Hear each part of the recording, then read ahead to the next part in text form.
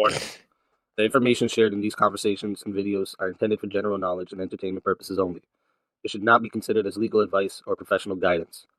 Additionally, any documentation or references to specific content are solely for the purpose of discussion and understanding. It does not imply endorsement, promotion, or support of said content. The views expressed in these videos and/or conversation are those of the individuals involved and do not represent any official stance or opinion. The content you are about to experience may contain strong language, including explicit words and phrases. This language is used for artistic expression and may be integral to the storyline or character development. It is important to note that the use of such language does not endorse or promote offensive behavior. Viewer discretion is advised, and please enjoy the show responsibly. Disclaimer. Copyright disclaimer under Section 107 of the Copyright Act 1976. Allowance is made for fair use for purposes such as criticism, comment, news reporting, teaching, scholarship, education, and research. The Canadian Copyright Act, Section 29, allows an individual to use copyright-protected materials when creating a new work such as a mashup and to post the new work online on a website like YouTube. Fair dealing provision for specific purposes like research, private study, education, parody, satire, criticism, review, and news reporting. Step up, step up! Yeah! We pledge! We pledge! We pledge! We pledge! Yeah. Step in the arena, mind locked and loaded. Truth on my blade, every line's exploded. You swing your words, I counter with precision. Battle of reason, this is my mission. Raise your fist, let them know. No. Raise your voice, let it blow. Woo! We clash our swords of reason. Cut through like no retreating. Yeah. No fear, no chain, no treason. Woo. We clash our swords of reason. Woo. We clash our swords of reason. Cut through like no retreating. Yeah. No fear, no chain, no treason. Woo. We clash our swords of reason. Woo. Step back, I'm a scholar and a fighter. Every claim you throw, I strike tighter. Logic and power, I never fold. In the war of words, I'm solid gold. Raise your fist, let them know. Whoa. Raise your voice, let it blow. Woo. We clash our swords of reason. Cut through like no retreating. Yeah. No fear, no chain, no treason. Woo. We clash our swords of reason. We clash our swords of reason. Cut through like no retreating. Yeah. No fear, no chain, no treason. Woo. We clash our swords of reason. Every thought a fortress, every claim a storm. We forge a truth where chaos takes form. Ideas ignite like lightning through the night. In the war of minds, we bring the light. Step in, feel the heat. Truth is my weapon, never beat. Raise them high, break the ceiling. With a fire, with a feeling. We clash our swords of reason. Cut through like no retreating. No fear, no chain, no treason. We clash our swords of reason. We clash our swords of reason. Cut through like no retreating. No fear, no chain, no treason. We clash our swords of reason. We clash our swords of reason. Cut through like no retreating. No fear, no chain, no treason. We clash our swords of reason.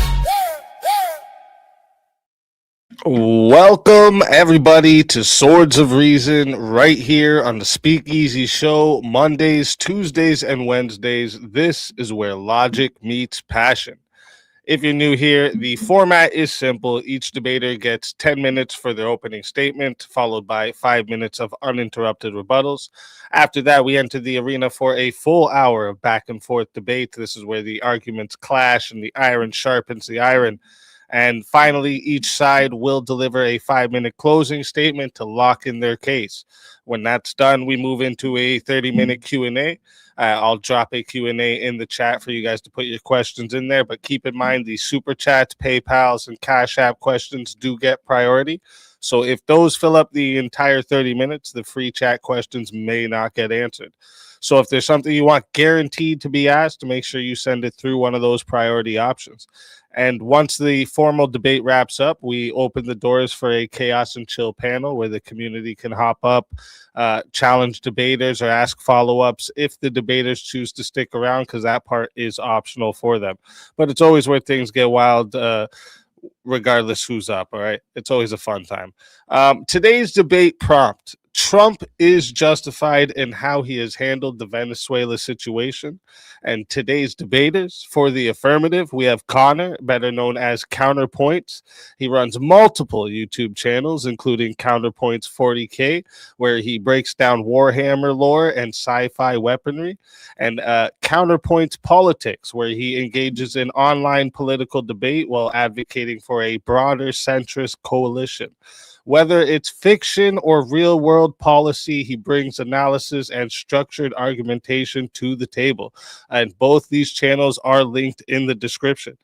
And for the negative, we have Vigilante, the voice behind the Vigilante TV, a returning presence in the Swords of Reason arena, known for sharp political commentary and high energy gaming streams. He's built a strong following over on Twitch with additional content on YouTube.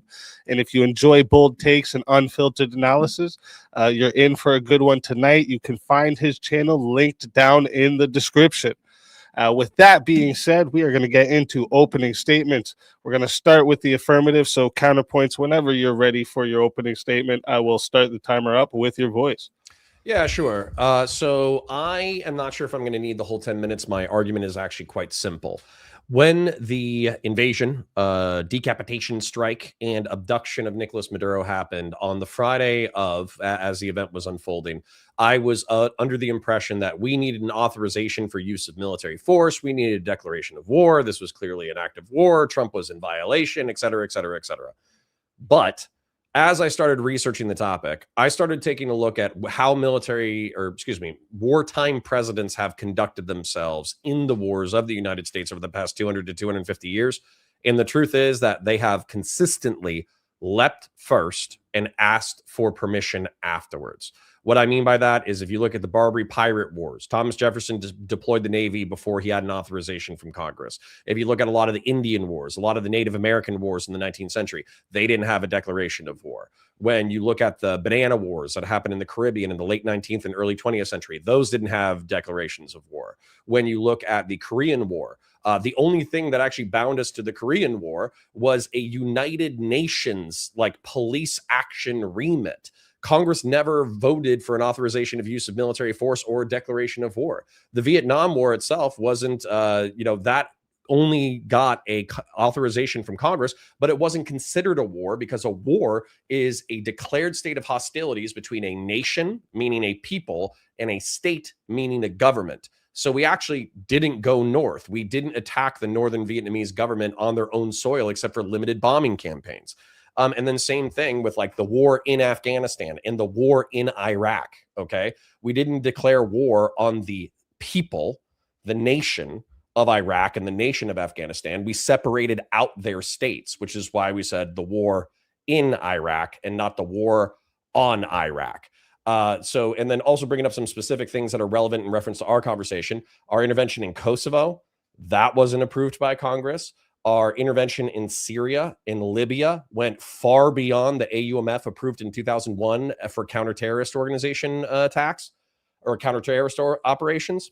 And then also the invasion of Grenada by Reagan. That was also never authorized by Congress. So this whole belief that we need an AUMF or we need a declaration of war in order to engage in acts of war is just not held up by history.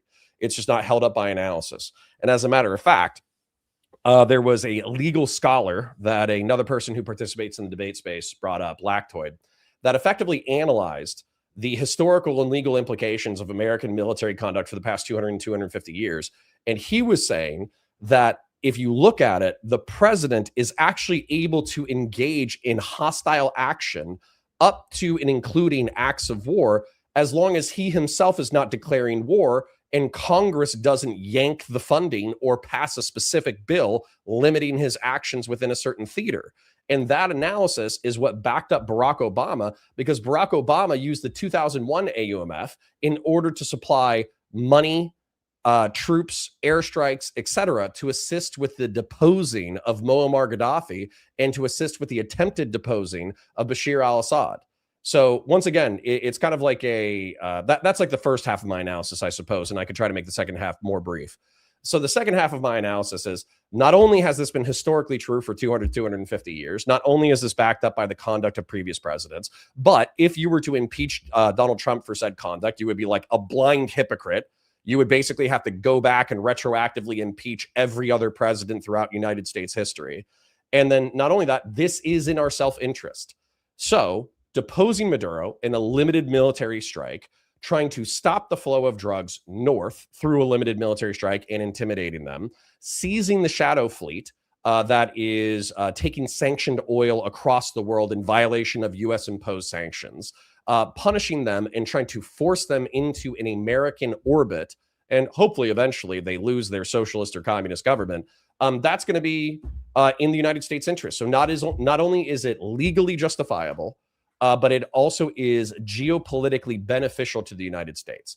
I don't want military interventionism. I don't want to invade Venezuela with 250,000 people and occupy it for the next 30 years while fighting counterinsurgents in the jungle. However, I do think that a campaign of pressure and sanctions to force Venezuela back into the United States' orbit is in our geopolitical interest. They do sit on a third of the world's proven oil reserves.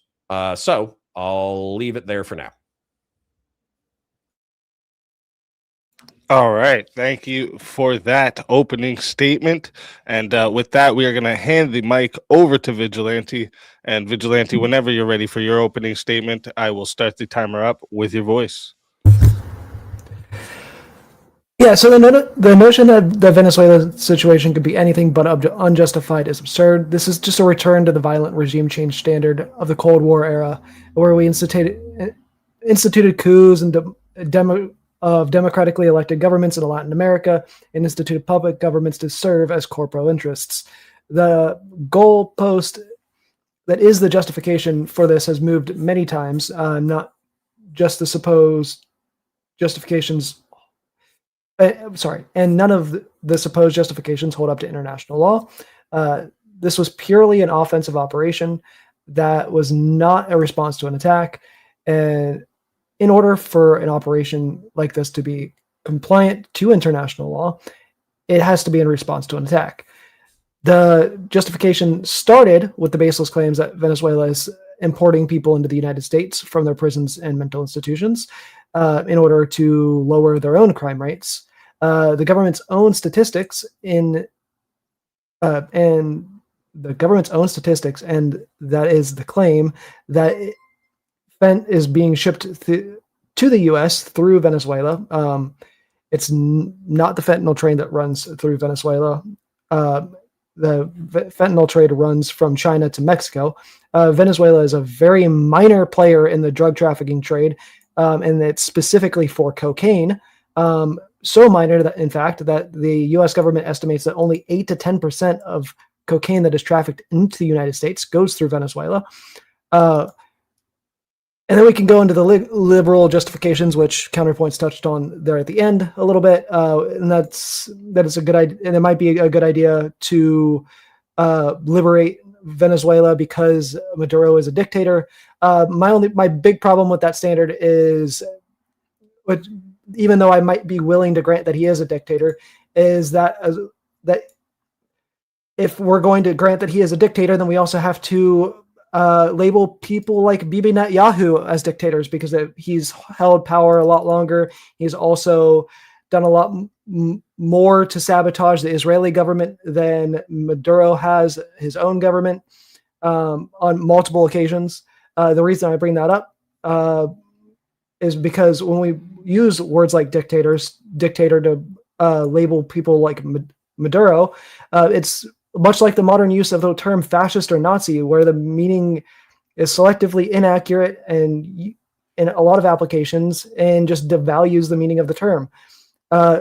This false pretense is used to hide the real reason we are doing this, much like the 1998 arrest of the Panamanian leader, where we also claimed that he was trafficking drugs to the U.S. The real reason we arrested him was to take back control of the Panama Canal.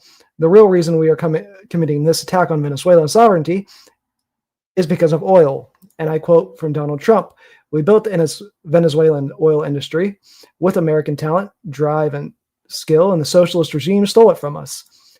It was the greatest theft in the history of America.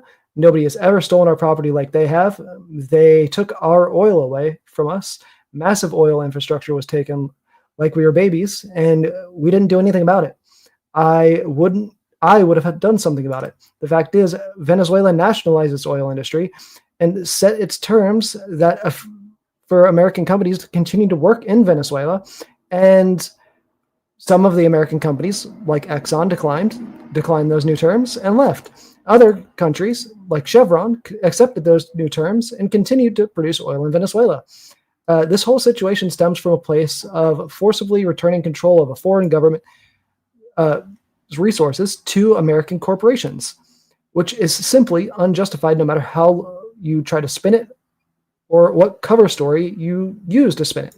Not to mention, the fact that this sets a dangerous precedent that it's okay for the Trump administration to send the military to arrest anybody in other countries that he feels have broken American laws, which we can already see being abused by the Trump administration, considering he just sent the military to kidnap a captain and a first mate of a ship in Scotland who are already being tried for their crime of breaking the sanctions.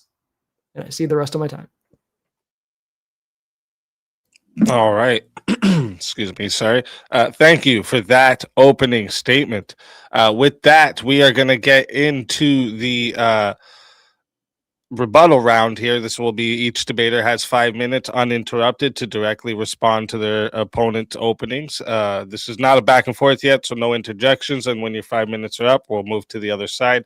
So counterpoints, whenever you're ready, I will start the timer up with your voice. All right. So in reference to international law, I just have to go with realpolitik, because who enforces international law? The truth is that there's a series of great players on the globe. It's largely China, Russia, and the United States who are militarily capable of enforcing international standards. Russia's not interested in it. China's kind of interested in it, but in a more diplomatic sense. In that way, the international law is unenforceable. Europe's not interested in enforcing it. And so as a result, the standards are what the United States chooses to abide by. Matter of fact, if you look at a ton of international law, the United States is oftentimes omitting signatures to certain parts of it, so it can't be held accountable to certain portions of international law unless the international community gets a hair up their ass and they end up wanting to take on the world's biggest military.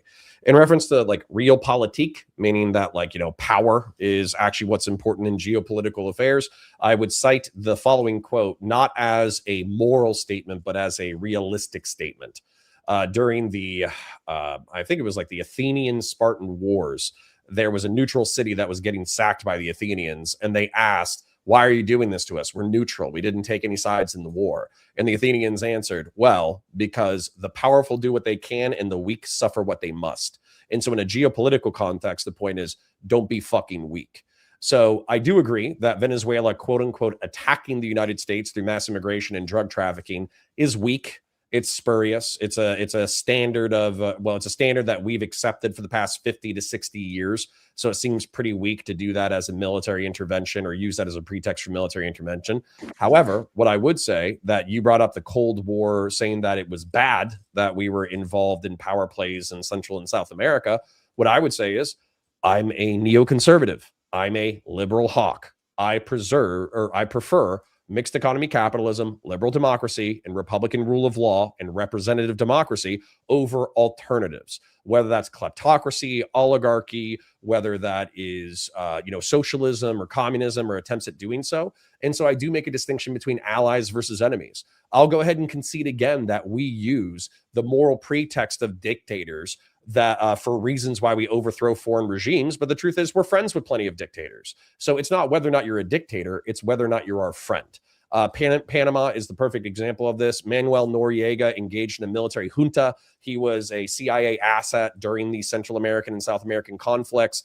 We kind of found out that he was playing multiple sides, that he was dealing drugs on top of informing on drug dealers. Not just that, but Panama had become a banking hub, similar to the Caribbean in reference to narcotics operations. So we used all of that correct to seize the Panama Canal, but that is in America's interest. And then likewise, we said, fuck you. You're not going to be banking without sanction, without taxation, and without reporting billions of dollars of drug trafficked money to your country's benefit. Okay. So once again, I would say we make a distinction between our allies and our enemies. Now, in reference to we built Venezuelan oil capacity and then they stole it through nationalization, that could be true. Once again, I would say that we should probably negotiate this and unilateral American use of force in order to reappropriate billions of dollars of equipment and oil capacity from Venezuela. That's not an outcome that I want.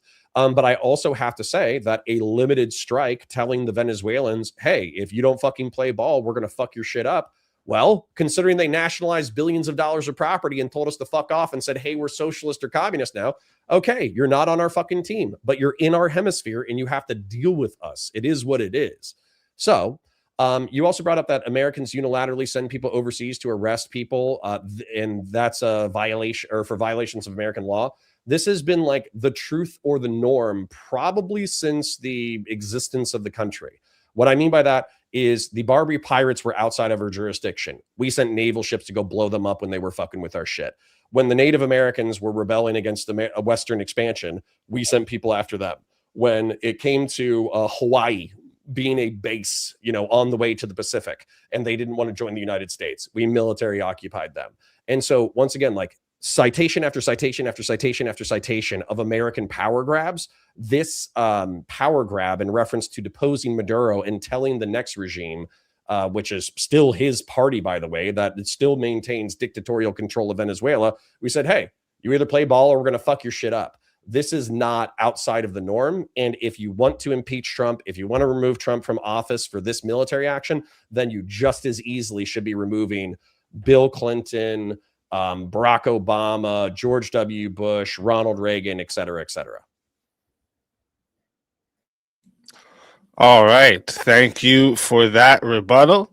And with that, we are going to hand it back the microphone to Vigilante. And Vigilante, whenever you're ready for your rebuttal, we'll start the timer up with your voice.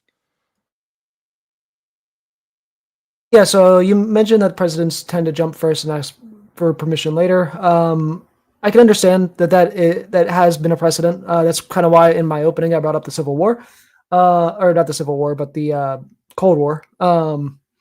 It has been a standard for a while that slowly started to disappear for the most part for the past like 20 to 30 years. And this is unfortunately a return to that standard. The big problem with that is,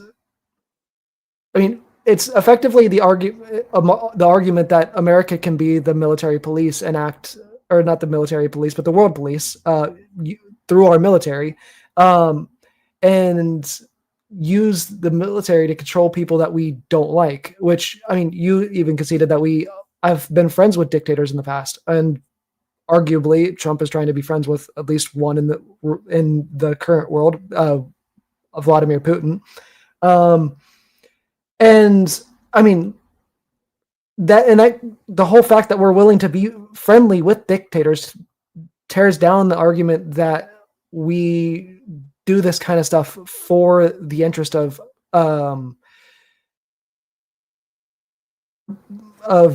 bringing up more liberal democracies in the world. Because obviously, if we're only doing it to dictators that we don't like, and then being friendly with dictators that we do like, then we aren't doing this for the interest of democracy. We're doing it for our own personal interests and our own personal gains, which is understandable when you're wanting to be just the biggest country in the world whenever it comes to power. But the reality is, which we already are, but we're also not the world police. Who the fuck's going to stop us from doing stuff like this? Outside of, unless we go through with like the shit that Trump's talking about doing with Greenland. NATO's not going to fuck around and do anything until we attack Greenland. So at this point, up until we start attacking our allies, there is nobody that's going to stop us. But that doesn't make it justified. And I'll see the rest of my time there. All right.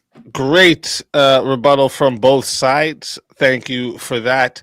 And before we move into the before we move into the open hour of back and forth, let me just talk to the audience real quick. If you're watching right now, make sure you hit the like button, subscribe to the channel, and subscribe to tonight's debaters.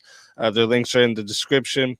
We host all kind of debates here on Swords of Reason: politics, culture, ethics, religion, anything where reasoning and passion can collide. So if you enjoy the format, make sure you stay locked in because we have a lot more coming. Also, a reminder for the live chat after the closing statements, we're doing a 30-minute Q&A. I have the Q&A already up in the chat there for you, but Super Chats, PayPal, Cash Apps, these will take priority, and if it fills up the whole 30 minutes, we may not get to those ones. So if there's something you really want answered, send it through one of those options, and we'll make sure it gets asked. And then finally, thank you to both the debaters for being here tonight and bringing your perspectives into the arena. Whenever one of you is ready to start the open floor exchange, just jump in and I'll start the timer up with your voice. Connor, you're muted. My bad. Professional streamer, by the way. All right. So one of the strongest arguments that you made was that being friendly with dictators means that we don't have a moral claim to promoting democracy or liberal democracy or republicanism in the world. I actually don't think this is true. So for instance, like Saudi Arabia, I think is easily one of the easiest citable hypocrisies of the United States, where they've done an aerial bombing campaign in Yemen that's totally screwed over Yemen. They have a king, they're a dictatorship, they're socially conservative to a point that makes American social conservatism look like, gay pride parades. Like it's actually, absurd how socially conservative they are, and all that kind of stuff. But they're also sitting on another third of the world's proven oil reserves. And so we've played nice for the past century. But the truth is, while we've been playing nice, we've also been pushing them in a certain direction. And I would actually cite the past decade as examples of that.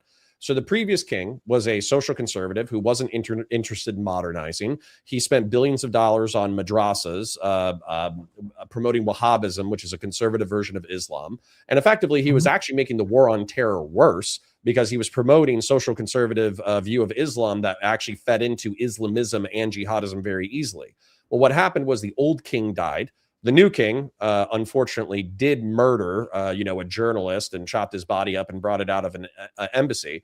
But he also has allowed tourism. He's also allowed women to drive. He's also opened up like culture and Western products into Saudi Arabia. And as a result, that set a tonal shift. Not just that, Saudi Arabia has not completely normalized its relations with Israel in reference to the Gazan conflict, but they could have been saber rattling the entire time the way that they were doing in the 40s through the 80s, effectively promising the destruction of the state of Israel for the way they conducted themselves in Gaza, and they didn't. They even had a female journalist on national TV not wearing a hijab or a niqab, challenging the leader of Hamas and saying, hey, why do you use your people as human shields? And why do you openly admit that you want to martyr them in the cause? And so that's the kind of like progressive reform that like, yeah, there's still a dictatorship and they murder journalists, but they're moving in the right direction. And so for me, that's not a hypocrisy.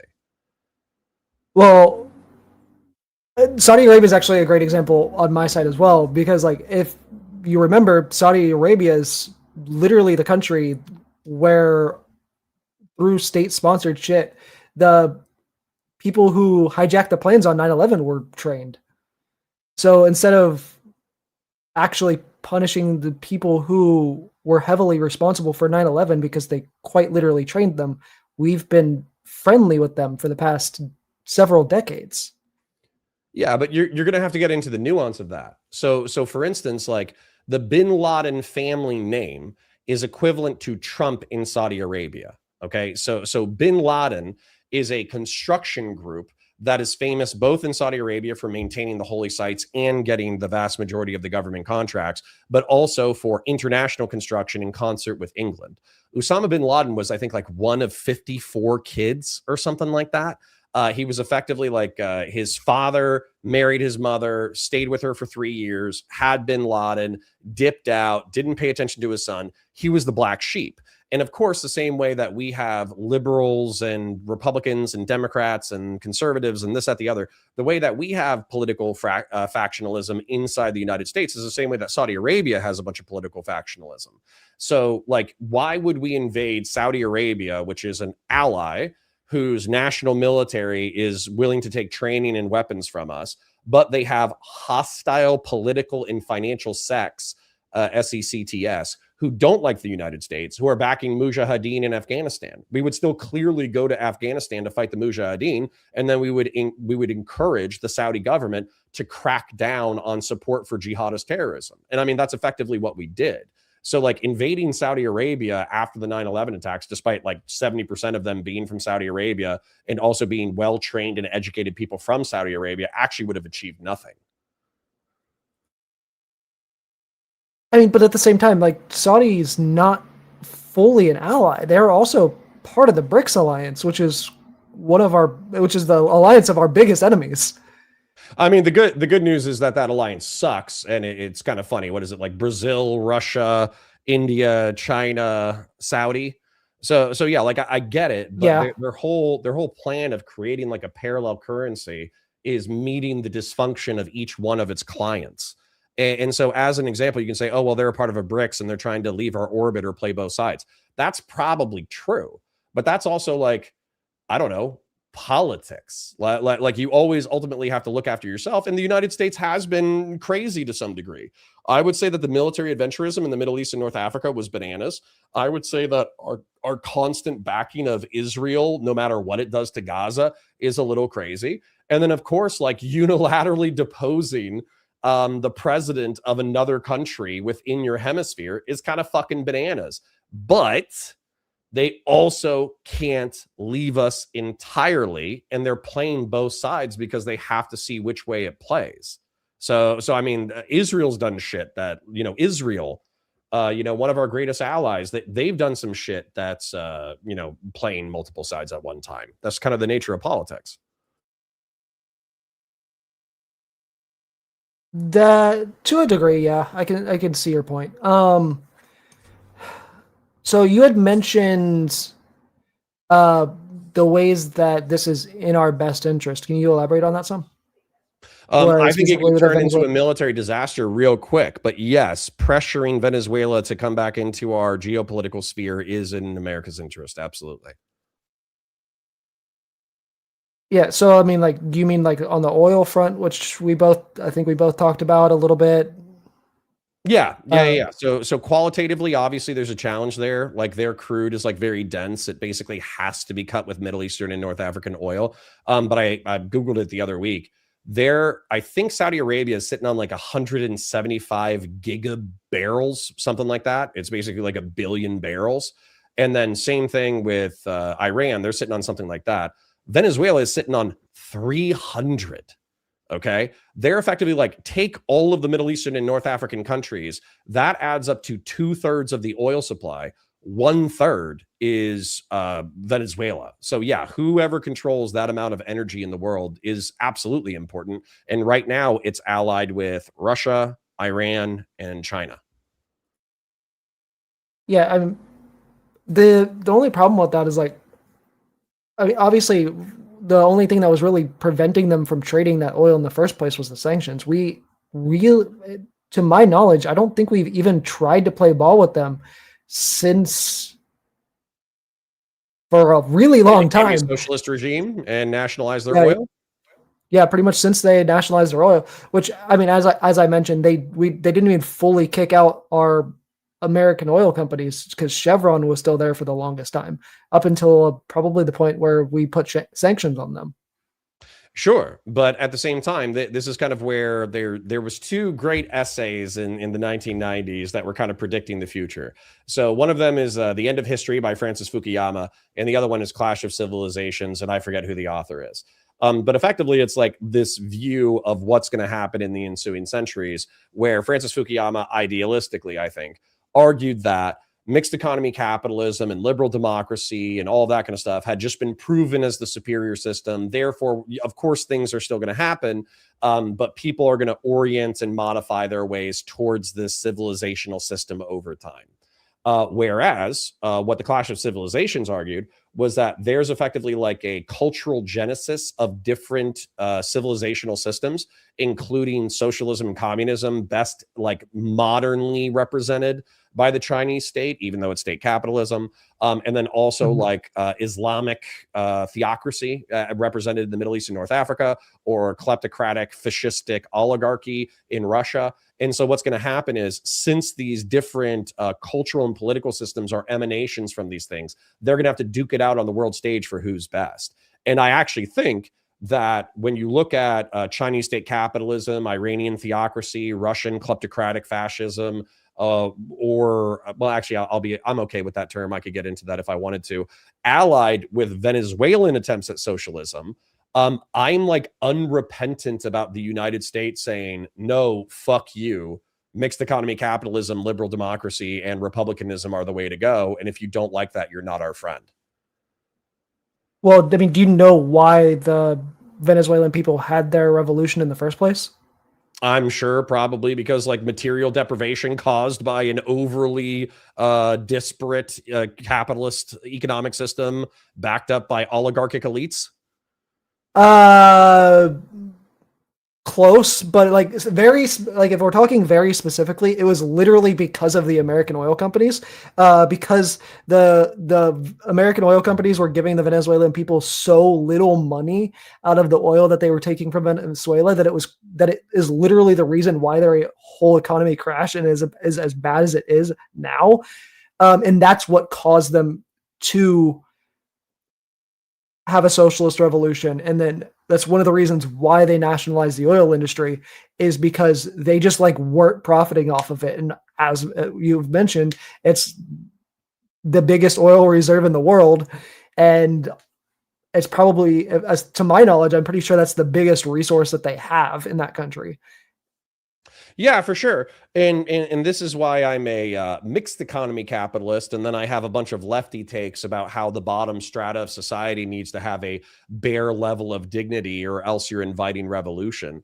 That's the thing about the social democratic model or whatever. So I myself am not a social democrat. I think they go too far. I think you have to have a highly productive society that is culturally bought into that economic model in order for it to work. But it is kind of an ideal model, right? Which is everybody works their ass off 40 to 60 hours a week. Everybody gets a fair share of the economic pie. They can all raise their kids. They can all pay their bills. They can all, afford their own childcare. They can all afford college, this, that, the other.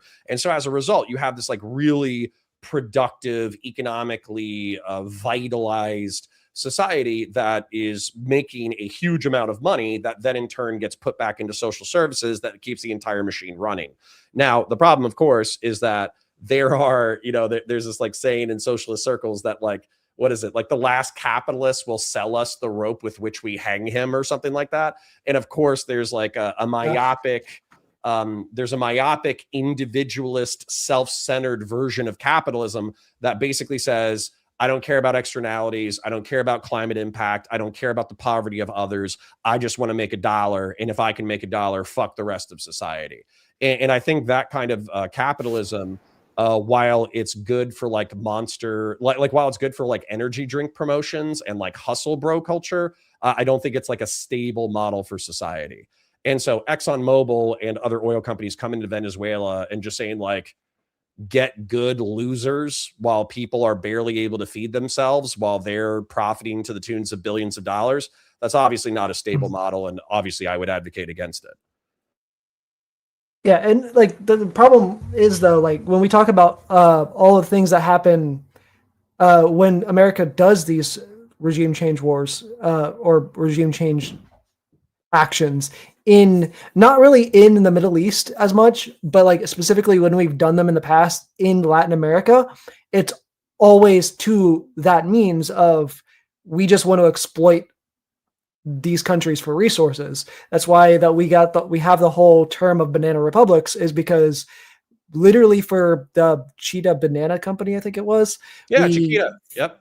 Yeah, Chiquita. We like went over and overthrew a fuckload of literal democracies, installed dictators, and just use those countries for our own profit. And that the appearance that this is giving, at least right now, assuming that the remnants of the Maduro regime doesn't play ball, which they might, is that we're going to end up basically just doing the same thing again with Venezuela. Well, Smedley Butler was a Marine Corps hero who actually wrote a book called War is a Racket. And it's because he got promoted so high that he got into the administration, and he actually like oversaw some of the banana wars. And he realized that he was effectively corporate security for people exploiting Central and South America. And if you actually look at like the movie Avatar, of course, I cheer for the Marines instead of the Native American analogs. But if you look at it, a lot of that inspiration is taken from the banana wars and also like the wars of colonization and the East India Trade Company as hybrid corporate military entities that are solely obsessed with profit. But that's not the only way to do things. So for instance, if you look at like Western Europe under the Marshall Plan after World War II, where we took a paternal perspective in reference to Western Europe, the economic exploitation was nowhere near as bad as, let's say, in Central and South America. If you look at what we did with Japan, they're clearly like, they're still technically like almost a protectorate from a military standpoint, and yet they're a completely economically vibrant society. They have other problems, but they're still incredibly economically vibrant. And same thing with Korea. And so the thing about it is like, I think that there's multiple ways to do things. And if you point to historical analogs, particularly during the age of colonization, particularly in the late 19th, early 20th centuries, you're going to find a whole bunch of like war crimes that are funny to joke about 100 years later. But if you actually thought about them as flesh and blood people, it's not very funny, right? So, but the point is that with Central and South America, our counter socialist operations in the like 70s and 80s that were particularly bloody and fucked up, we didn't necessarily care if a mixed economy, capitalist, stable economy emerged from those societies. We just wanted to make sure that the socialists and communists lost. And so that's where I think that we need a new tact with Central and South America, that we probably just shouldn't see brown people from Central and South America as like exploitable labor. We should probably view them as human beings deserving of dignity. And if we extended the same moral considerations we did with the Marshall Plan in Europe, that's more what I would be looking for. But do you think that the Trump administration has that as a goal, or even is capable No, they're total scumbags on that? No. They're total pieces of shit. If they could, they would bring back the East India Trade Company and they would make an American version of it, and they would just let them loose in Central and South America. No doubt. The Trumps are absolutely not the people to oversee that project. Yeah, like that's like my big problem with this is like, sure, like maybe if like Biden would have done this, we could argue that like we're possibly going to actually promote liberal democracy, which even then I'm not even convinced that Biden would have done it, for a couple different reasons because of Biden's past political policies. But I mean, it's definitely not going to happen with the Trump administration. It's just going to end up back in the terms of us exploiting people for our own gain. Well, truth be told, this is kind of why I'm looking forward to the Republican Civil War that's going to happen in the next 2 years. Because what's happening is the MAGA people are getting whiplash from isolationism, like withdrawing from NATO, fuck Europe, fuck Ukraine, we're going to do our own thing. We're not going to, we're going to force them to come to a peace deal. Then we're dip setting, fuck you. Excuse me, like, fuck, but then they get whiplash because like, we hit a nuclear site in Iran, which nobody in MAGA wanted on behalf of Israel.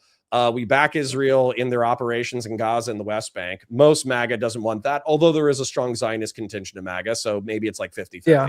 And then with Venezuela, no, this was on nobody's radar. Nobody was thinking like, hey, let's go depose the socialist dictator of Venezuela. Let's go do this. I actually think that this is probably a distraction for the Epstein files, unironically. But the honestly, fair. Yeah, so but the point is that like just because it's a distraction from the billionaire sex pedophile ring doesn't mean that it still isn't in America's geopolitical interest to get it back in the sphere. And realistically, Donald Rumsfeld and Dick Cheney are vampiric corporate monsters who got their friends to profit billions of dollars off of the war in Afghanistan and Iraq. But if they had succeeded, let's say that Afghanistan actually became like a mixed economy, capitalist, democratic society with Republican values that didn't beat the fuck out of women, that would have been great. Same thing in Iraq. That would have been great. I think it was just way too idealistic, way too military adventurist, way too optimistic about what the American military was capable of. But I don't want to abandon the world to consume itself. I would rather deal with the world as it is. And I think that means having voluntary partners. I'll try to be as brief as I can. Ukraine is an example to me of a voluntary partner in the mixed economy, capitalist, liberal, democratic project. Okay. They were an Eastern European satellite of the Soviet Union. They wanted to have their own like cultural and military independence from Russia. They started fighting corruption, although corruption is obviously still a problem. They did have a revolution and kicked out a Russian puppet. And then they've been fighting for their independence for the past 3 years to the tune of 500,000 dead of their own citizens. So if they weren't interested in the Western project, then they would have fallen within a few weeks or a few months. They would have said, fuck this, it's not worth it. Let's just surrender to the Russians. But they've been fighting for 3 years, which shows me that they actually are interested in being pro-Western, therefore would be a good part of the American world police commercial empire. Are you okay with America playing ball with the communist countries that do want to actually work with us? There's only one communist country that actually willingly works with us outside of the kind of soft economic war we have going on with China, and that's Vietnam. Yeah, and realistically, we're only friends with Vietnam to stick our eye in China. So like, it's not like a moral thing. It's more like, fuck you, China. Like, even though we got our asses kicked, we're gonna be boys with Vietnam because it's fucking funny. So no, I actually do think that I'm more of the weirdly enough, I believe the Clash of Civilizations essay more, but I think that the Fukuyama argument is interesting, which is effectively like, so. We're getting into like the really, really deep part of this conversation, I suppose, which is whether or not we think socialism, the decommodification of basic human need and workers owning the means of production, or communism, a moneyless, stateless society, is possible with the human condition. And I actually don't think these things are possible unless we gain a level of like automation and wealth with robotics that we effectively like produce everything that humans need without human labor. Then at that point, I'll become a fucking socialist, right? If we have like a billion Boston Dynamics robots working the fields and very minimal human labor is required to perpetuate society, then yeah, fuck it. Let's decommodify basic human needs and workers can own the means of production so they're not starving to death. But until we hit the post-scarcity Boston Dynamics, fully automated, gay luxury space communist future, I think mixed economy capitalism is the best we're going to have. Yeah, and I would mostly agree with you there. I'm a market socialist. I basically believe in free market socialism, which is just a stronger version of democratic socialism. But and I agree with you on your assessment of communism. Actually, one of the reasons why I stopped being a communist is because I don't believe that like the end goal of communism, the stateless, classless, moneyless society, will ever be a possibility due to human nature. I like when we think about that, like unless we were to just like magically decide to, in the governmentless society, to lock up all narcissists and sociopaths and psychopaths, it's bound to happen where somebody's going to force their way into control, and we're just gonna end up looping back into feudalism. Right. And so that's my thing. So if a moneyless, stateless class of society is not really possible based off of my understanding of human nature, and then decommodification of basic human needs and workers owning the means of production is something that China has tried, reverted back to state capitalism, which is effectively like even more authoritarian than liberal democratic mixed economy capitalism. Then it's basically just authoritarian social democracy. That's right. all it is. And I would argue that if you actually look at early 20th century models like fascist Germany, like they actually share a lot in common in the like kleptocratic just means like the thieves rise to the top.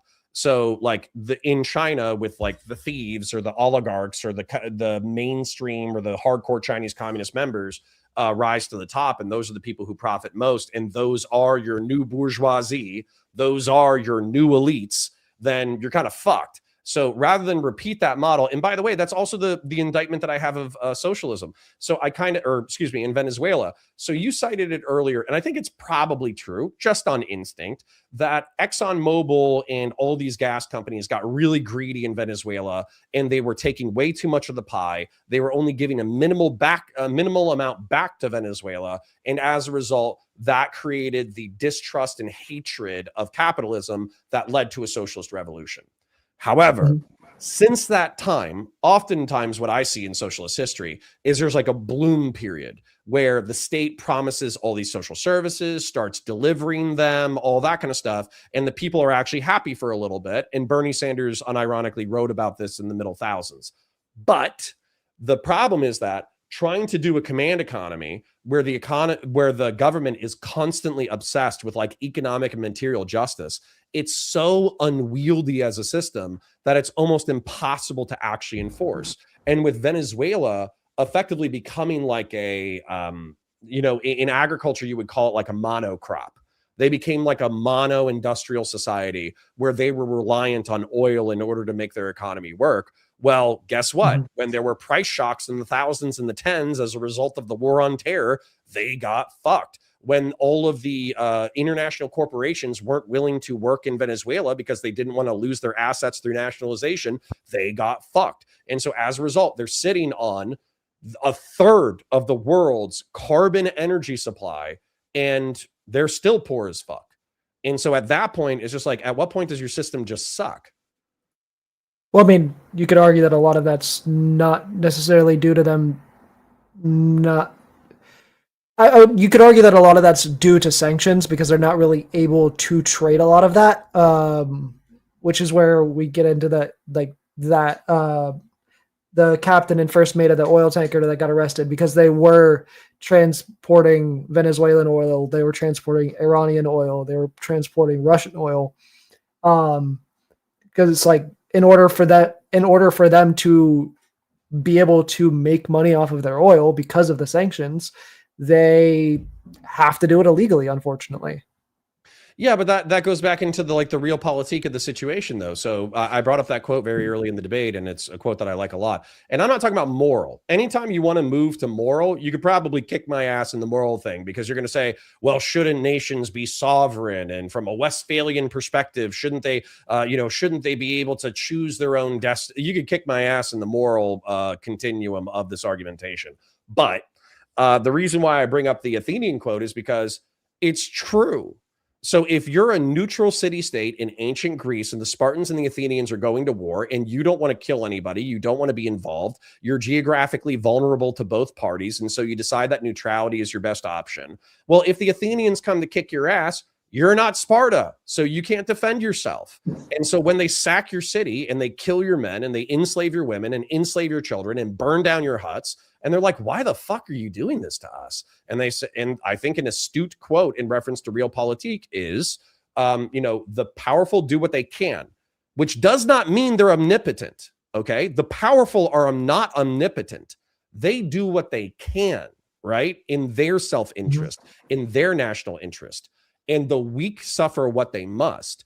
And so this is one of the things where if socialists and communists and Islamic theocrats say, oh, well, liberal democracy, mixed economy, capitalist, degenerate America is kicking the shit out of us and not letting us implement our vision for the world.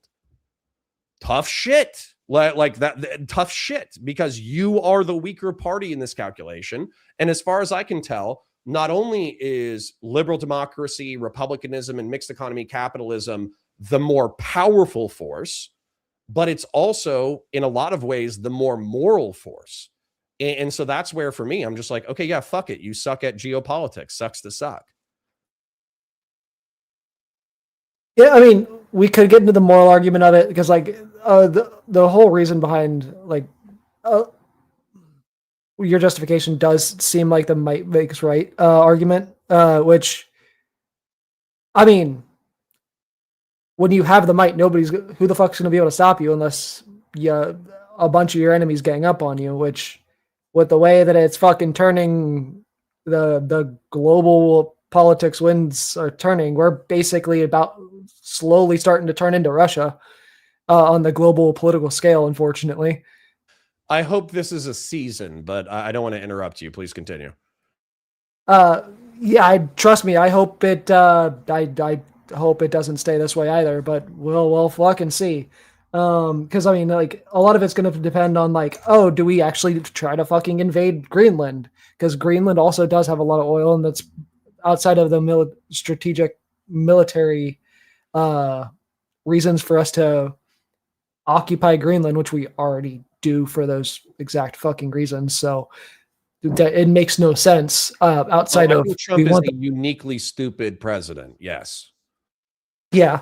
But like we try to fuck with that, and we're gonna turn all of our global allies against us, and just threatening what we have has turned all of our global allies against us, or already starting to turn our global allies against us. I hope this is a season. And what I mean by that is the Trump administration, we don't need to invade Greenland. We don't need to own it. We could do a status of forces agreement, which is what we have with all of our allies. And not only that, but Greenland, as long as we gave them a substantial cut of whatever corporate products are coming out of Greenland, and as long as we built military bases that actually, like, we gave them sufficient compensation for whatever inconvenience is caused by the construction of new American military bases, they would probably happily sign a new status of forces agreement. And then Greenland's autonomy between them and Norway is totally up to them. Same thing with Canada, by the way, us threatening to invade Canada. Absolutely stupid, totally useless. They're another neighbor that is an ally. And basically, if we said, hey, China is getting into the Arctic, we need to do more training in northern Canada, the Canadians would probably be like, yeah, sure, have at it. What the fuck? Just give us like a few $1 billion for the inconvenience. So once again, like, I do think that Trump is a uniquely stupid president in this way, that he makes enemies out of allies for ego. Like somebody actually asked him, like, what is why can't we just be allies with Greenland and get what we want but not own it? Is it just like the concept of owning it? And Trump was like, yeah. But I think the reason why he wants to own it and try to bully his way is because if he actually did successfully buy Greenland, it would be larger, I think, than the Louisiana Purchase. It's larger. I think it's larger than Alaska. And it's also, if global warming is going the way that we think it's going, it's also going to be like geostrategically important over who controls the Arctic waterways. So he could like secure, and by the way, I'm not saying that he's thought this far, but the people who are allowing him to do so probably have thought this far, which is, if we control Greenland, if it's ours, it's bigger than the Louisiana Purchase, then, you go through the presidents of history and it's like, George Washington, Abraham Lincoln, and even though he's a huge douchebag, Donald Trump, because you have to talk about the Greenland Purchase. Yeah, I mean, like, the flaw with that is the fact that Greenland's already in NATO, because it's wildly stupid. It's totally egomaniacal. Yes. Oh yeah, because that's one of the reasons why, like, you could argue that the whole pushing NATO to spend more money on their military and giving up a lot of the U.S. control of NATO is fucking stupid, because us being the ones that spend the majority of the money on NATO, it meant we were the ones that had all of the control in NATO in places like Greenland, Canada, and pretty much the majority of Europe. Yeah, like European dependency on American military might was kind of like benevolent neglect, I would say. I definitely had the opinion that like Europeans should be responsible for their own defense, seeing as how they started two of the largest world wars. They should also be ready to fight the third. But I also understand that maybe we don't want them to be that strong because we want them to be reliant on us in a time of emergency and just be able to call them up during times of emergency. So yeah, it's all a balance, but like, I guess my thing is, so I think your strongest argumentation is going to be along the moral front, is that at the end of the day, is it worth people's lives to kill? Like, is it worth it to kill people for oil? Is it worth it to kill them for economic systems? Is it worth it to kill them for differences in ideology? Because this isn't something we tolerate within the liberal framework of the United States. You don't just kill someone because they have a different political philosophy than you. So why is it not acceptable on the home front, but why is it acceptable internationally? And what I would say to that is that, yeah, it is immoral to a degree. It is a violation of Westphalian concepts of sovereignty, meaning that a nation state should control what happens within the nation state. It is a violation of like the international order and consensus-based rule of the planet. However, who wins the next century? Like communism or socialism, most manifested by Venezuela and China, which, let's be real, once again, it's state capitalist, but that's okay.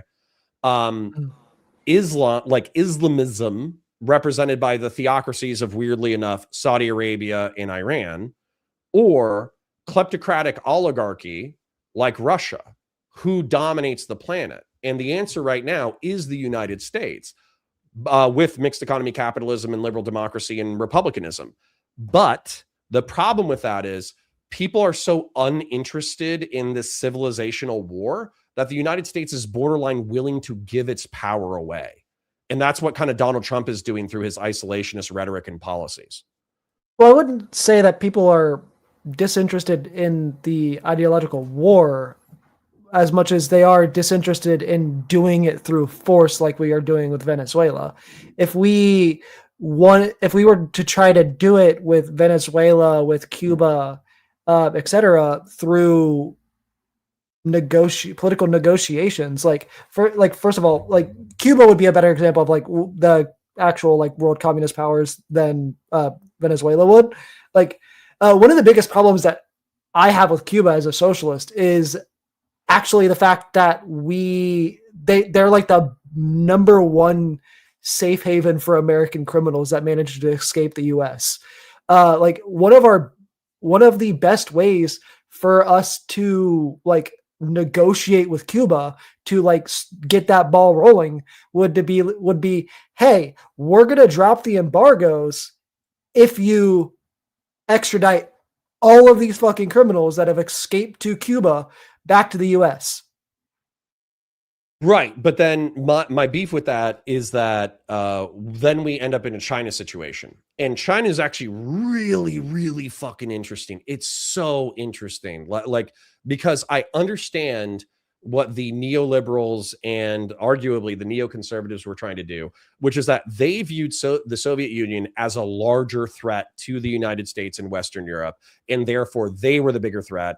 And so if we normalized economic relations with China, not only would we be potentially isolating the Soviet Union to the point that they collapse, but then also, normalizing with China, who's to say that like cultural exports like blue jeans and American television and pop culture aren't going to change the Chinese mind to be more like us, you know? And that was kind of like the Nixon motivation for normalization of relations with China.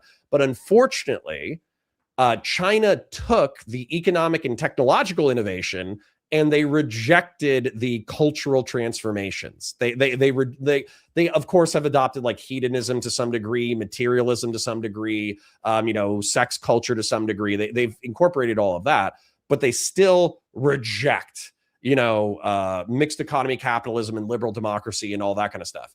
And the reason why is because they do want to be their own thing. And weirdly enough, now that they have state capitalism, they're so powerful, we can't do shit about it. Okay? They're a like pseudo-dictatorial police state with so much technology, so much economic power, so much like heft, like vested in the state, we couldn't fucking stop them if we wanted to. They got nukes, they got a powerful economy, they have a surveillance apparatus, they have secret police. Like, even if we sent the CIA in with like dozens of like briefcases with millions of dollars, it wouldn't do shit, because everybody would be spotted, everybody would be identified, everybody would be incarcerated, everybody would be executed. And so I think that's the fear with normalizing relations with Venezuela and Cuba while not demanding a change in regime, is that the economic vehicle of state capitalism will make authoritarian regimes wildly powerful. I think you might want to look into the liberalization of China a little bit more prior to Trump, because like, yeah, they have gone like after Trump's first term, whatever, because the aggressions between the US and China specifically, they started with Trump. Before that, they were actually like liberalizing their economy decent amount and like starting to move away from like the socialist policy to a degree. And then once those aggressions started, that's when they started to push back towards the socialist policies. And that's actually when they, a few years after that, I think, is when the Xi Jinping dropped the 5-year plan for like actually moving them towards socialism. Well, we might have already been fucked. So let's talk about this for a second. So my understanding is that Mao Zedong through the 70s, what he died in like 74, 76, something like that, I forget. But he effectively knew that his creation of the communist state of China or socialist state of China was good because it was powerful compared to where they were during the century of humiliation, but it was also precarious because there was a bunch of I had a Chinese college professor who called them capitalist roaders, okay? People who were paving the road back to capitalism. And so what those people were doing was they were effectively reformers who thought that the complete state control of the economy was kind of absurd. And realistically, like, they needed reform in order to compete in the modern world. And so they wanted to move back to it. But Mao Zedong apparently like hated that. And so he tried to take his former military people and tried to overthrow the government that he created. And then they took away that's the reason why China's gun control laws got us to where they are now, is because they proceeded when he lost to take away all of the guns so that he couldn't try to do it again. But this was also the time of the Cultural Revolution, which was in the early 70s. I would have to check when Mao Zedong died again, but that's something that Mao, as a hero of the socialist regime, you know, in its foundation, he was able to get hundreds of thousands, maybe millions of young Chinese people to ideologically devote themselves to communism and then effectively hold like advanced struggle sessions over who's a capitalist roader and a traitor to communist China. And it arguably resulted in a few 100,000 deaths. We don't know what actually happened because the country is so opaque to us, but that's like the exterior narrative of what happened in the 70s. But I think in 74 was when Nixon like visited China for the first time, and that like paved the path for normalization of relations. And then a lot of people shit talk, or at least I even see in social circles, they shit talk Deng Xiaoping because they think that like Deng was trying to have his cake and eat it too, where he was trying to like claim all these like socialist bona fides and, you know, all that kind of stuff. But realistically, he was allowing industrialists and industrialization into China that created like the modern, you know, Chinese manufacturing hub effectively. But if you have something to add that actually enriches that comment or modifies that comment, I'd love to hear it. Well, so the Nixon situation was specifically with Deng, that is actually what ended up creating the oligarchy system that they have now. Because prior to that, they didn't allow billionaires. The whole reason why they allow, like, China even has this like semi oligarchy that they have now, where it's the oligarchs are basically just controlled by the communist state, is because in order, like when they were liberalizing the economy, they understood that in order for capitalism to be effective, at the same degree that it is in America, they have to allow rich people. And that's how China ended up with millionaires. And that's how China ended up with an oligarchy. Well, right, but then there's this thing that's going on. So they like Hassan Piker just went to China and he took like $50,000 in Chinese notes and spread it out on his arm. And he was saying that the Huawei store was the coolest thing he ever saw because it's basically like an Apple store, but with like Chinese electronics. Meanwhile, you have like minders walking around with him whenever he's going places. And you have the cops like take his phone and inspect his social media when he was in Tiananmen Square, you know, and then not just that, but you also have things like, for instance, the Uyghur, let's call it a cultural genocide. So we don't have to fight about it too much. But we have the Uyghurs effectively being denied their religious faith, denied to some degree their language. Females like forced to hang out with Han Chinese males at the orders of the state. And then also males who are like military age males being incarcerated in work camps until they're too old to fight.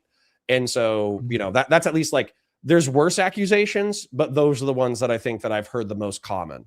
Then you also have religious oppression like the Falun Gong organization that effectively has said that not only are they banned from public life, but if they're discovered, they're incarcerated. And then there's evidence of forced organ harvesting of China's incarcerated population.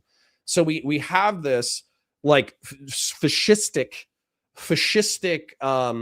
hyper efficient society backed up by technology and state capitalism that I don't even know how a revolutionary in China would begin to dismantle it if they were like a pro-democratic revolutionary. And we even saw in real time the Hong Kong protests get fucking crushed. They were wearing masks, they were wearing sunglasses, they were using umbrellas and laser pointers to fight the surveillance apparatus of the Chinese state as aggressively as possible. They still got fucked like bad. Yeah, and that's what happens when you have a police state. Right. So I'm not interested in Venezuela or Cuba becoming that by us strengthening them economically while not demanding regime change. Well, I mean, we're on our way there ourselves because Palantir. Well, I hate to be so flippant about it, but I really hope that there's this interview with Peter Thiel, who's the creator of Palantir, which is like the AI facial recognition surveillance shit that's going to put all this information into a huge database. And basically, if you haven't played Deus Ex, the video game from 2003, you should probably play it. But basically, I would have pointed to Watch Dogs 3. Yeah, sure. I haven't played Watch Dogs because I'm a boomer, but I'm sure that the themes are very similar. So the point is you have this like runaway surveillance state that makes dissident action almost impossible. And so the only people who are capable of resisting are like high technology hackers, who have to obscure their identity. And effectively they live on the run because not only are they like separate from like public polite society, but also at any time the runaway surveillance state could totally come in and fuck their shit up. So with Palantir, though, there was this really interesting interview between Peter Thiel and a guy named Ross Douthat. Ross Douthat, or Douthat, I think some people pronounce it, is a conservative Christian Catholic political commentator who's huge in Washington. And so Ross Douthat says, hey, you started talking about the Antichrist because you were like worried that this like big government is going to seize power through this like omnipotent, like digital infrastructure. And they're going to like make the United States subservient to this like giant, Antichrist, even though Peter Thiel, I think, is an atheist. And then Ross Douthat says, have you ever considered that you're building the tools of the Antichrist? And then Peter Thiel like looks shocked because he's like, oh shit, I think I just dedicated billions of dollars in a decade of my life to building the very tools that will enslave humanity. And it's kind of ironic. It's ironic, at least. Yeah, and with Palantir, the funny part about that is, from my understanding, a lot of their technology, the testing grounds for that is like the Israel-Palestine situation. Yep, I've heard that as well. I've heard that the facial recognition software. I think even their CEO, not Peter Thiel, but the guy with gray poofy hair that looks kind of crazy. He was like yelling at his audience because a member of his audience was like, "You're complicit in the genocide in Gaza," and he's like, "No, I'm hunting down terrorists." And yeah, like, yeah. Yeah, they're using the Gazan conflict as a test bed for facial recognition software hooked up to AI. Yes. Yeah, which that's when that ends up being introduced here in America, because it will be introduced here in America as long as the Trump Vance fucking train keeps going, because Vance is. It's the same thing with ICE, though. Sorry, you continue, but I do have a point that I want to make about ICE making a list of potential domestic terrorists. I want to remember that, but sorry, keep going. Yeah, like the whole reason, like, why I'm not really on the side of like, oh, let's like remove Trump from office, even as being as far left as I am, is because like I'm scared of Vance more than I am Trump, because Vance actually has a modicum of intelligence. So like you take away Trump, you take away the fucking idiotic buffer that is Donald Trump, and then just hand over the reins to JD Vance, and we're fucked. JD Vance is I was even hearing this in DC. So I went on a trip to DC and was hanging out and talking to people, and they were like, "Oh yeah, everybody knows that JD Vance is effectively like a groomed Trojan horse for Peter Thiel in the Silicon Valley tech bros, that the MAGA movement and mass deportations, insofar as they're being executed, there's real political movement behind them. But at the same time, that's a distraction for what's really happening, which is effectively tech deregulation that you don't even hear about in the newspapers, because it's the goal of Silicon Valley to get Washington, D.C. off of their ass so they can like create genetically modified cat boys and cat girls like sex slaves, and like, you know, murder robots, and like, you know, drones that like fly up your pee hole and burst your heart. Like they're trying to develop the next generation of killer robots and genetically modified transhumans. And Washington, D.C. keeps trying to regulate them about it. So yeah, that's absolutely true. Well, I mean, you could point to the whole like Trump administration policy of like, we cannot regulate AI now. Right. And like that massively opens the door for Peter Thiel, because now he can just like push out his shit to like big cities and shit, and we can't fucking do a goddamn thing about it. I think AI is going to be really, really, really interesting, because it's either going to be this like revolution that completely reshapes the face of human experience, or it's going to be like, who was it? There was the guy, there's the Economist. I can see his face, but he said he wrote a article in like 1992 where he made this like broad statement of like, in the end, I don't think the internet will be any more revolutionary than the fax machine. I think his name is like Wolf or something. I forget. But that quote has been used to like deride the remainder of his political career, because you could not be more fucking wrong about like the revolutionary impacts of the information age and the internet. So yeah, like AI is either going to be the fax machine, or it's going to like rape humanity. And weirdly enough, I don't think there's an in between. At the same time, AI is like basically propping up our economy right now too. Yeah, it's it's $4 trillion and 3 corporations that just keep trading money back and forth. It's kind of insane. Like if you look at the American economy, I think it's like $30 trillion now, but like 5 or 6 of it is AI. So like, hopefully, you know, to some degree, I hope there's a revolutionary technological development that changes the way humanity interacts with itself. On the other hand, I do think it would be really funny if they like kept trying to get AI to work, but then it ended up just being like a really complex large language model and something that could make shitty films, and they have no way to like return money on the investment. And so as a result, it devalues by 95%, and like, 20% of the American economy like disappears. I also think that would be ironic monument to our hubris that God would laugh at us for, and I would enjoy that as well. Let's just hope Palantir fails, because otherwise we're going to end up in the person of interest TV show timeline. Yeah.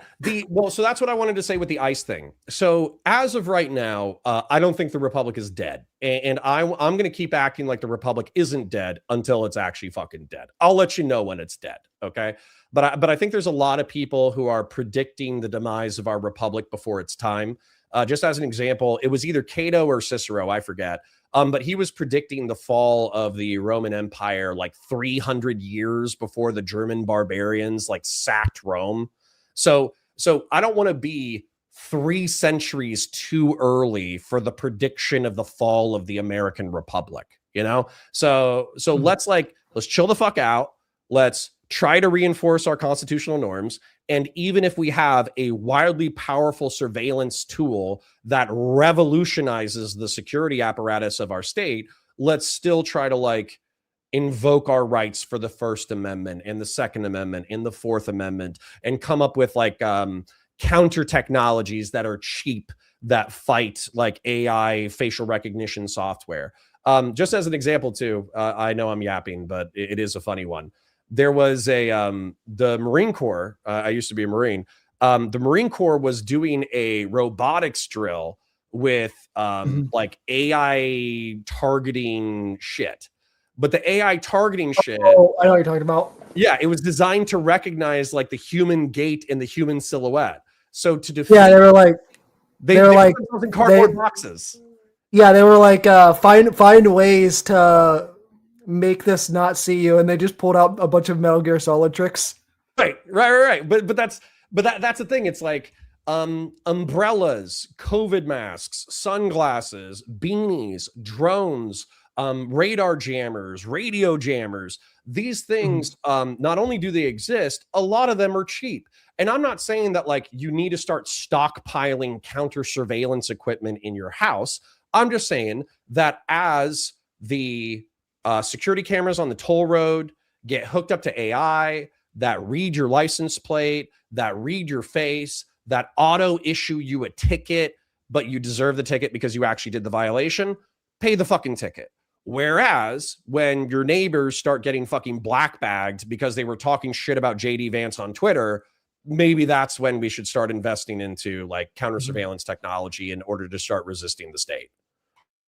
Yeah, I'm not quite on the side of democracy's dead here in the U.S. Not quite yet.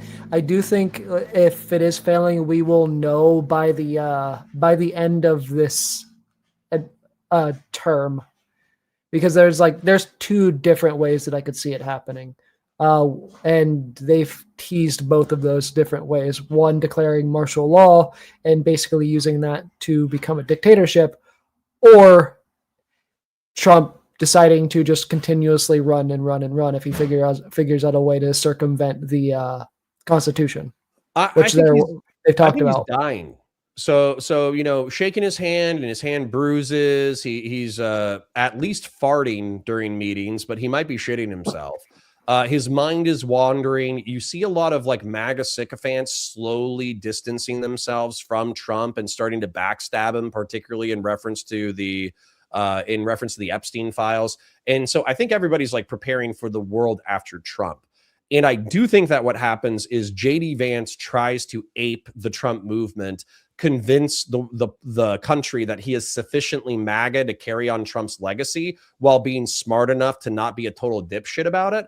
But if we have crazy shit like bombing nuclear sites in Israel, which could be justified, or bombing Venezuela, which I think as a neoconservative, I think is potentially justified, or invading Greenland or invading Canada, or tariffs that cause inflation for consumer goods while telling the working class, hey, suck it the fuck up. Who gives a shit whether or not you can't afford to feed your family? The economy is great. We're in a new American golden age. all of that shit is, I mean, I'm looking at a blue wave in the midterms. I honestly, I do think it's going to be a blue wave unless the Democrats, like my dumbass fucking Fed posting friends in Twitch and YouTube politics, unless they riot or start shooting ICE agents, I actually think the Democrats are going to stomp in the midterms, and then Trump's a lame duck. And then JD Vance is a weak successor. That's what I'm hoping for, actually. Yeah, I don't, and short of that, which, I mean, if they end up firing the first shots, I don't think it'll go that way, where JD Vance, if ICE ends up being the ones to fire the first shots, I mean, which maybe. They very well could. After the last two situations that we've seen with that. But one thing that we forgot to bring up, and I'm going to bring it up now while we're in the last like minute 30. What do you think about like the bombing of the Venezuela boats that they were claiming were carrying drugs that for all we probably know a war crime? I would need to actually see substantiated evidence that they were like narco terrorists or whatever, and even then stretching the 2001 AUMF to do that, I think is a huge fucking stretch.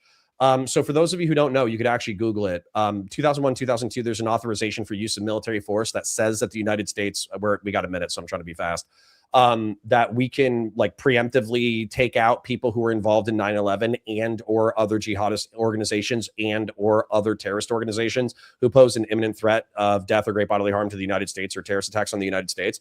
I think recategorizing fentanyl trafficking as a weapon of mass destruction and terrorism is a huge fucking stretch. So they're violating the 2001, 2002 AUMF.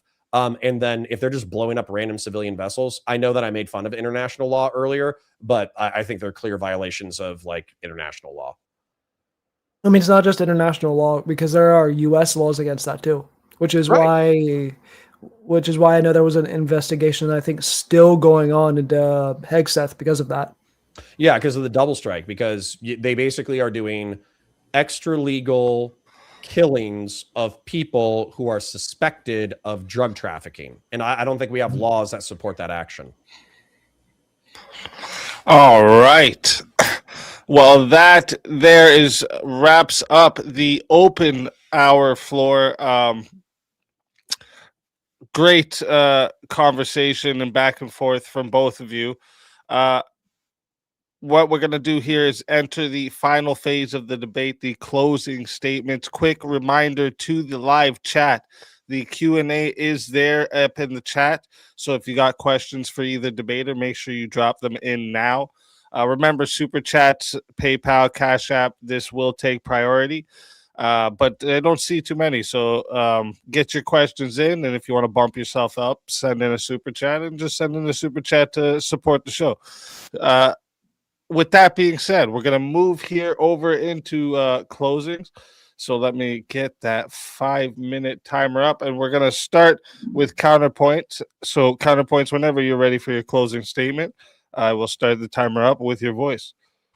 Yeah, my apologies for not being more spicy tonight and calling Vigilante ableist slurs. I actually do think he's intelligent, which is why we had a decent conversation. I know that's not always the best thing for metrics, but I actually do think that this was far more substantive than 90% of the conversations that I have on Twitch and YouTube politics.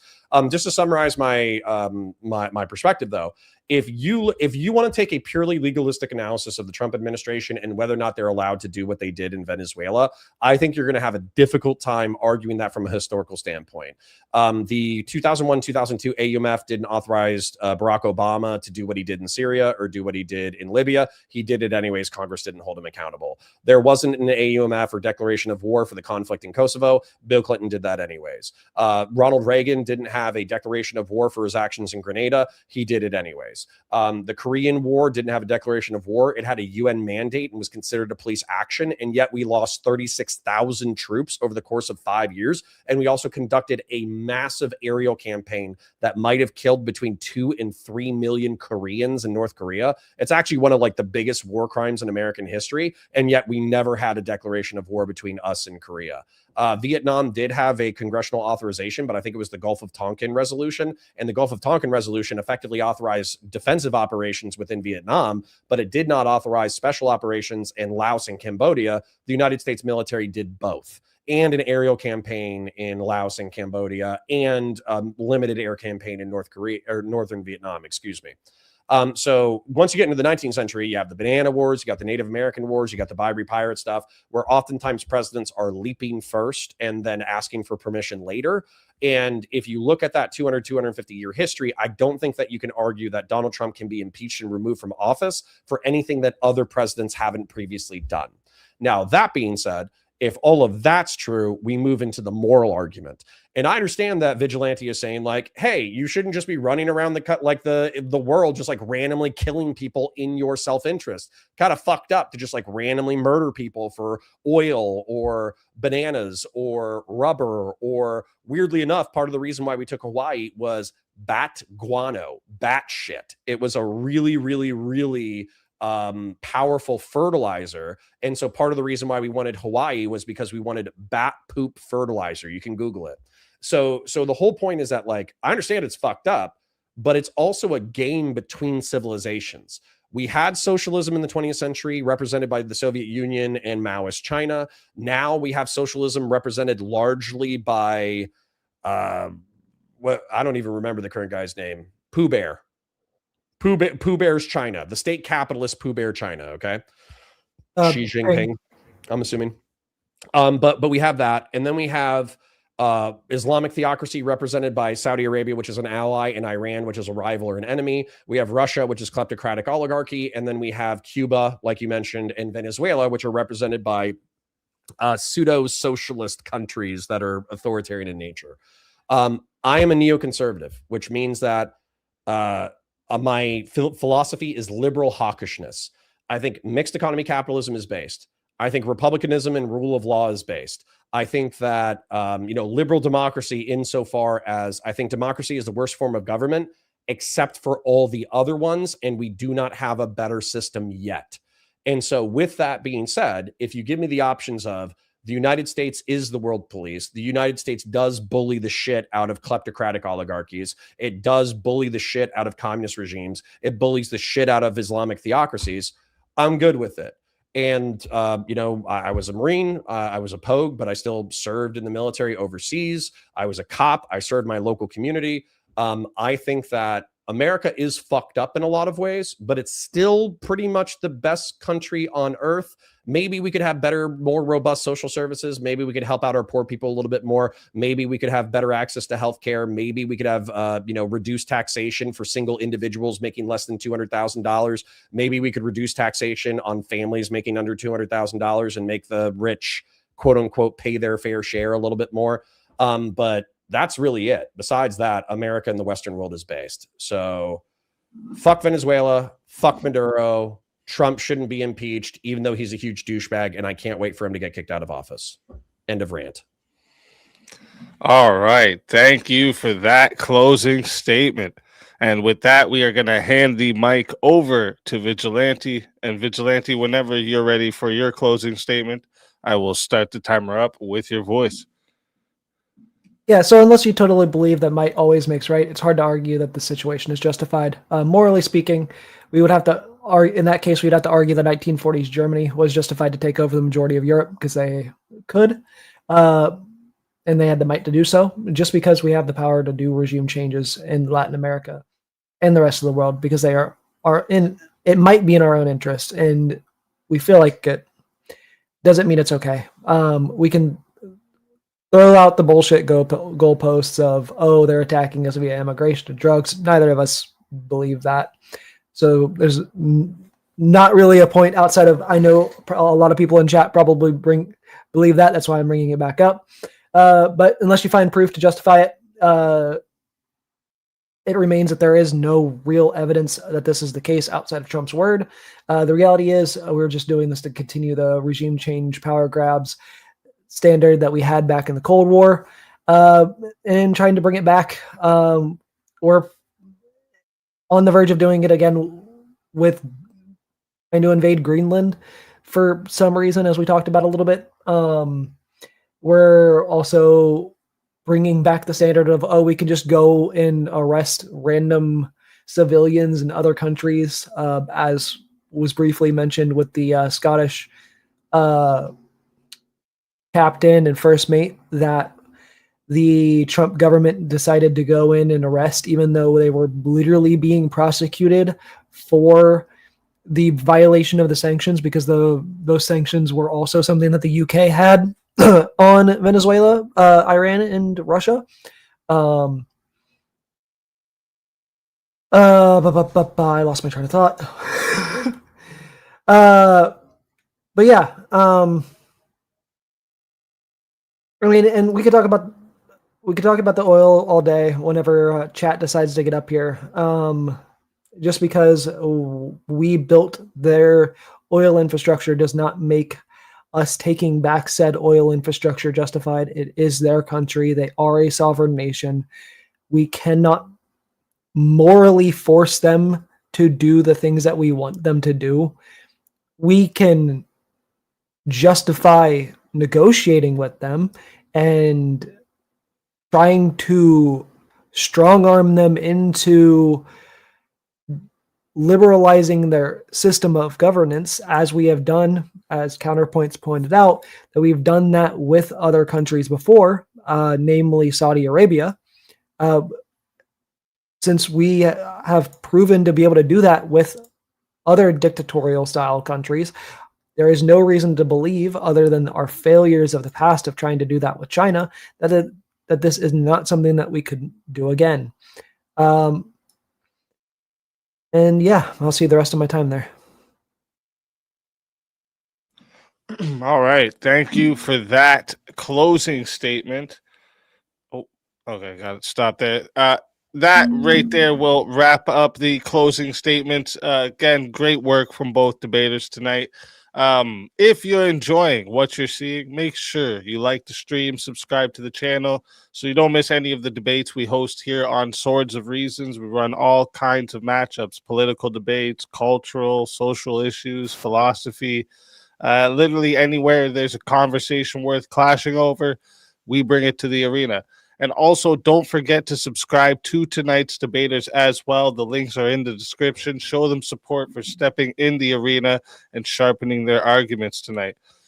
Before I start the timer for the chat Q&A, I like to ask a question or two to each debater based off things I heard, arguments maybe I want clarified, or something I think was passed over. And then once these questions are answered, we'll begin the official 30-minute Q&A. So I'll start with I'll have two questions for the affirmative. So the first part here, the first question, is if Trump's approach is justified as a defense, right?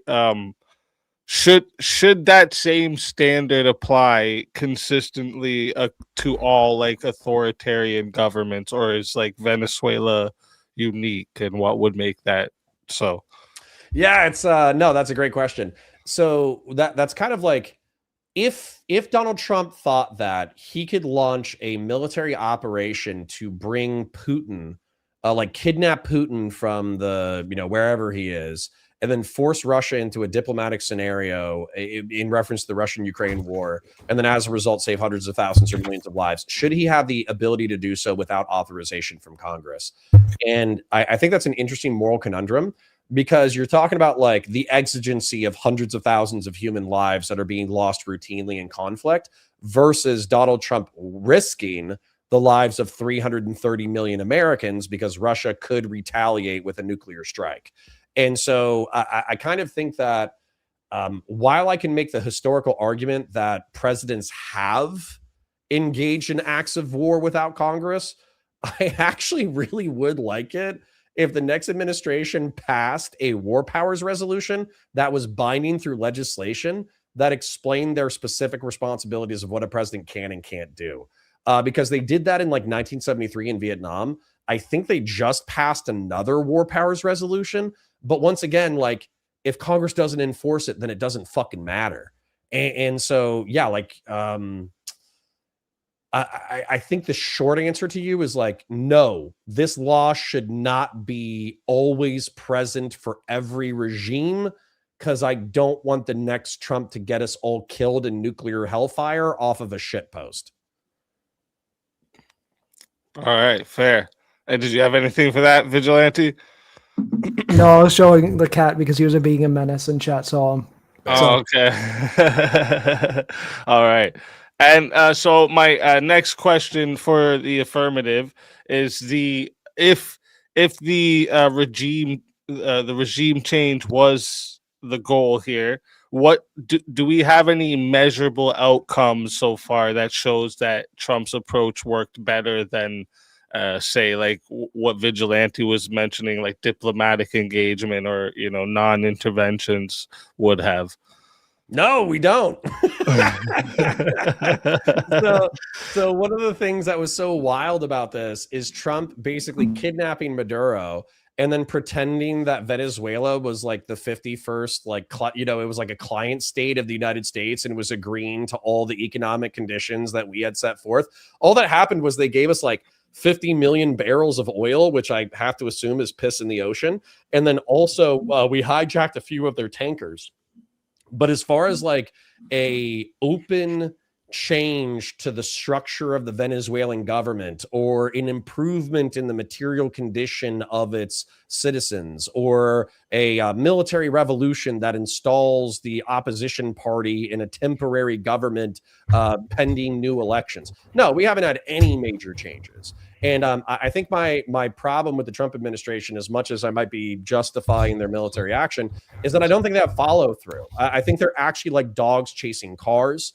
The symbols matter more than the outcomes. So as long as they could have a narrative of like, oh, well, Trump's strong, and when Democrats were pussies and they were letting people feed your kids fentanyl, Donald Trump stood strong and blew up the fentanyl boats in the Caribbean and took out Nicolas Maduro, a convicted drug trafficker. And so in that way, like the effects are not as important as the propaganda to the Trump regime. And I am worried about what Vigilante said, effectively, that I think Vigilante said that he's not as worried about Trump, but we would be more worried about a JD Vance presidency. yes. And I think my whole humanitarian militarist shtick of let's like overthrow Venezuela so we can bring in mixed economy capitalism, republicanism, and liberal democracy. I think JD Vance and Peter Thiel and his ilk are the kind of like vampiric sociopaths that profited off of the war in Iraq and the war in Afghanistan.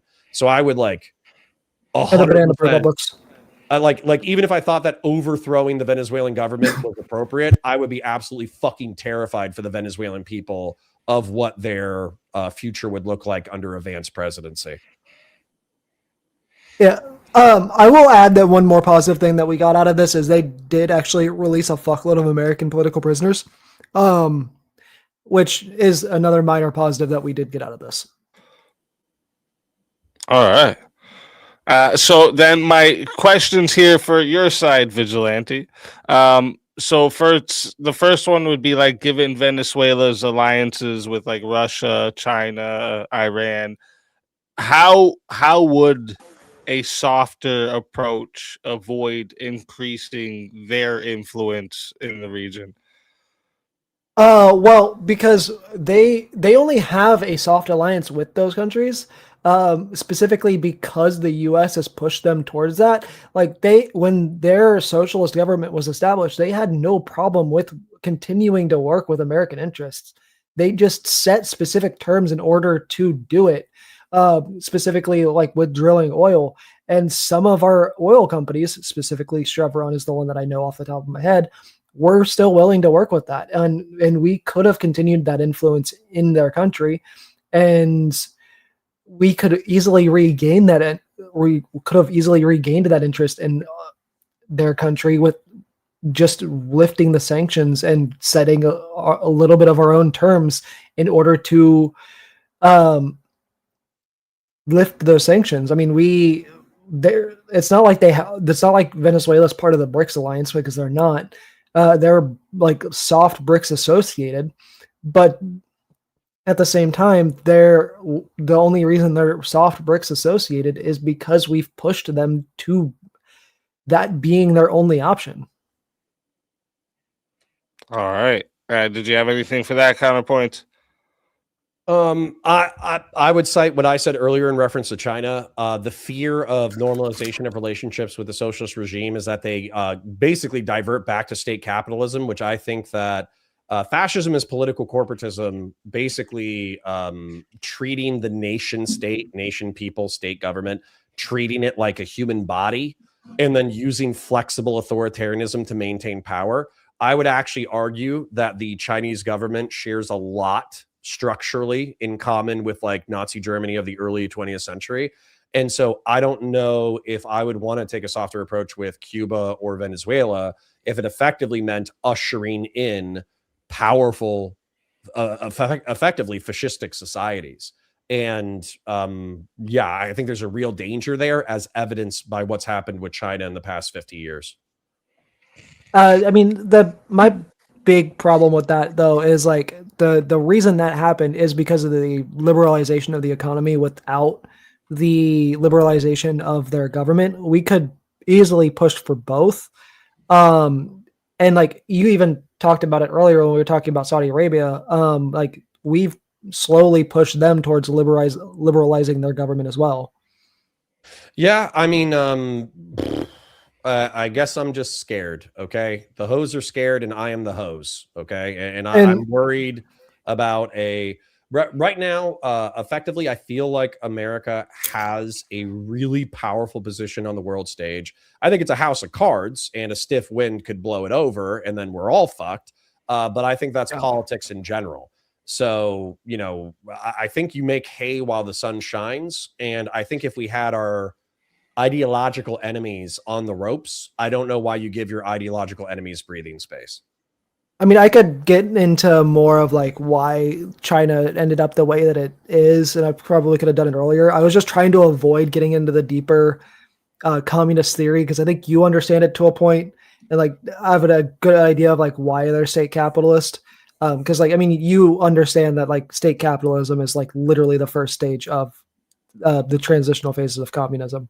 Like, sure, but I don't know if I don't know if anybody's really interested in moving on. I suppose, you know, like it feels like they're pretty capitalistic. They're pretty state capitalistic right now. You know what I'm saying? So if you have a Chinese socialist saying like, oh, we need to develop this industrial capacity in order to usher in socialism, I expect them to delay the ushering in of socialism because the status quo is too profitable, because people are self-interested. I mean, one of the reasons why they could, like China in particular, if we pushed them that could easily do it, is because like their billionaires don't hold any power, and their government isn't really profiting off of their billionaires that much. The only reason why the billionaires exist is to stimulate the economy. I don't maybe I'm a cynic, but I wouldn't divorce the billionaires and state actors that much. Reason being is because the way that I conceptualize money is like money is an abstraction of like human energy. That's what it is. And so like if you accumulate a ton of wealth doesn't necessarily mean power, but it can grant you a lot of access to power. And so I don't think that they're as discreetly divorced as the CCP would like to pretend. Well, I mean, the way that their system's set up, where they allow the billionaires, it's still set up in a way where, like, if one of those billionaire oligarchs stepped out of line, they could immediately take all of his wealth. Sure, but that's where I think that what determines who steps out of line is not so much like their dedication to socialism. It just might be who Xi Jinping values on a personal and political level. I mean, we'll see where it ends up going, because they're slowly, Xi Jinping is at least claiming that they're slowly trying to push towards socialism. So, but I'm not entirely convinced that can happen while the rest of the world is still capitalist. So we'll see. All right. And then my next question I had for you is if if you see Trump's strategy here as like wrong, it was wrong for what he did. Like what what is the specific like action of his do you think that made like the situation worse, or like maybe a better way to phrase it is like through what clear like cause and effect did it worsen conditions inside Venezuela? Yeah, so I mean, the boats that he was bombing specifically, from the knowledge that we actually have, they were mostly fishermen boats, and including the one that they double tapped that they were supposedly claiming was a narco boat. Which I mean, one of the main ways that they get food is fish in Venezuela. That was like significantly harming their food supply. And then not to mention that they obviously just kidnapped the leader of the country. Yeah, sorry. Were you asking about the boats that we were blowing up? I mentioned the boats that we were blowing up that we, from my knowledge, that they were mostly fisher boats. Okay, and I'm sorry. What's the question, Speakeasy? Just in case I wanted to address it. Yeah, I was asking basically like if Trump's strategy was wrong, what's like the clear cause and effect chain that worsened conditions inside of Venezuela? Oh yeah, I mean, I think we've been doing this for decades.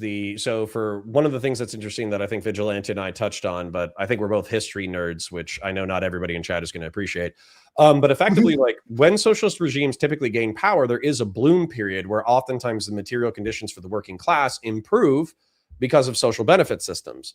But then what happens, particularly with the United States imposing very, very, very strict sanctions that starved what I would argue their mono-industrial approach, where they were basing their economy off of oil.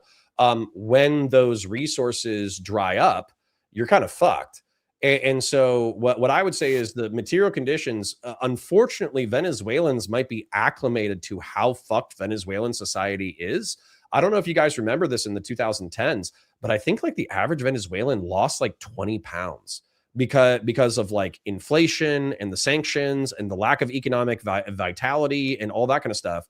That actually, there were like rumors of people going dumpster diving to survive, people killing and eating like zoo animals in order to survive. And arguably, I mean, I'm in Florida, arguably a reason why like 10 to 20% of the drivers around me are Venezuelan is because of like economic and political asylees and migrants. So yeah, like I don't think Trump could be making it worse by starving the oil fleet, the shadow fleet that runs the oil out of Venezuela. But I think Venezuela has already been fucked for a long time. Hold on. I'm actually checking something. Like 10 or 20 years at this point. Oh, no. I actually didn't even realize that. The sanctions on the Venezuelan oil that were the reason their economy started starving were actually placed on Venezuela by Trump in his first term. Oh shit. Okay. I had to check that. I had to check that in real time because I wasn't sure when they were placed. I still think as early as the 10s, though, there was, I don't know if the oil itself was sanctioned, but I still think that Venezuela was under diplomatic pressure from the United States, like earlier than that. But I would have to Google the specifics. It might have been. All right. I don't. Well, were you gonna say something? I was just saying, I don't know the full history of the sanctions. I mean, I just know the ones that are related to the oil market. So that's like the most relevant whenever it comes to this situation. All right. And then so we're gonna move into the Q&A, but the I don't think it's a something on my end. I'm pretty sure there's not one question in the Q&A here. We're so thorough. We're so thorough. Vigilante and I are so articulate and so thorough that every single one of your audience members understands everything that we articulated, and as a result, they don't have any questions because we are such perfect communicators. That's it. That is exactly that's the only logical solution here. But we do have a couple of super chats from your side here, so I'll read those. And we did have some new members tonight too. So Dr. Dwayne Data, Jack of Blades, and love new members. Thank you very much. I appreciate the support big time. And then your side there, Counterpoints, got a membership from Chapin Grow. Chapin Grow. The Chapin Grow. Rowdy said it's bugged in chat, so apparently there should be questions. It's bugged? Oh, is that what's going on? Well, I seen a question just pop in there now. Is that, but that question, I don't see it in the chat from now. So maybe he's right. Maybe he's right, but we'll get to that in a minute then. Then we got the Chapin Grow for $2 said cookies for the million dialogue drop. Thanks, Cog Lord. Thank you. Although I don't think I'm as anarchist or an anarcho-capitalist as Malay, if that's what you're referring to. And then compare me to the alternative, also from Chapin Grow. True. That's a Joe Biden quote, and I think he stole it from somebody else. Don't compare me to the almighty, compare me to the alternative. And in my view, our alternatives are communism, kleptocratic oligarchy, and theocratic Islam. So I like liberal democracy over those three options. Fair. And then we got a 20 from Grassroots Hegemon says, I say this because way too many people don't know 17% of their 401k is invested in an AI slop bubble. When AI can start to code well in context is when it will be worth a 300 times ratio. That's with the president pumping it. Yeah, no, I think that's true. There are like AI startups that are saying that they have AIs that like you can just tell the AI to code this thing and it'll write the website and the software for you and all that kind of stuff. But I think it's buggy like a motherfucker at this point. But yeah, like when AI is sufficiently intelligent to build out the digital infrastructure, like unlimited digital infrastructure that is capable of creating new businesses, that's when it'll be worth what it's estimated to be worth now. And until we have that, it does feel like a bubble. All right. Oh, I was muted there. Okay, so I guess something is going on. Was going on with the Q&A because I guess people had put questions in, but it wasn't going there. I seen a couple questions pop in there now. So if you guys want to try and put it in now again, go ahead. And also, I didn't start this time. Also, if you can't get it in there for some reason, just put it in the chat and I'll try to see it there as well. But we got first one comes in from SY9C says, are either of you familiar with Trump allowing Venezuelans asylum after the sanctions he imposed? Yeah. I don't know how many he allowed, but yeah, I'm sure that we took in a huge amount of Venezuelans after the economic crash. Yeah, I'm pretty sure we've been allowing Venezuelans to claim asylum here even before that. I'm pretty sure because we typically do that with socialist regimes in general. I mean, we had that policy with Cuba for the longest time. I think Trump recently got rid of it, or is like pressing to get rid of it. All right. Next one comes in from the same person, SY9C, says, why doesn't Trump granting Venezuelans asylum before leaving after his first term get enough attention after imposing sanctions that led to Venezuela's despair? So I don't know what the point is, because the question is whether or not you should be able to economically and militarily pressure like socialist regimes. My answer is yes. But then I did Google, like, when were Venezuelans accused of eating zoo animals? It was in 2018. So yeah, if the Trump sanctions worsened the Venezuelan economy to the point that they lost 20 pounds on average, then obviously we were trying to fuck up Venezuela so the best people would leave. So they would come to the United States so they could be political dissidents against the Venezuelan regime. And then the Venezuelan regime would be overwhelmed by economic and diplomatic calamity. So hopefully eventually the government would collapse.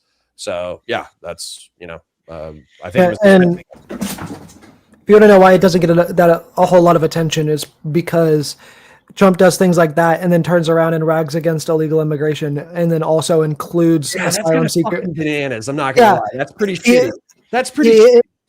Because he does that, and then he rags against illegal immigration, but then also includes asylum seekers in that ragging against illegal immigration. Yeah. Like really attacking and destroying the Venezuelan economy to the point that the average Venezuelan loses 20 pounds over the course of 6 months. And then also there's like a mass flood into Colombia and Central America. And then being like, hey, we're full. No one can come across the border. Yeah, that is like.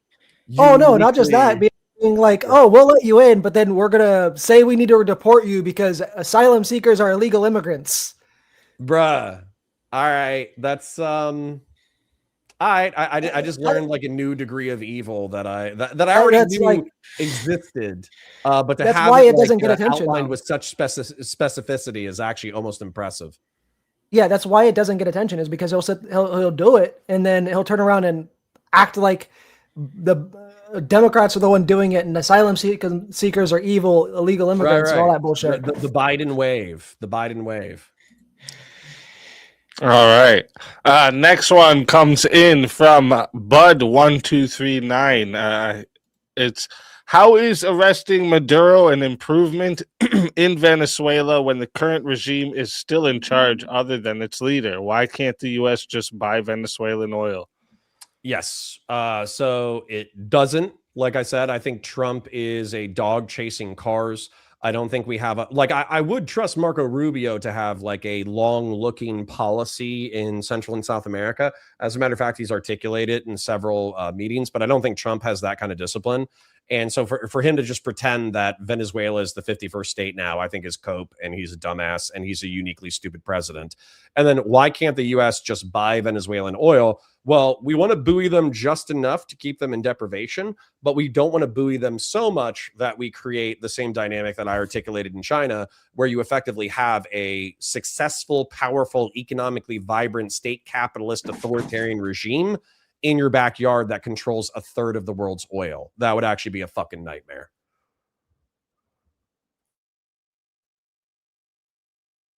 All right. Next one is from Unapologetic Preacher, Rev Russ. It says here, well, that's weird. It's not letting me highlight this one. Unapologetic Preacher says, Maduro publicly stated, come and get me. President Trump said, bet, and sent him the Uber Black Ops. So how is it kidnapping if Maduro publicly consented? Yeah, I don't, I think that was one of those no balls thing. I don't think that was actually like him like being, oh no, dog, I want to get picked up. I did hear that as a conspiracy theory though. I heard that Maduro I think it's bullshit, but I do think it's a funny thing to think about, that Maduro actually wanted out. So the best way to for him to get out was actually to coordinate with American special forces in order to get kidnapped. I think it's bullshit, but I do think it's a funny theory. That is a funny theory. Yeah, that's. Rowdy Gowdy said I seen that there, so I clicked the highlight. Link won't let me click to the ask something button, but question one was, what is a war crime? So specifically in the context of what we're talking about, the war crimes that were committed by under the order of Pete Hegseth, is specifically the one of not killing non-combatants, combined with even if you qualify them as combatants, you can qualify, actually prove that they were narcos who Trump has declared are terrorists. Once the boat was shipwrecked, that second strike is what makes it a war crime, because at that point they were no longer combatants. And Connor, correct me on where I fucked up there if I did. The meme position is, it's when you're not having a good time. But So, but the point is that, like, no, there's actual war crimes, blowing up civilians intentionally, blowing up targets that have no military value, blowing up like religious, intentionally targeting religious buildings for destruction that don't have military value, hospitals, all that kind of stuff. It's effectively like what happened was in the early 20th century, World War I and World War II were so horrific, and the aerial campaigns, the bombing campaigns, the targeting of civilians, the mass slaughter of civilians along ethno-religious lines was so horrific that like the modernized world said, hey, this shit was so fucked up. How can we minimize the horrors of war? And then they codified that in the Geneva Conventions and a series of other documents. And there's things that are like like rape is prohibited. There's no military purpose to rape. It's prohibited. It's a war crime. Whereas if you looked at the way that the military conducted itself prior to the 20th century, rape was a common thing that happened during the sacks of cities, and it was even carried out intentionally by the Japanese during the assault on Nanking. So, and it was systematized. Basically, what happened was the Japanese defeated the Chinese, and the Japanese general said, "Go have fun for the next like week. Do whatever you want. Rape people, murder people. Who gives a fuck? Like you took the city. Fuck them." And some really horrific shit happened after that. Whereas now, the United States, in particular, if you mass slaughter civilians outside of the rules of war, if you commit a rape, you will be incarcerated by our own legal system. Sometimes. And then there's some of the Geneva checklist basics, like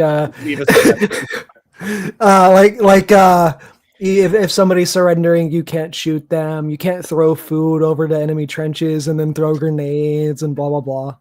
There's a fuckload of war crimes, buddy. Yeah, that's that's one of the things I bring up about because like a lot of people around here like to shit on the fact that I'm from Canada, and I like to remind them about during the World Wars how vicious Canadians were. You know, they were really really mean fucks, right? Like there was the saying in war that you were to keep the prisoner. I forget what the saying was, but it was about keeping the prisoners of war. But they didn't take that as an exception because they were really jaded about being the first that were gassed. And there was like, I forget how many hundreds of Canadians killed in that first like the mustard gas drop, or by where was it? I forget where it was dropped, but yeah, there was a bunch of Canadian soldiers that got killed, and they went for revenge. And like the food thing, that was a common thing they would do, is to try and like act like that's why I brought up cool with each other.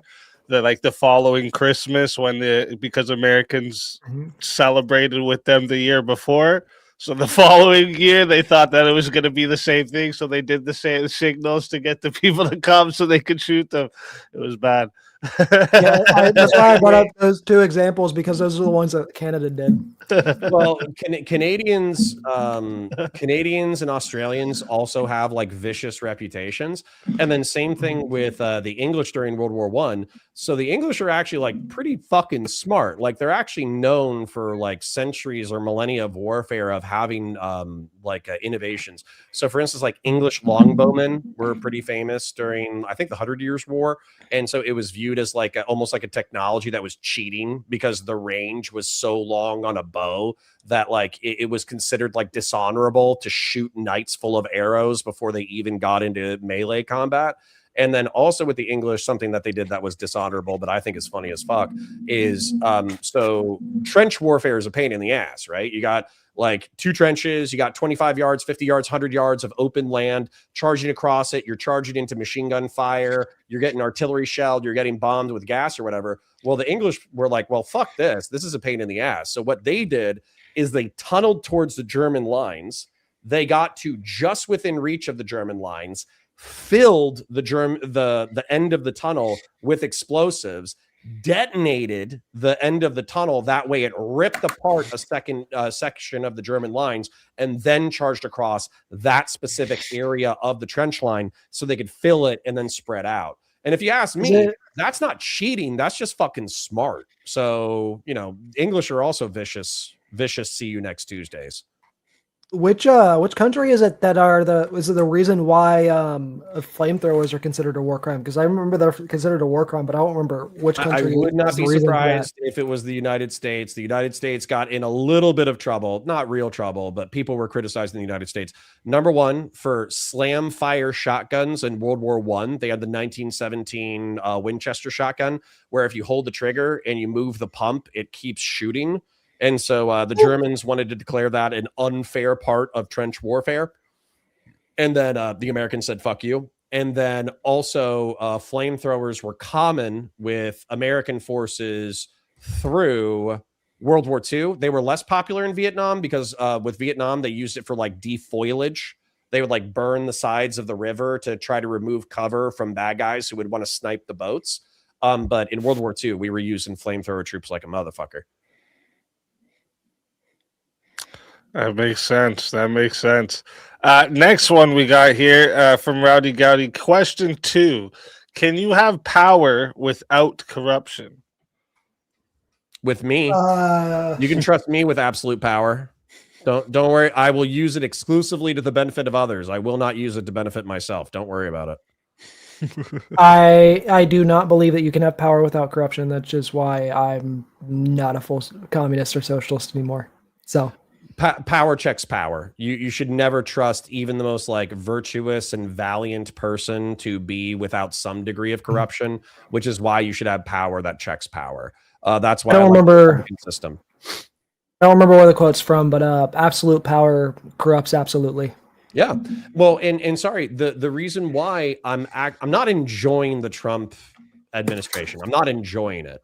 But I do think that it is a good reminder that we actually have okay checks and balances in our system. That if we were in a truly authoritarian dystopian society, then AI and Palantir already would have hooked up the software, and anybody criticizing Donald Trump for the Epstein files would have already been like incarcerated and executed, and then people would stop talking about it because they knew that it would get them killed. Whereas we live in a society where I can go on fucking Twitter and I can call the president a fucking pedophile and nobody does shit about it. It's great. I love living in a free society. At the same time, though, it also proves that the government does have some pretty bad issues because the Trump administration has kind of just proven that they can just ignore the Supreme Court and there's not going to be any consequences. We could fight about it, but I don't want to distract about it too much. I think we're gonna survive this moment in history. I think we're gonna survive. All right. Next one I seen there. It's I mean, it's kind of a question. Just do you hate him because Orange Man bad and you are just anti-democracy then? No, I don't just straight up hate Donald Trump. I'm one of the few leftists that you'll see out here that will actually commend him for some of the good things that he's done. I don't know how many of you guys watch Wick. I mean, I know Connor does, but Talked to him earlier today, actually. Wick had a panel a while ago where on the Big Beautiful Bill, and it was me and I don't remember who my debate partner was against some like libertarians, and we were talking about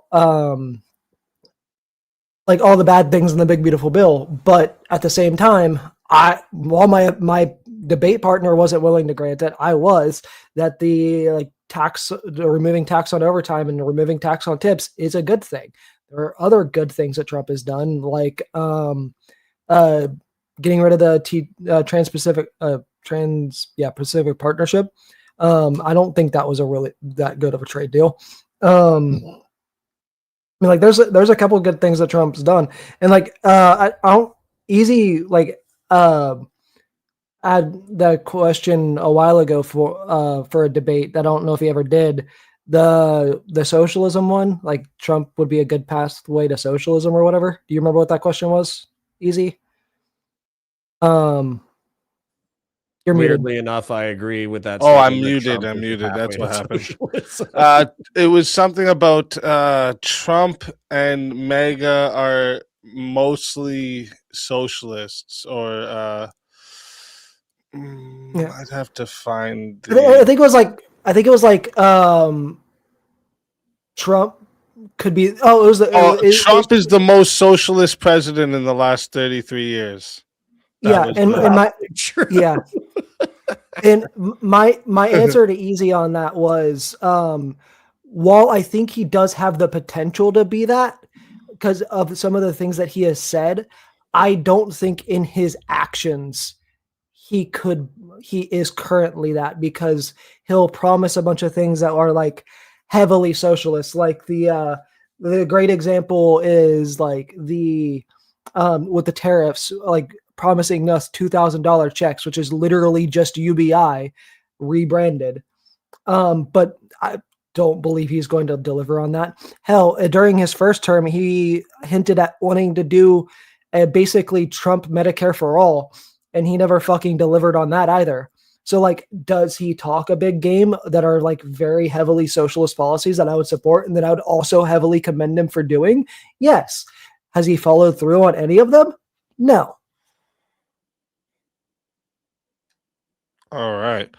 Then what was Rowdy Gowdy had another question. Should China intervene when we decide to take Canada and Mexico? No, okay. Meme position is I don't think weirdly enough, if you look at Chinese history, they don't really like direct military intervention. Like the Sino-Vietnamese War, and the feudal wars of Japan and China are actually the exception, not the rule. What they like is they like being powerful enough that other people pay them tribute. So if there was a war between the United States and Canada and Mexico, I don't expect China to actually send like troops. I expect them to send like financial support, guns, ammo. I don't think they would engage in actual hostilities. Then what I would say the non-meme answer is I think that Trump saber rattling about like invading Mexico with special forces to kill cartels, and I think that his whole saber rattling about invading Greenland and Canada, I think it's mostly bullshit. And what the advantage to, we talked about this earlier, the disadvantage to Vance is that he's a Trojan horse for Silicon Valley tech companies and defense companies. The advantage to JD Vance is he's nowhere near as geopolitically fucking stupid as Donald Trump. With that, I also like, you also got to look at the history of China with like geopolitics, because when Russia invaded Ukraine, that almost destroyed the BRICS alliance. China really does not like aggressive geopolitics.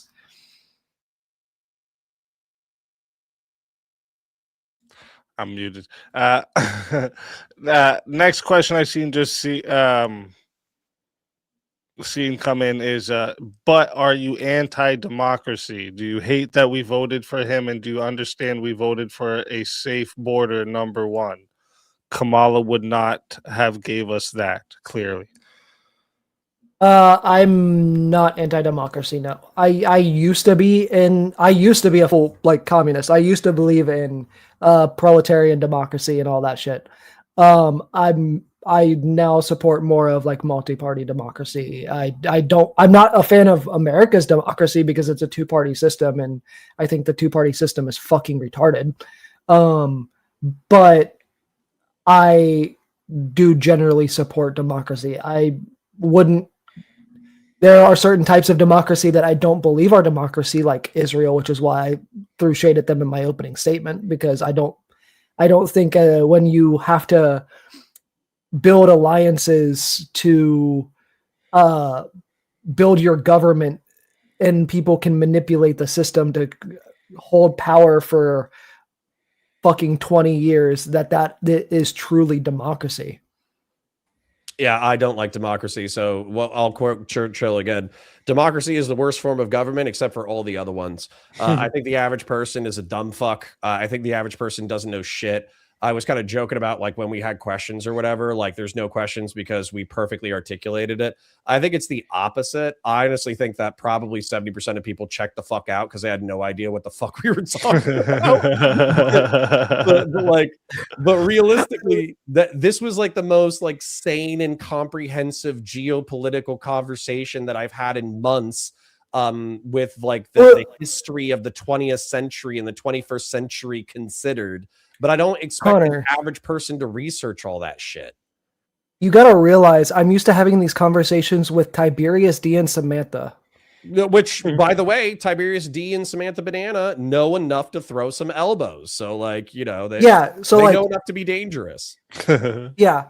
Like those are the people that I'm used to having like these level of conversations with. That's like why I was like, when we were supposed to have this a week or so ago, I was like really excited because I was like, Connor, somebody fucking that I could actually agree with on most stuff. And like, I know is going to be a good conversation.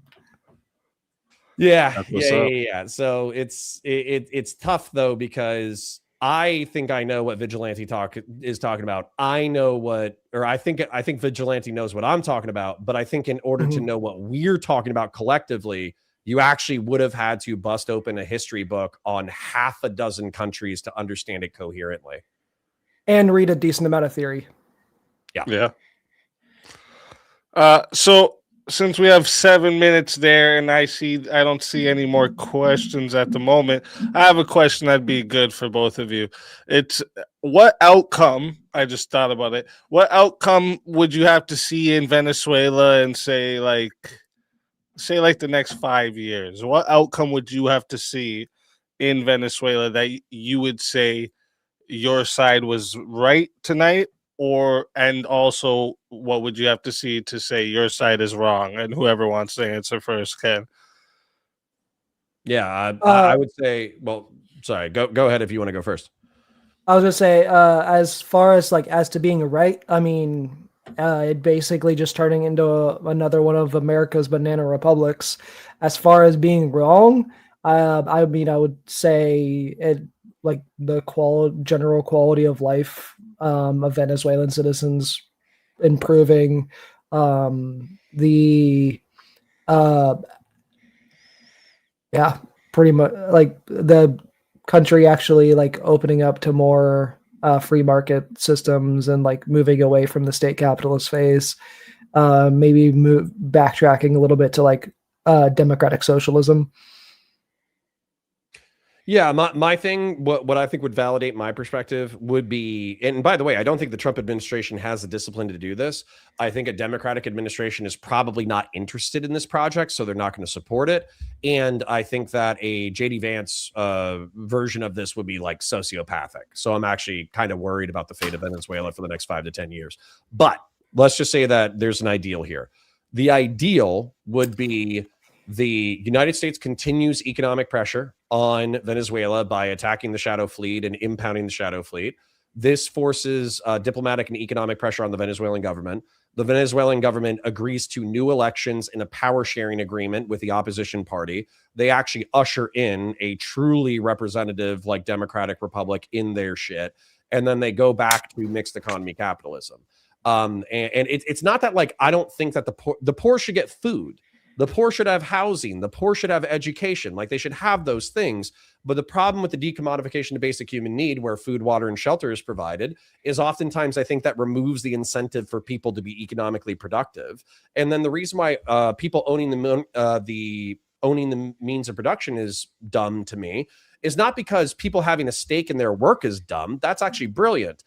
What's dumb is using the state as the vehicle that owns the economy, and you defer your ownership of the economy through the state. And then you basically just create like a new authoritarian police state shithole nightmare.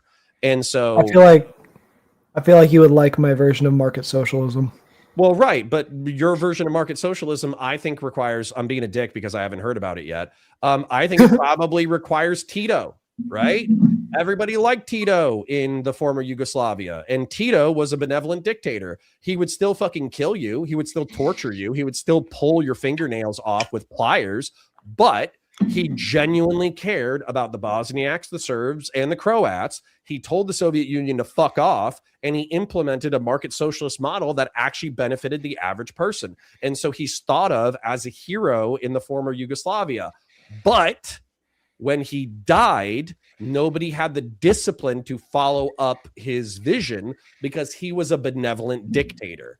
And that's where the former Yugoslavia fell apart. So for me, even if you have this like totally benevolent model, if you don't have the force to follow up with it, you're fucked. I mean, my model would basically be democratic socialism, but on top of that, requiring all businesses to be co-ops. Well, right, but then I think in order to get that, where you don't just have like rampaging capitalist, anti-communist guerrilla fighters blowing shit up and the economy imploding due to mismanagement, you would need a benevolent dictator. Possibly. All right. Oh. Oh, okay. I thought you were gonna say something. We got 2 minutes left. Do you guys think the United States has a moral responsibility to intervene when there's a foreign government that is harming its own people? When it can. When it can. I would say if we actually held a consistent standard of doing that, yes. But we don't consider it. We don't hold a consistent standard to that. So no. So because we like don't by consistent standard, just so I'm clear, you're saying like if we did it everywhere, yes. But if we're not Yeah. going to do it everywhere, no. But Well, I don't agree with this. So for instance, like the former Yugoslavia fell into civil war, and the Serbs were like massacring the Croats and specifically the Muslim Bosniaks, and they were like they were doing like mass slaughter on a scale comparable to World War II, and without authorization from Congress, Bill Clinton did a military intervention that effectively stopped like the ethnocide. And so I wouldn't want to sit on my moral laurels and say, oh well, we didn't intervene in the Rwandan genocide, so we can't intervene here. Like, even if there was a level of self-service that like we wanted to stabilize the former Yugoslavia into new states that then give us a backdoor into Russia, I wouldn't even care if it was self-interested. That's totally fine. Same thing with Ukraine. Well, I think we're self-interested in Ukraine. I think supporting Ukraine is the right thing to do. well, I mean, more so I'm not saying like we would need to do it literally everywhere. Like we've intervened in a lot of different attempts at genocide or oppressive states. Like you mentioned Assad earlier. He's a great example of it. But at the same time, we also back like Saudi Arabia, which we also talked about. We also back Israel, who's, even if you don't believe that they're doing ethnic cleansing, they've done a fuckload of war crimes. Like we don't have even remotely close to a morally consistent standard when it comes to doing regime change, where we literally back people who, if they were our enemies, we would be regime changing. Right, but I hate to say it so cynically, but it's actually true. If you want to get away with like war crimes or ethnic cleansing, there's two ways to do it. One is to have a shitload of oil. The second one, and be our friends. You have to be our friends. Like you have to have a shitload of oil, and you have to be our friend. You can't just have a shitload of oil. And then number two is have nukes. And if you have nukes, we'll leave you the fuck alone. And if you have a shitload of oil and you're our friend, we'll let you have like a few genocides as a treat. All right. Well, that right there wraps up our Q&A for tonight. Thank you to everyone in the live chat that did participate, and thank you for the engagement and the support. Seriously, it's what allows us to keep bringing these debates and the whole Swords of Reason experience week after week. So thank you very much. I appreciate every single one of you.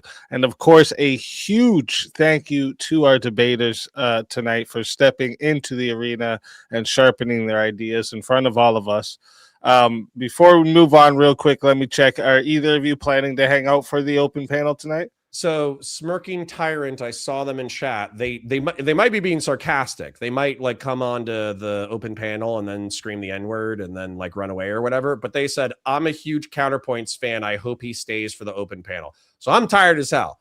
I want to go to bed. But if Smirking Tyrant is coming up to chat real quick, I'll hang out for a second so I can answer whatever questions. Yeah, I know Ren. She is a fan. She's being serious. Okay, cool. Yeah, then I'd love to talk. I'd love to talk to whoever wants to talk to me before I dip out. But then straight up, like, the morning shift and then the evening shift. Yeah, flipping for back and sure. forth. It's fucking with my brain, and I need some sleep. Yeah, no worries. You can leave whenever you want. So it's you know, it's you can Oh. stay for 10 minutes if you wanted. It's no problem. Perfect. And are you staying vigilante too? I'll stay for a little bit. All right. I'll probably go to bed around like midnight or 1, depending. Okay, yeah. I didn't plan to do too long of an after panel tonight anyway, so perfect. So what's happening next, guys, is we're gonna roll the debate outro song and video. It runs for about 4 minutes. It's perfect time for everyone to hit the washroom, grab a drink, stretch your legs, do whatever you need to before the chaos and chill open panel begins. During the outro, I'm going to drop the link in the chat for anyone who wants to join the open panel, test your ideas, continue the conversation. Anyone is welcome to hop in. Just come ready to think and debate. And if you're going to try to come and, just troll or bring personal dramas or anything like this, you're just going to get muted and most likely booted. So while you're ahead with this idea, quit. Before we run the outro, one last reminder, make sure you subscribe to both the debaters. Their links are in the description. And if you're enjoying these debates, hit subscribe to the Speakeasy channel as well, so you don't miss any upcoming Swords of Reason battles, Mondays, Tuesdays, and Wednesdays. This is where logic meets passion. All right, let's roll the outro, and I will see you all in a few minutes for the chaos and chill.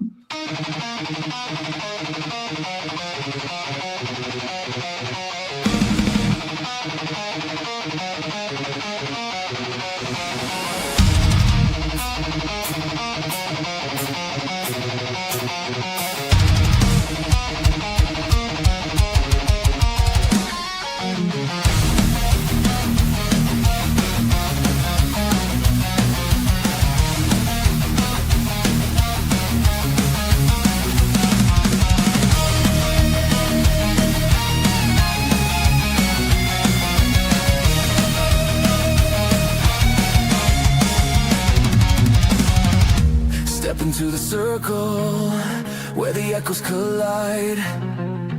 Truth through the static, no place to hide. Iron tongue, sharpened fire in our breath. We dance with conviction on the edge of death.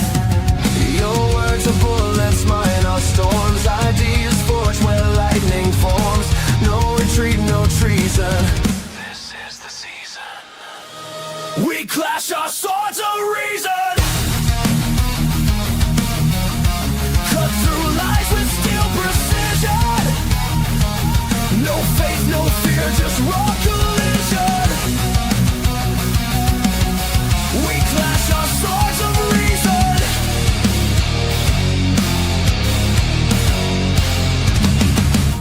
Facts burn brighter than a prophet's flame.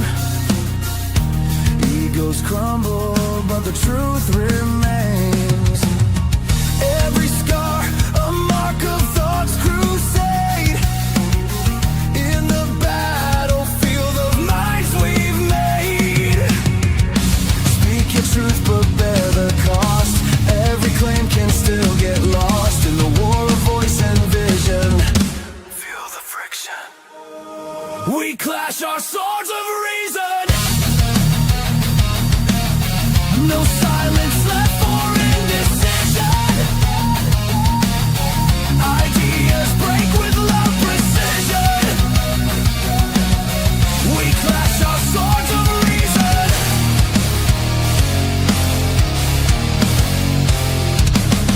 Strike me with logic, I'll plead my proof.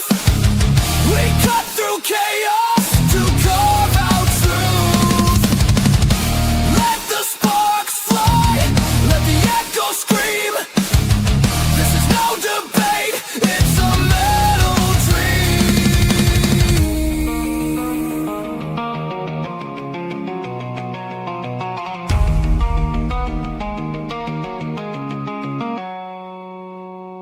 We clash our swords of reason.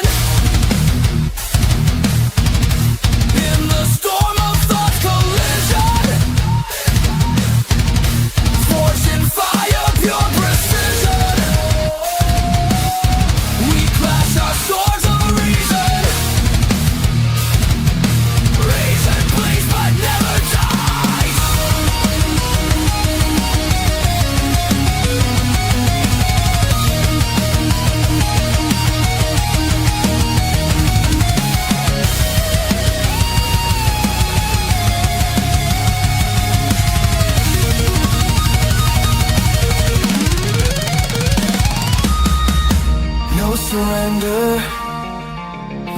street. In the war of words, we find a beat. Swords of reason.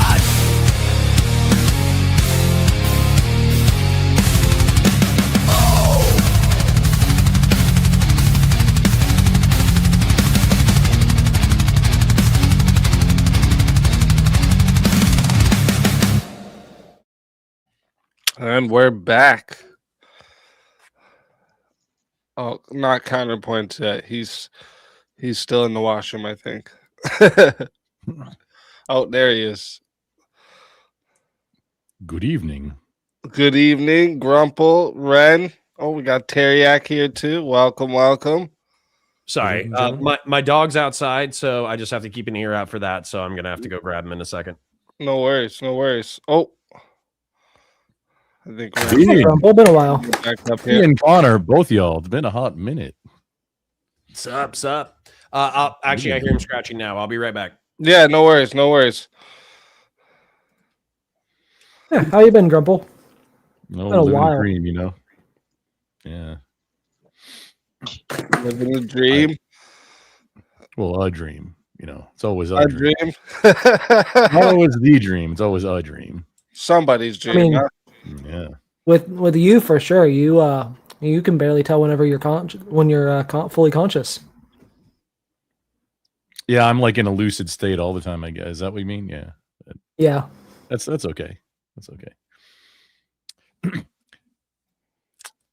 That's funny. Ren, I don't know what happened. It says device is not connected, so it puts you down to the back there. Maybe it's not letting you connect something. Or waiting, hey V, just that policy that you were trying to think of, the wet foot, dry foot policy for Cuba for Cubans, is if they can like stand on, if they can get to Florida, essentially, then they're Yeah. good to go. That was enacted under Clinton, but it was removed under Obama. No, it wasn't removed under Obama. Yeah, it was. Was it? I thought it wasn't removed till Trump. That was. Oh, something. Check it out. Ren Just must be having FYI. issues every time she connects. It kicks her or something. It was called wet foot, dry foot, though, if you want to look it up. But oh, you there, Ren? Yeah, I'm here. There you are. Welcome. Thank you. What's up? Oh my god, is this the real counterpoints in the chat with me right now? I think so. Look at you, you handsome bastard. Nah. You look like the cool uncle at a party, and that's the vibe that I've always been. When I clicked on the video, I am also subscribed to you, so I thought I was here. And I was like, whoa, this is speaking, whoa! You're a little loud, but I do aim. There's a lot of like muffly gain. That's not just me, right? Yeah. I tried It's to not put just it you. down so it wasn't so loud. Yeah. But Is that better? it's still incredibly loud with a lot of Yeah, it gain. might be like your mic's super close or something. Back up a couple inches. Or maybe it's a different mic than you think you're using. What about now? That's worse. Yeah, it's Put, like put your we mic can't in hear the you. other room. Sorry. Well, I'm using like the type that you put on your ears or whatever, like headbuds. And it has like a. Does it have like Not as loud. a headset like this? Nah, it's like literally like JBL, like $80 headbuds. Oh, okay, yeah. Just move it away from your mouth a little. I think it's 8 the inches. actual earbud. Okay, what about this? Yeah, Speakeasy, can you not turn it down on StreamYard? yeah, I can turn it down. Try now. Okay, can you hear me at a decent volume or start out? We can hear you, but and the volume's okay now, but the gain is like it sounds like the mic is immediately in front of your mouth to the Gain is point off the that charts. every word is like super blasted. Yeah, that's what it is. It's the game. Yeah. Okay, well, I'm gonna be quiet for a bit until my actual headset charges, and I'll just listen for now. I'm to myself. Okay. All right. No worries. But did anyone else have anything for Vigilante or Counterpoints? Yeah, so Vigilante, this whole thing of like the Venezuela thing, if it was the case that Russia was using Venezuela as a way to get around the sanctions, and the only way for America to prevent Russia from doing so was this whole Venezuela job, and like I said, like noble lie comes to mind, all stuff in terms of justification, purely because they want to avoid going into an official war with Russia. Would you not justify it then? I don't support using proxy wars. But at the same time, that wouldn't really be possible considering the same people who have sanctions on Russia are the same people who have sanctions on Venezuela. The people that were helping them get around the sanctions weren't Venezuelans. They were just random people from around the world. Like specifically, like the ones that I brought up that were arrested in Scotland, those were UK citizens. Yeah, but my point is that it's like if this was the only way to prevent like going into an official war with Russia, would you not say that it was justified then? I mean, maybe at that point, like if it was like we had to go into do this with Venezuela to prevent war from Russia, and that was the only possible way to prevent war with Russia, then maybe. Would it not be definitely?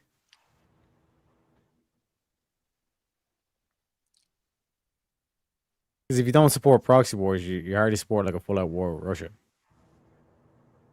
I mean, I'm mostly an isolationist, so I don't really support going into war in general unless we're attacked. So yeah, fair enough.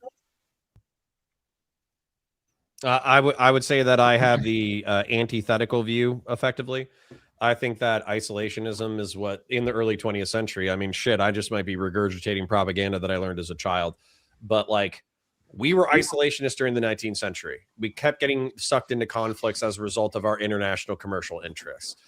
We were isolationists prior to World War I. We eventually got sucked in because Europe needed us in order to complete the war, or else everybody would suffer for another half decade to a decade to come.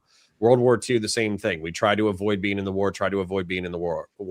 And if you look at the Cold War, the way that I perceive it is we've effectively been fighting World War III since 1945, but the way that we've been fighting it is trying to prevent World War III. So yeah, we've had Vietnam. Yeah, we've had Korea. Yeah, we've had Grenada. Yeah, we've had Lebanon. Yeah, we've had Syria. But like these conflicts pale in comparison to the conflicts of the early 20th century. But Connor, why did you not? Okay, when you were bringing up war crimes, why did you not mention the Marine Corps? And because I mean, we're innovators. If I recall correctly, you're one of us also. And then just follow on with what I don't think we've ever talked about this. What is the best flavor of crayon? Or orange and red, obviously. Orange. That's an interesting take. I mean, red is the correct answer. It's the same thing as Starburst. Okay, but why didn't you mention the Marine Corps when you're talking about war crime innovation? Like, okay, because come on. I was waiting for it, and then you just edged me the entire time. Because I think it's funny, but a lot of other people don't think it's funny. So for instance, like during the Philippine counterinsurgency, we either did it or we spread a rumor that we were dipping our bullets in pig fat. That way, if you were killed by a Marine, then you wouldn't get into heaven as a Muslim because you got infected with pig fat. There was also the whole use of white phosphorus for targeting things in the Iraq conflict. There's also the use of depleted uranium shells. There's also bayonet usage and shotgun usage when it's not always appropriate. I think some of that stuff is cool, but I also understand if people don't think that's cool. So that's why I don't show off my bloodlust in public. I think enough comes through without me intentionally showing off my bloodlust. Be a lot cooler if you did.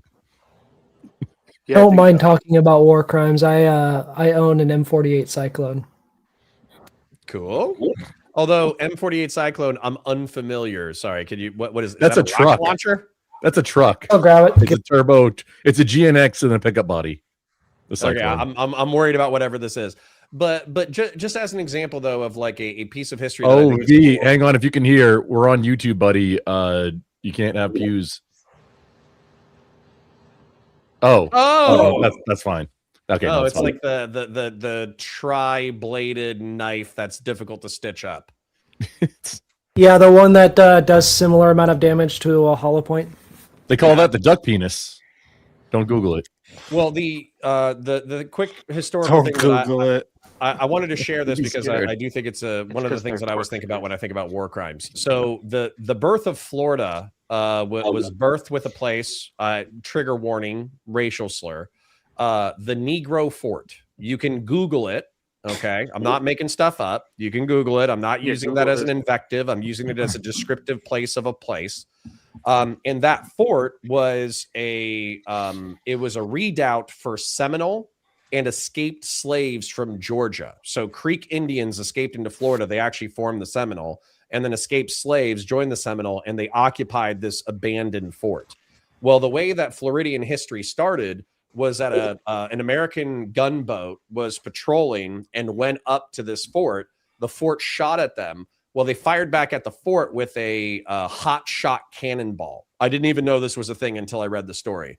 A hot shot cannonball is a cannonball that you intentionally put in the furnace of your ship in order to heat it before you shoot it.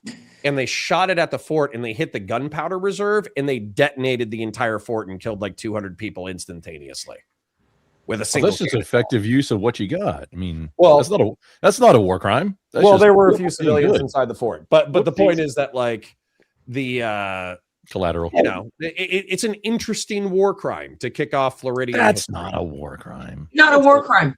It's a little war crime. Is that on the list? Hot shot cannonballs into the middle of a It was quite a while ago. If it were a war crime, I'm sure it would be on the checklist by now. That's utilizing good aiming and one That's just- thing to take out a lot of stuff. That's problem solving and improvising. That's, I mean, Yeah. you know, that's I agree. getting No, it done. They didn't know. They didn't hit it. They didn't fire it thinking, okay, we're going to commit a war crime. They fired it to do a job, and it did spectacularly well. Well, they did. I did say earlier that it's not a war crime if you're having a good time, which of course is something that I learned in the Marine Corps. It's not a war crime the first time either. Hey, wait, did Luke do a war crime when he shot those photon torpedoes into the Death Star? I mean, that was exploiting weakness. Is that a war crime? Those civilian contractors knew what they were getting into when they were making the Death Star. Yeah, but you said that too, like China. Unintentional genocide? They would give them.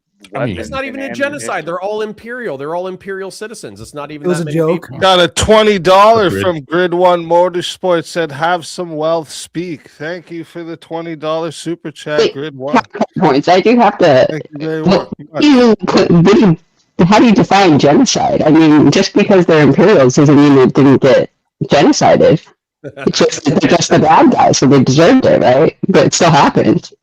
Well, hold on. So, you know, I don't really appeal to like the UN definition on genocide, but I do try to like allude to it. So it's like trying to destroy a people in whole or in part by X, and then they have like 10 points about it or whatever about how you do it. Yeah.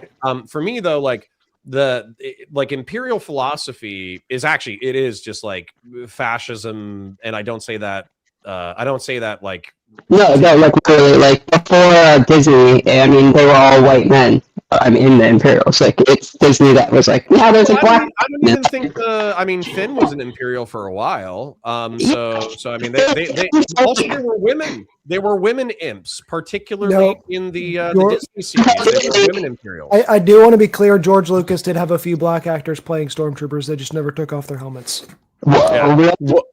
Wasn't the Empire more like Xerxes or Rome, where like, hey, you're now us, pay tribute, or I mean, if you don't agree, then we it was, but it was also a human supremacist organization. So if you actually Human supremacy is like a huge part of it. It's like one of the first things they did was get rid of like all of the diverse aliens in the like bureaucracy type system, and like yeah, I mean Palpatine literally butchered all of the separatists that were his allies.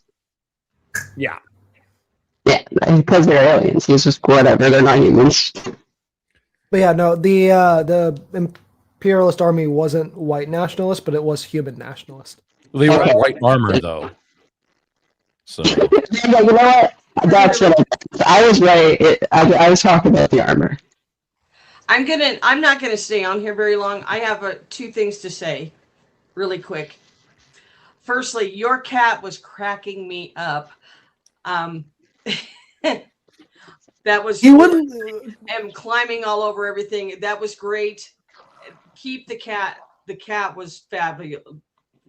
That was funny. I was laughing.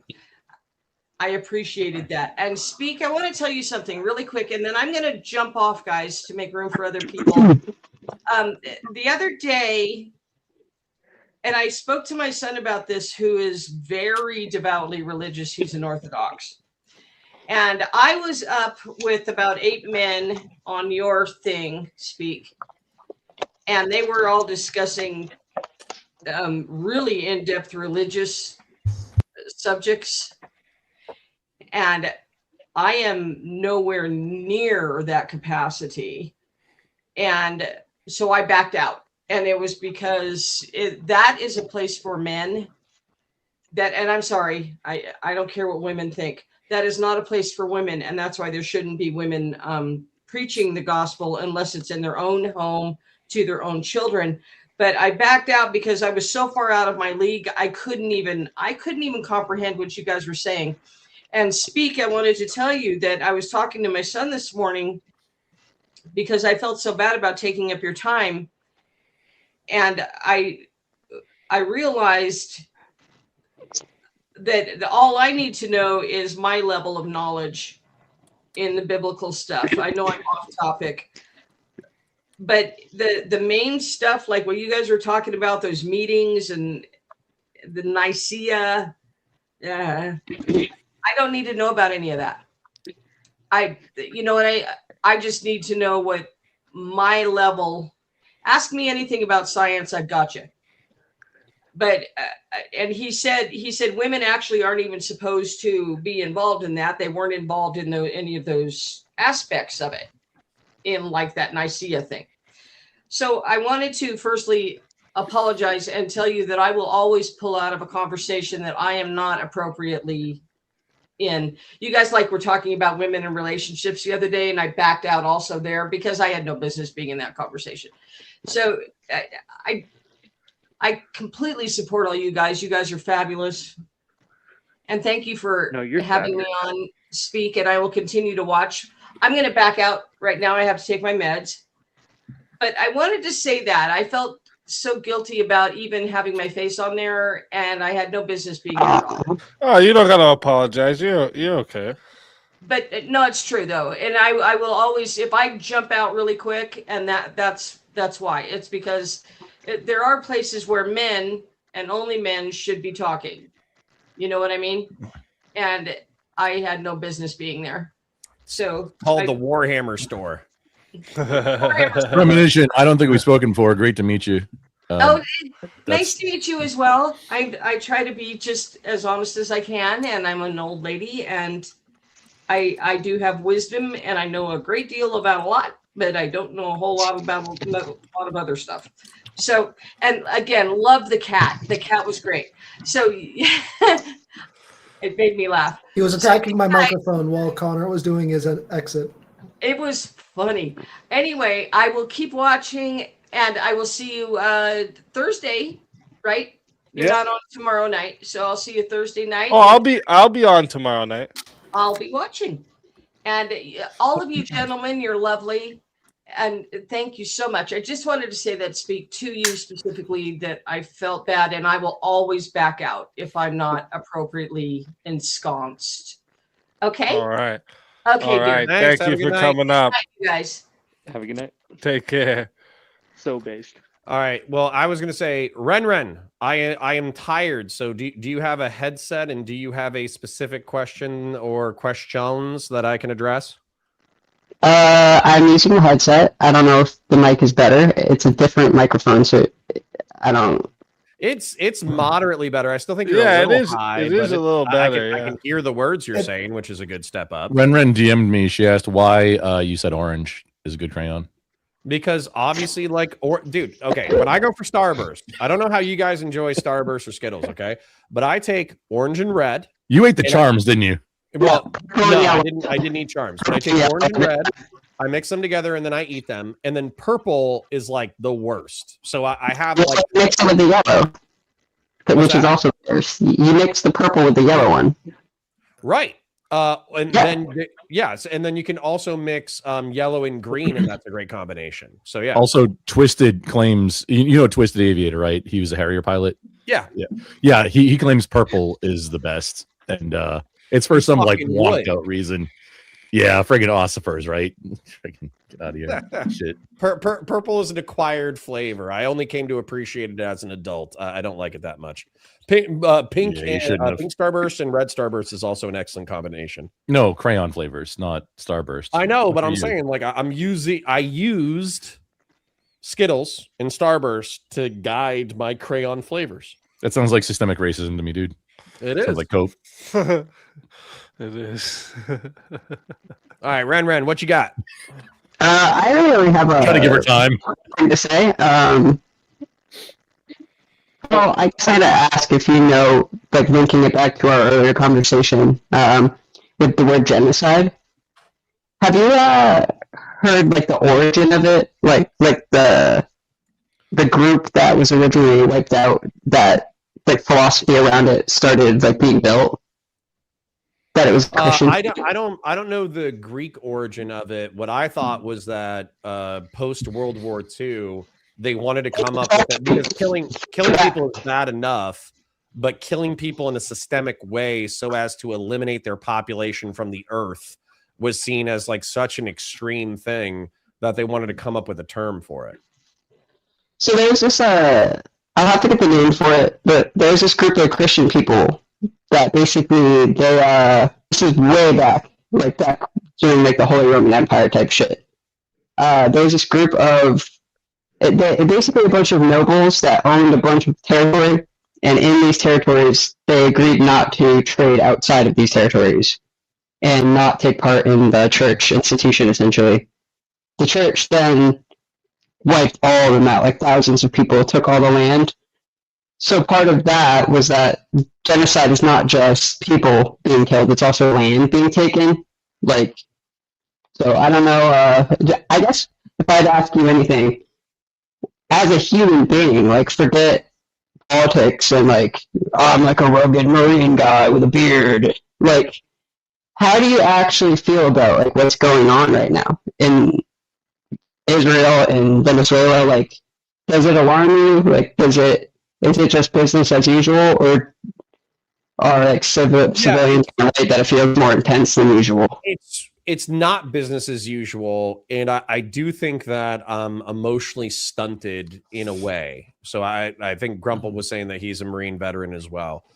So I joined when him as well, because he has a similar vibe to I'm the cool guy. It's just no, I'm not cool. Yeah. Wait, have we not talked about this, Connor? Oh, well, I'm sorry. Real quick, I want to just number one, I want to do a history nerd tangent. Then I want to address what's going on now, whether or not it's normal, et cetera, and how I actually feel about it on an instinctive level. So history nerd time. The Templars. So the Templar order was purged by the Catholic Church because they amassed too much wealth and they amassed too much power. And it's arguable that money, paper money, was first created during the Crusades, because what you would do as a pilgrim during the Crusades is you would show up with all your worldly possessions, give it for inventory to a Templar or to a hospitalier or some kind of knightly order, and they would issue you a slip with the approximate value of your worldly goods. Then you would take the slip to a Crusader kingdom like Antioch or Jerusalem or whatever. You would give them the paper slip, and then they would give you coins equivalent to the paper value of the note that you brought. So that's kind of an interesting power struggle that involved a lot of mass slaughter of the Templars towards the end of the medieval era. Yeah, and of course, like genocide oftentimes carries a country. So I've isolated these terms in my mind. State is a government, nation is a people, country is a territory. So of course, genocide oftentimes does involve territorial expansion. How do I feel about shit right now? Well, for shit right now, I think the thing that I don't like about the Venezuelan mission is that there's no specific follow-up. In Panama, we had a follow-up, which is we're going to allow a new government to take control. We're going to let them regain their sovereignty. We're going to have military control of the Panama Canal. Then same thing with like Syria and Lebanon. We had a long-term or Libya, excuse me. We had a long-term strategy, which is effectively depose Muammar Gaddafi and then let the Libyans figure it out. It's been pretty fucked up, but we've done it. And then same thing with Syria. It's like we fucked over the Russians. So there was like this broad geopolitical strategy here, whereas I don't see the follow through in reference to Venezuela. So no, it's not business as usual. It's like watching a pit bull chase a car.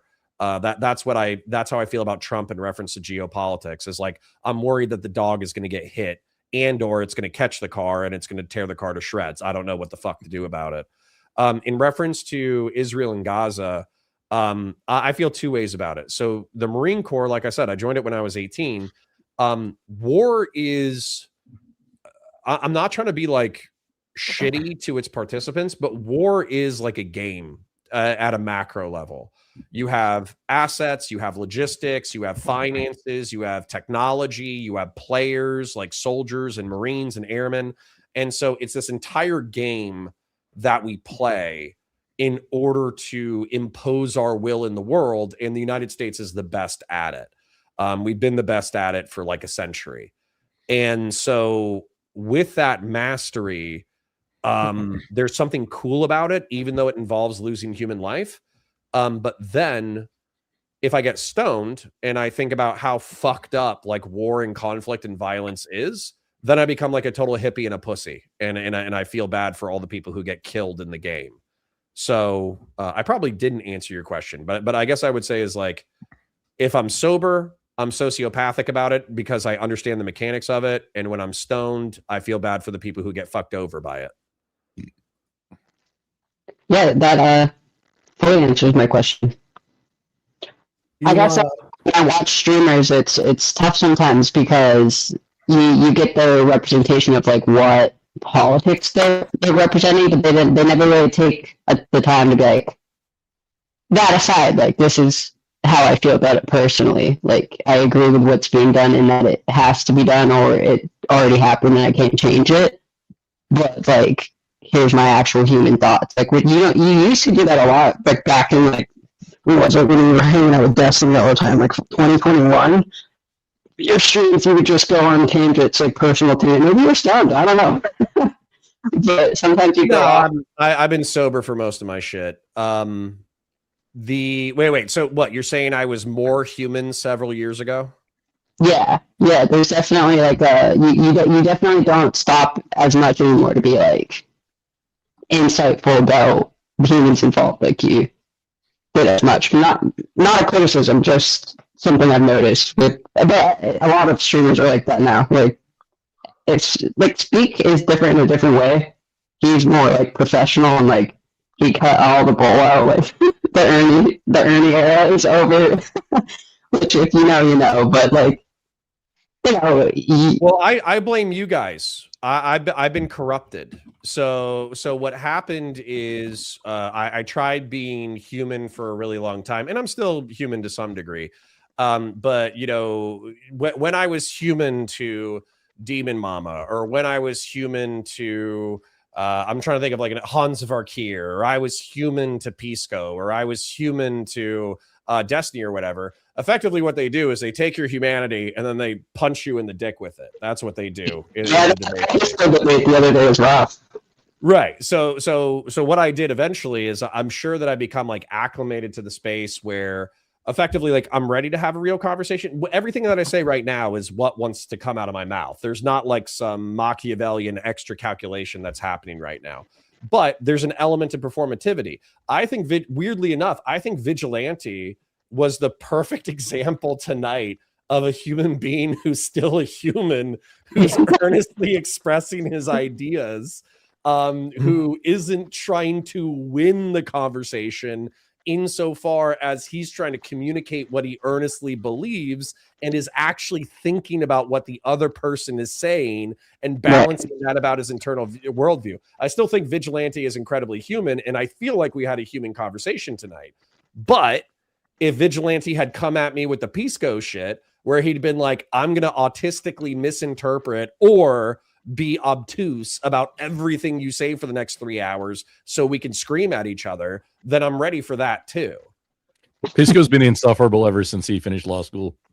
He's Let's just like I'll never deny that, but he does seem to act obtuse on purpose sometimes. Which I'm sorry, Connor. Go ahead, Ren. Do you think Pisco's playing like a new like personality character thing?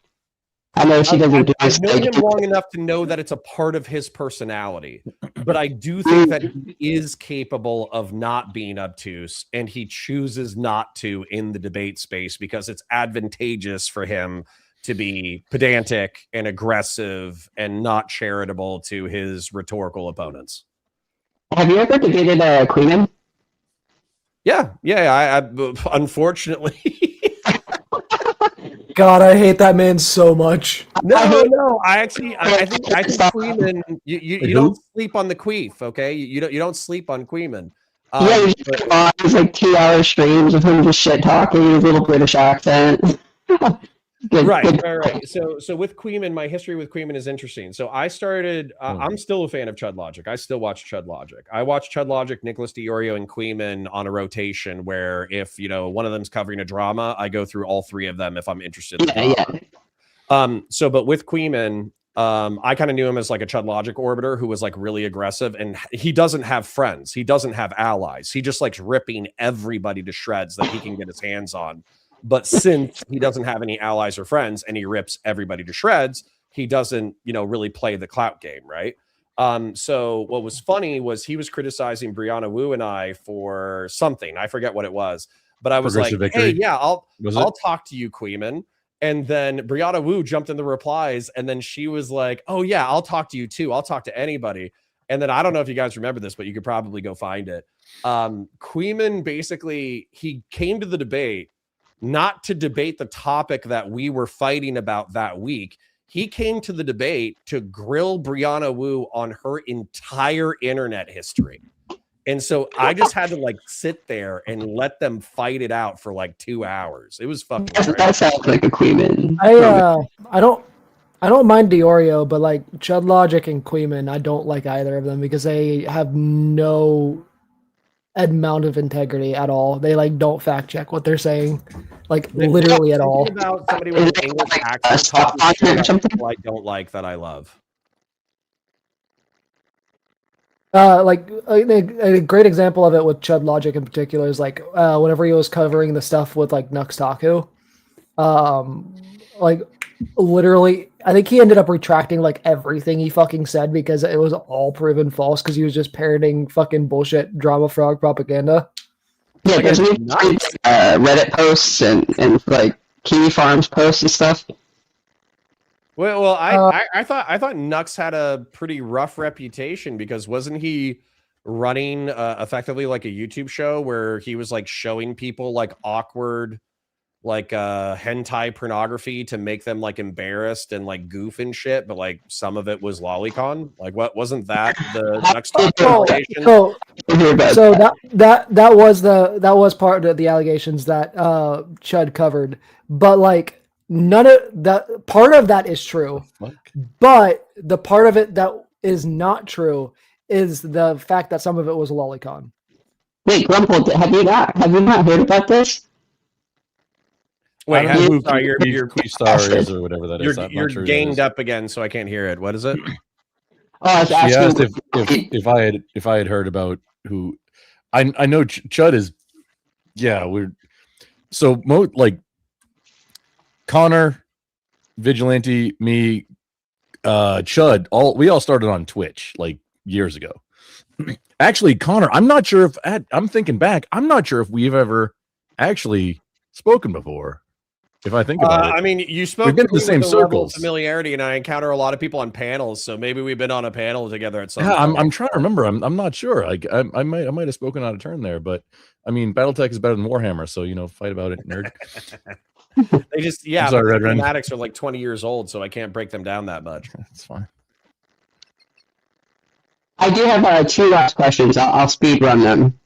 Okay. The first one is, are you going to cover the Turkey Tom stuff, or are you just avoiding that entirely? Because I do think it's hilarious, and it's definitely a dive in there. If you Okay, so I would, left to my own devices, I would cover commentary drama the way I cover Twitch and YouTube political drama, but they're like when I cover Twitch and YouTube political drama, I try to like bring out like something substantive. Like if it's 2 personalities fighting about Israel Palestine, I try to talk about like the history and the geopolitics and the logistics and this and that, right? I try to do that. Whereas like Turkey Tom getting, he was dating Kai made him a little femme, they broke up for a little while.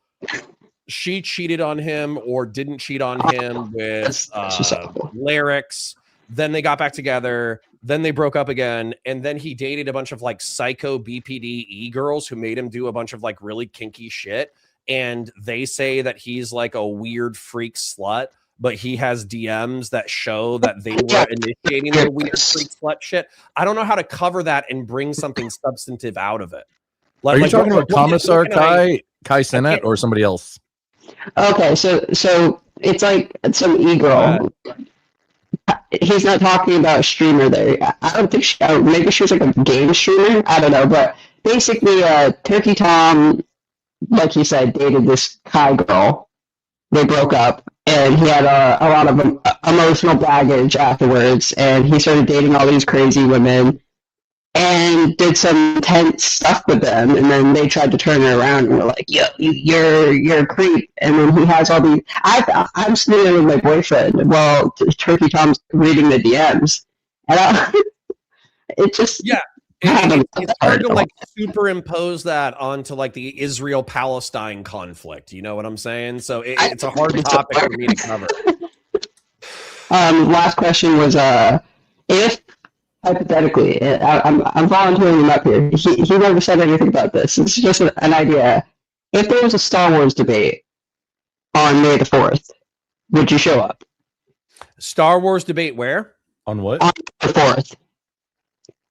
On the 4th? On May the 4th. Oh, like on May the 4th. May the 4th. Yeah, no, I'll be there. So what happened was I've been like a huge 40K guy for a long time, and I always thought Star Wars like had all these kiddie elements that kind of like robbed it of the hardcore shit. But I also know it's incredibly popular.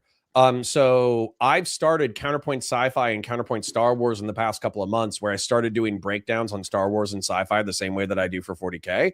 And I actually kind of like some Star Wars lore because some of it is cringe, but effectively everybody in the galaxy is running around with Warhammer 40K plasma guns.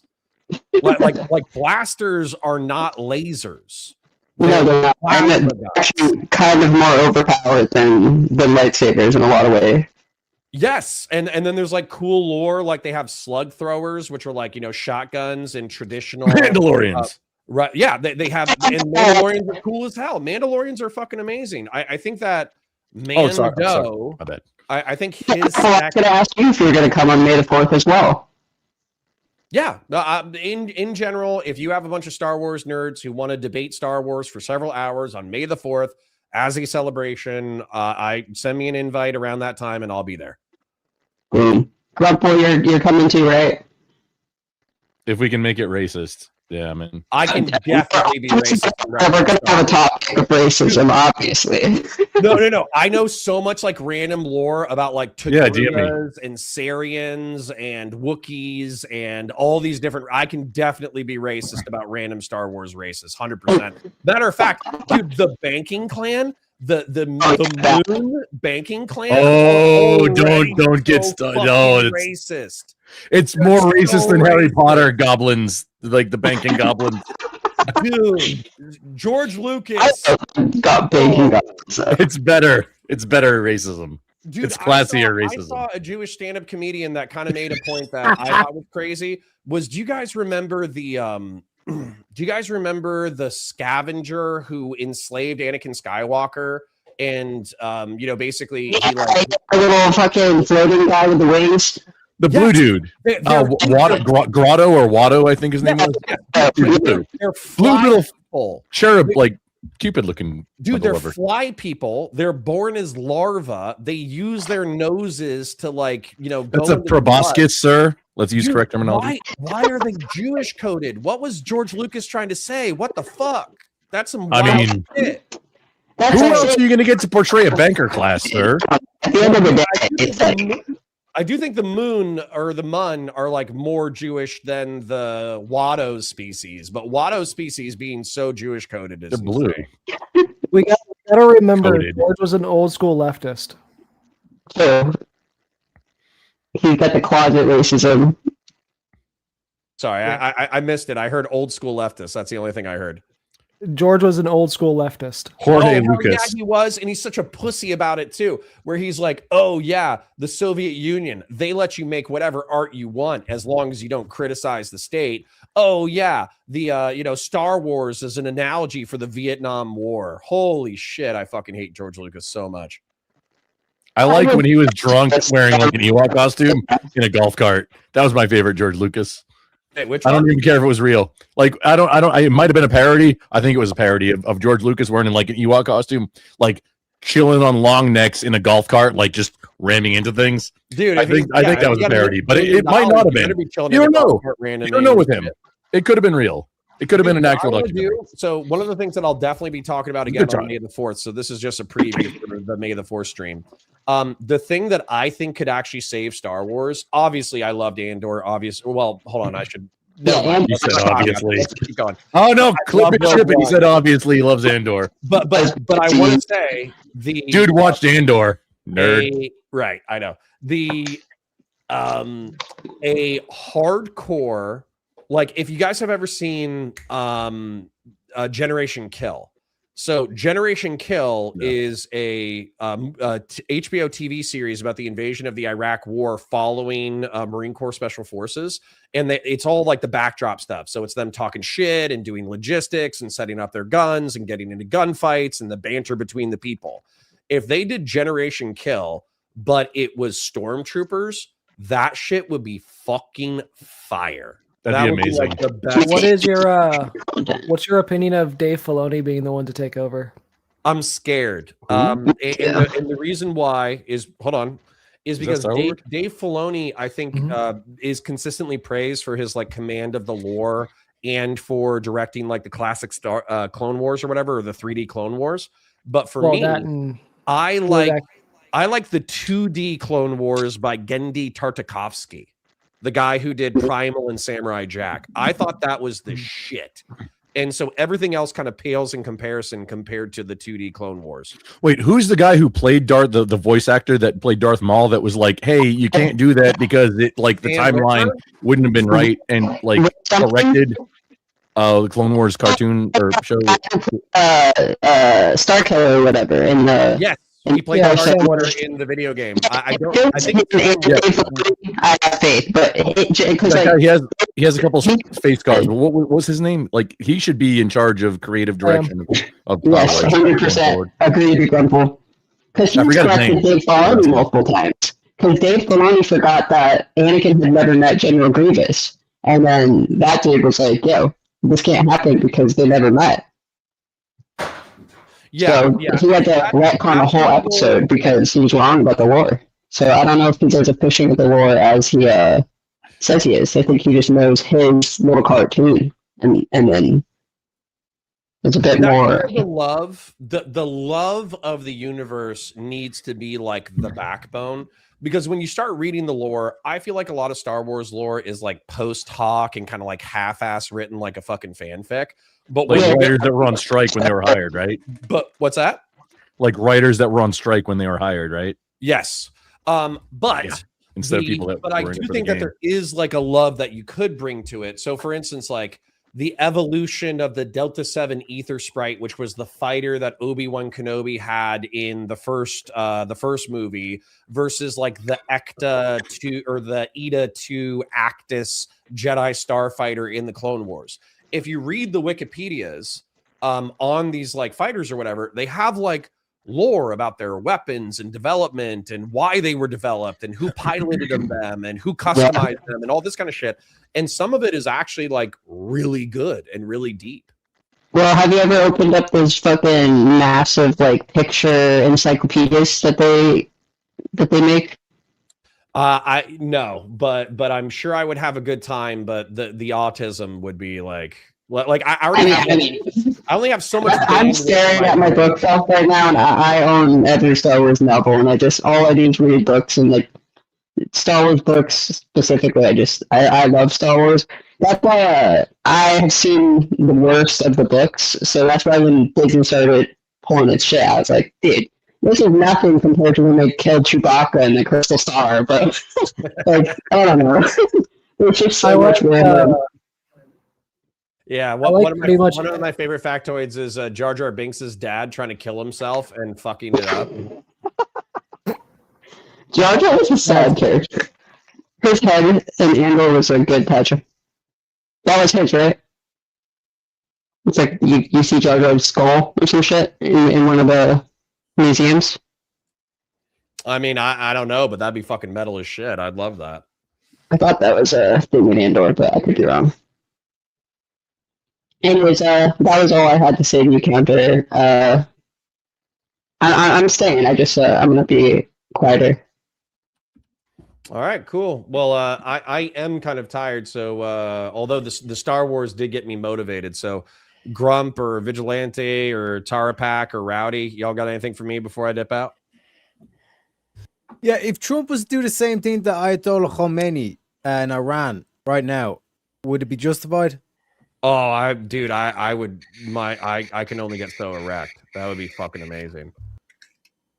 Cool beans. So hold on. So answering your question earnestly, okay? So we have a community member named Khazra who's in Iran right now, and basically like a month and a half ago, they said, "Hey, people are going out into the streets, and it's getting fucking bad. If you don't hear from me, then I might be dead." And effectively what happened was we didn't hear from them for 2 or 3 weeks. We have heard from them and they're still alive as of now, which is great. But what they're saying is because of the internet blackout and because of the media blackout that's happening in Iran, the low estimates is like 3,000 dead in Iran, whereas the high estimates are as high as 20,000. And they have had a very close personal friend who was killed in the protests. And so what's going on is effectively like, if what was happening in Iran was happening in the United States, it would probably be an overthrow of the government. But because Iran is a dictatorial regime that is willing to kill its citizens, they shut off the internet.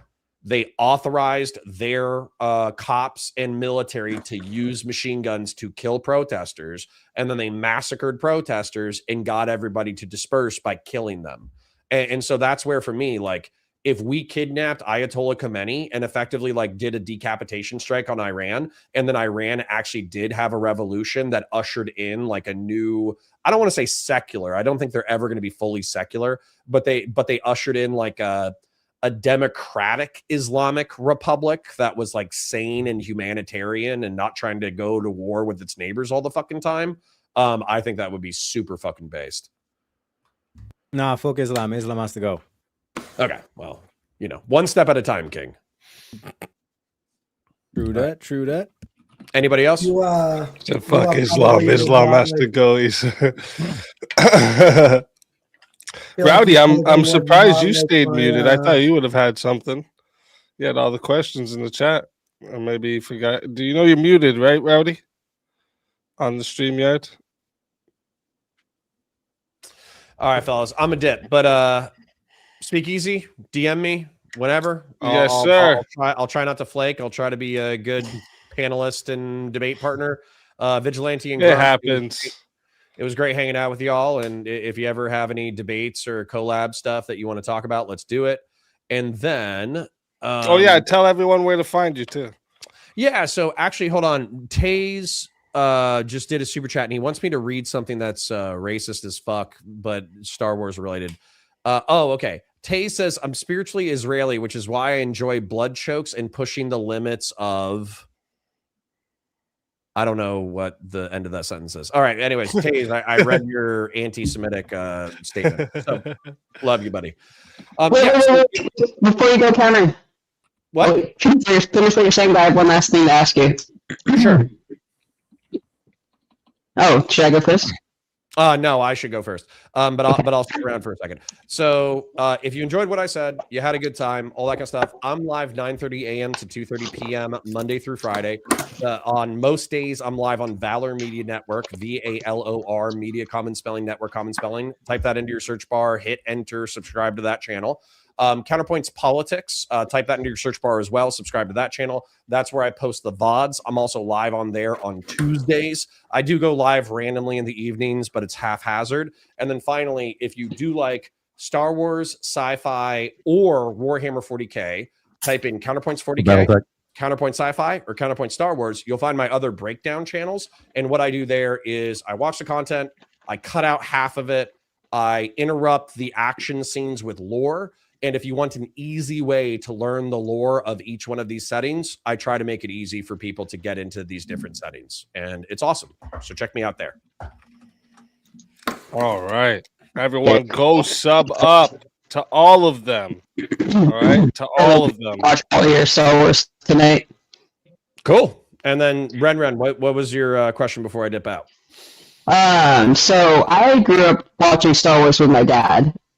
So I remember a time period when the prequels were not cool, and Anakin Skywalker was the big pussy that all the older men hated because he ruined Star Wars or whatever. Do you remember how there actually used to be a debate about who was the chosen one? Is my question. Like an actual debate about it, like pretty enthusiastic. There's so many different arguments. So so the chosen one narrative, this is my understanding of it. And sorry, indulge me a rant, please. So it was a prophecy, Jedi prophecy, right? But Darth Plagueis manipulated the midichlorians in order to birth a creature with high midichlorians, which is how Anakin got the the high midichlorian count or something like that. Or maybe it was Sidious. I actually forget which one. And then after that, there was a debate about he's supposed to bring balance to the Force.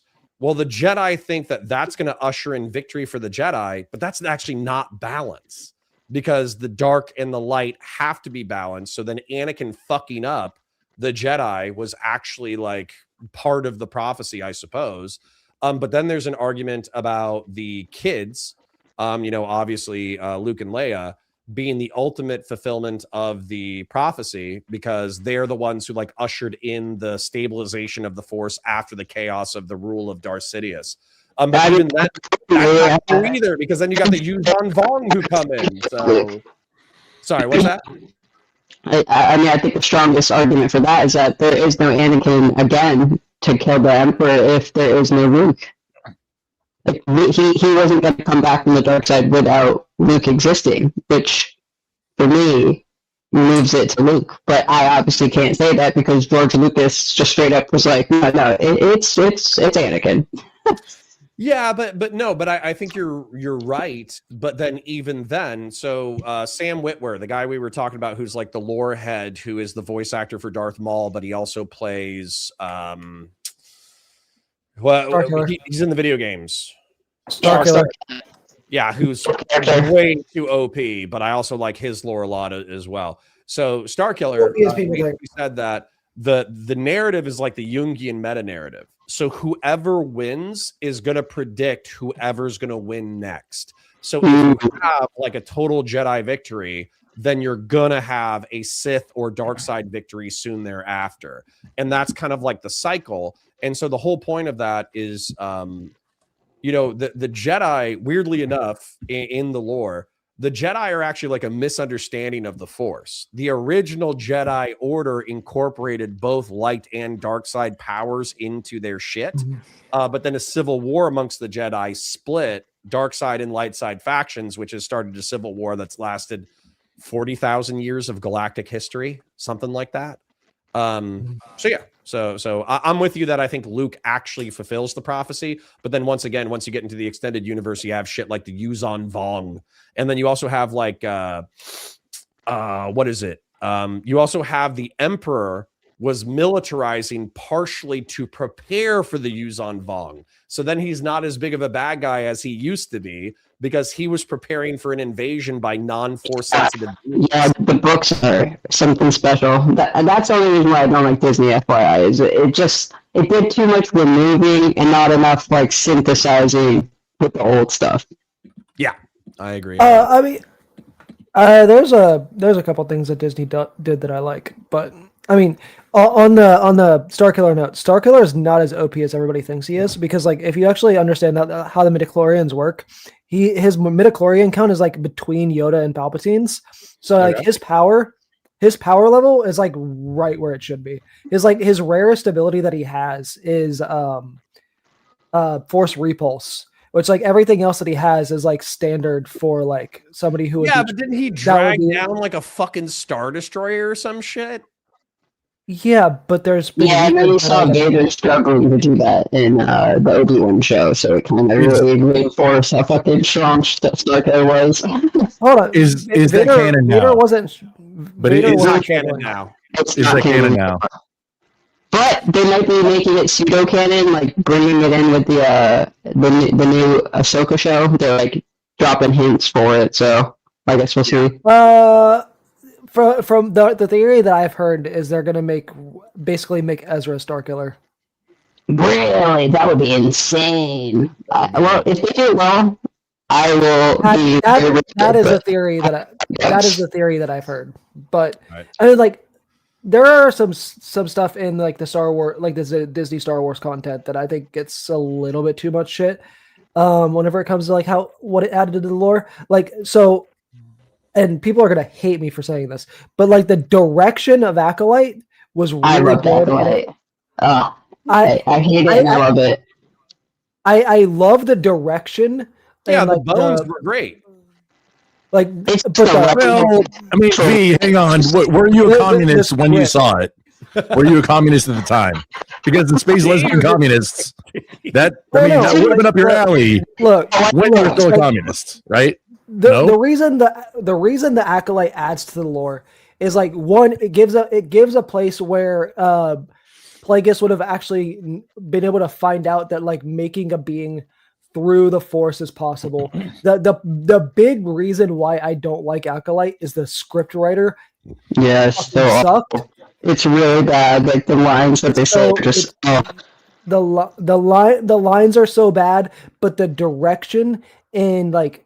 If they would have had a better scriptwriter, that show would have been so fucking good. I'll back you up in case you take shit, and then I am going to force myself to dip. So no. The story of the Sith are in hiding, and one of them, once they're not an apprentice, because there's a difference between an apprentice and an acolyte, but he's Plagueis's, one of Plagueis's apprentices or whatever, and he wants his own acolyte because he's greedy for power.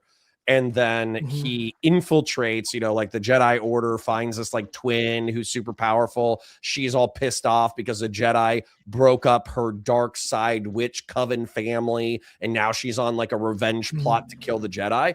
All of that is like, when you describe it, the actual story is fucking great. The execution just sucks.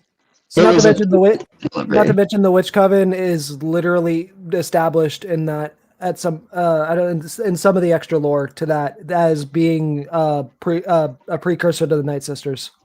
Yeah. Is this a Snoke is Luke's hand type of regeneration type thing? What do you mean? Snoke is Luke's severed hand theory? Is that what we're talking? No, I think they just like took an egg and like developed it. or Windu, maybe. Anyways, I'm gonna jump. See y'all. Good night. Later, nerd. Oh no, so like the way the twins were made in the Acolyte is literally like the same way that Anakin was made, which basically establishes that Plagueis learned how to do that from the Space Witches. I think the biggest Thank issue. you. Excuse me. Sorry. Thank you, Horse God, for the $5 super chat. Says Chip.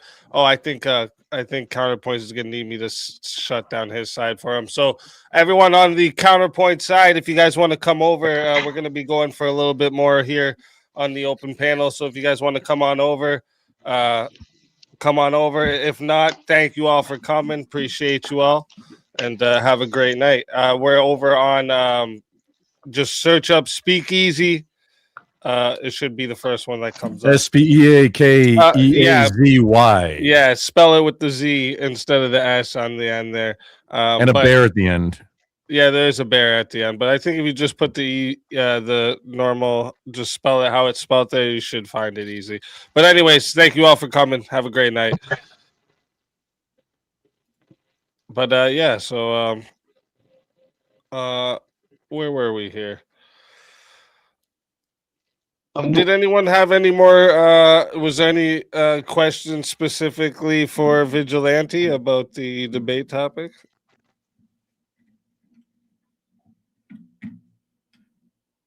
I already did mine. The wet foot, dry foot. Oh, did you find out the wet foot, dry foot policy? Did can you yeah, no, I looked.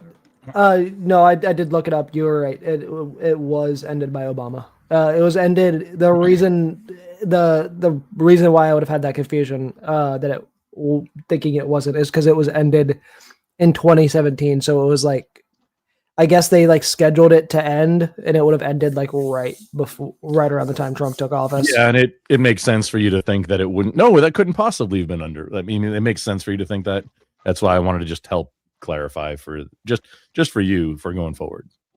Yeah, it was it was literally canceled January 12th of 2017. So it was like literally right before Trump took office.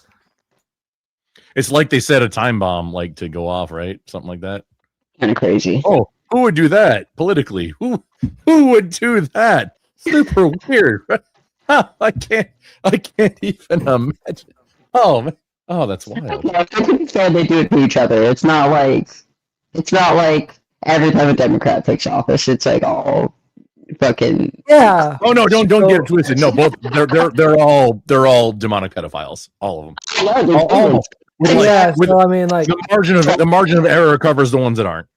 If like it talks about like pure evil, you're like, yeah, that's our politicians. Like they literally sit there, and we pay them to sit there, and they get wealthy and take vacations and make everybody poor, take all our money, don't change anything, except for making war all over the world. But I mean, war never changes or something like that. Played a game that said that one time. Yeah, so I mean, Obama set up the wet foot, dry foot trap for Trump, and then Trump set up the Afghanistan trap for Biden. I'll just be real. Vigilante. Trump is a New York Democrat, and he hasn't changed. The Overton window is just moved, so it's like, oh, he's the Republican leader right now. Is that actually true? Wild. My parents were talking about. They were saying that he's still a Democrat, but things have changed so much that like we don't even know what like a Democrat or Republican is nowadays. No, Ren, I'm sorry. I am hard of hearing, and the gain is so much that it's like I'm trying because I'm going back. I wanted to talk to Connor a little bit about this. Yeah, no, I'm a comm guy, so like I'm trying to decipher, and it's. I'm sorry. Could you say it one more time, please? Just a little. Yeah, I don't even know what I said. I think it's something pretty stupid. I'm sorry. My bad. No, it's my bad. I should have figured out how to test this mic because I'm gonna start streaming in like a month. So I gotta get this fixed.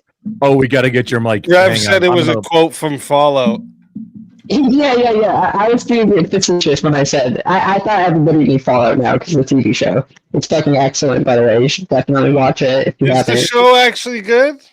Yeah, season 2 especially is really good. The season 1, the first half, slow bullshit. But I found out the reason why. They've basically been given like an unlimited seasons type deal. So they're not writing in a way where they're like, oh shit, we only have one season. Like they're writing very slow because they know they can have like 5 to 6 seasons of this shit. So it's like So like which Fallout is it based off of?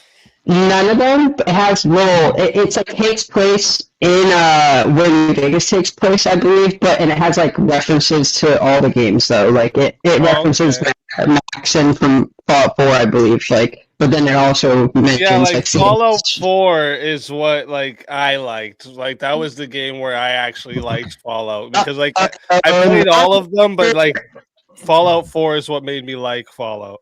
Oh, somebody didn't start with Fallout 1. What a newcomer. No, I said I liked all of them. No. I said I played all of them.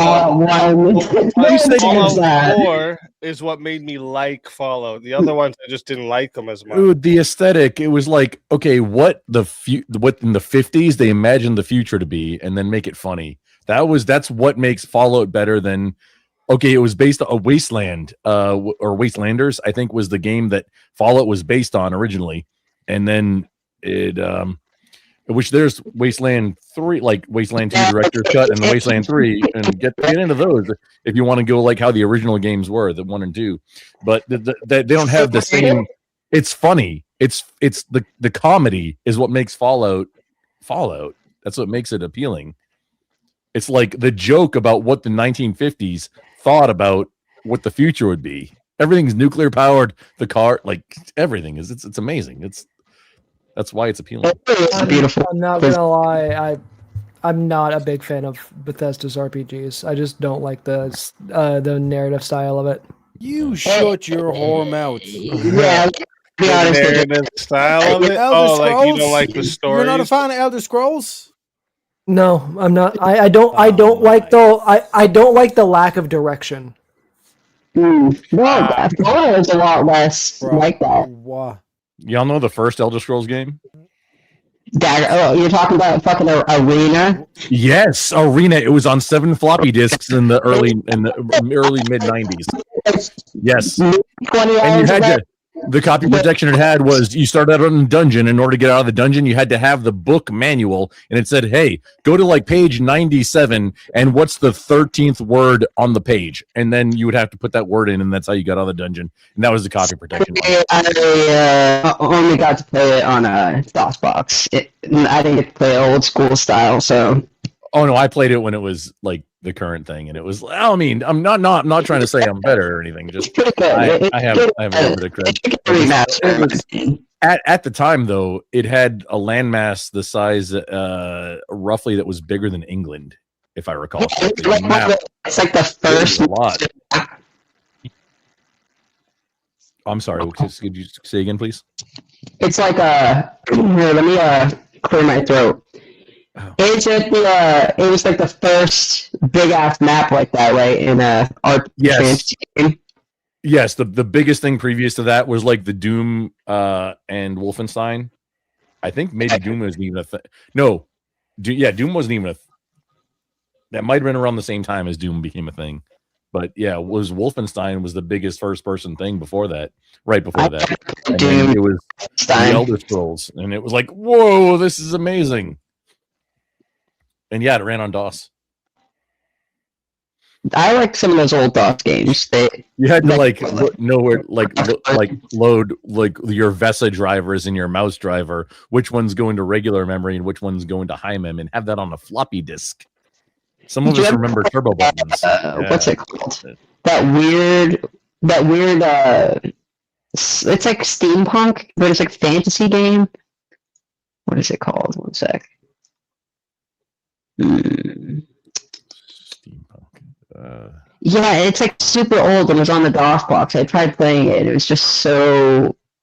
I was just shocked at how old it was. And then it was like I looked it up and apparently it's like famous as like one of the oldest. Arcania. No, not Arcania. Arcanum. Arcanum, yeah. No, Arcanum. I had it. I never played it. I think I might still have it in a box stored somewhere. Yeah, I still like the whole. Oh shit! Yeah, it was like an overhead thing. It was just like Neverwinter Nights or the things at the time. Or I mean, Neverwinter Nights was way later, but that's what it was essentially. Yeah, I guess it's like a niche legend or something. It's like if you like those games, you have to play it. The best game at the time was Crusader, No Remorse and then No Repent, which was, I think it was song reference, but it was like you essentially were like wearing Stormtrooper armor and had a laser blaster, and it was like an overhead. It was a puzzle game. This guy's had a laser game. It's the greatest DOSBox game. You're saying DOSBox. You're making me feel like a little bit older now. That's fine. I'm sorry, I'm 28. Recently turned 28, by the way. Just saying. Happened last month. Everyone told me that this is the year shit's gonna get bad, but this year thus far has been the best year of my life. So. All right. If nobody has any other questions for me, I need to go to bed. I have to get up at like 8 a.m. All right. Well, before you go, did you have a question for him? Sorry. Are you going to show up to the Star Wars debate on May the 4th? Yeah, I can. Word. May the 4th be with you. Vigilante, tell everybody where to find you. Yeah, you can find me at the Vigilante TV on Twitch, Twitter, and YouTube. I mostly do debate streams. I really need to get back into doing gaming content. I haven't done it in forever. You talk about it in an interesting way, so maybe take Counterpoint's idea, maybe make some content based just around lore and stuff, because you seem to know a lot about these random things. I could do that with Star Wars for real. I know way too much about Star Wars lore, and then I would probably put like Star Wars: The Old Republic in the background while talking about it, because There you go. I love the Old Republic MMO. It's literally the only MMO that I've played that I enjoy. It just have you been going live? It's like a game. I've been going live. I've been going live mostly so my standard lately, just because of how busy I've been, is like if I'm doing a longer debate like this, I'll go live. But if I'm like going on like Horseradish's channel and I'm like my debate's only going to be like 30 minutes to an hour, I won't bother going live. Did you do Tarkov most recently? I just added you to my my Chatterino so I can see when you I did Tarkov a while ago. Just confirming that's you. So okay, I got the right one. So I want to make sure I spelled it right. All good. Thank you, sir. I'm literally live right now. If I could test it on Twitch. Yeah. What I added doesn't say it. Oh. Hold on. Check now. I'll link you my channel, Grumple. Hold on. Did I misspell it? Probably. It's been a minute. Yeah, I didn't know you were online, and I've had to rebuild everything. I'm about to reinstall, dude. I think I need to downgrade my the links here. Version. I just sent it to him. Oh, okay. On I Discord. have him on Discord. Yep, on Discord. Outstanding. Oh yeah, the underscores. That is not. Okay. Y'all appreciate you guys. Yeah. Speak. I love you forever. Hey, And, I'm proud of you, Ren. I'm glad to hear the good news, and I hope things keep going good for you.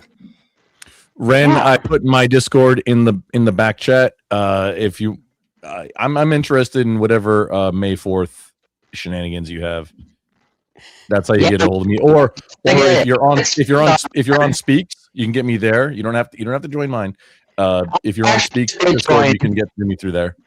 I already joined your Discord. I saw it in the thing. But it's not giving me any prompts to like, do I have to be in this waiting room or something? Because there's no permissions or anything, or there's nothing for me to like get access to the actual Discord. It's just like a bunch of blank. Oh, in mine, I manually assign all permissions. I'm okay. I'm not a panty thief. So. Oh yes, I see. I'm not a panty thief. That is your actual name on Discord. Okay. But okay, so either way, even without any permissions, that's how you can get a hold of me. Wait, thank you. But you have normal permissions now. That's an outstanding name, by the way. Thank you. Stay safe, everyone, and I hope to talk to you again. Speak. I'll probably come in tomorrow. I do have work till 12 a.m. So Yeah, we got a good debate tomorrow too. So cool. Yeah, tonight's debate was Later. pretty good. So. all right, see you tomorrow.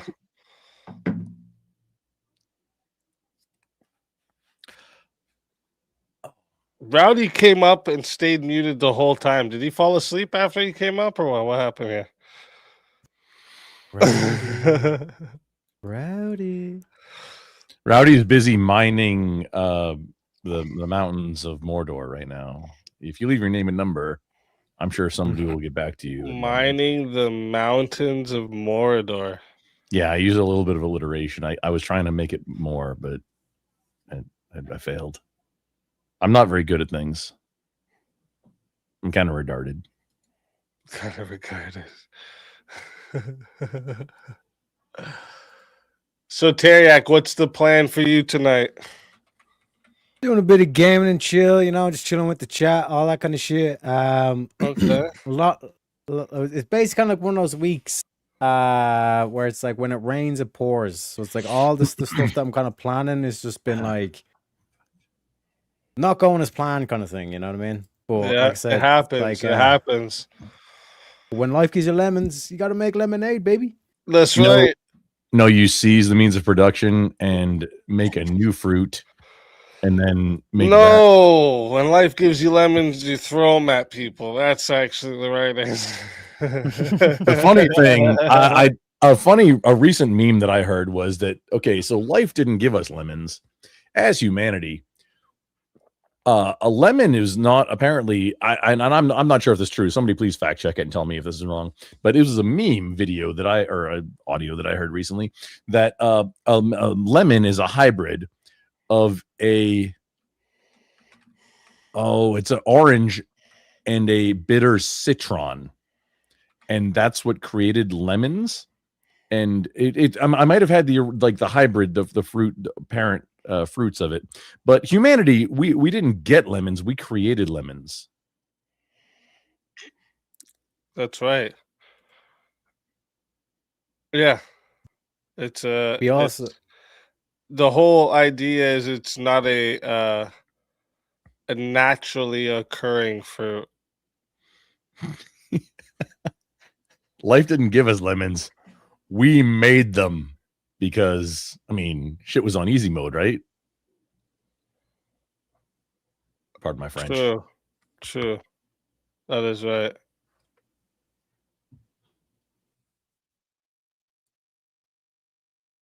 You're not wrong about that. It's a hybrid between some other type of citrusy thing. Yeah, because it's and the thing is, we've done this, like this was done long time ago. And now it's like it's literally like everybody uses lemon in their shit. Like everybody.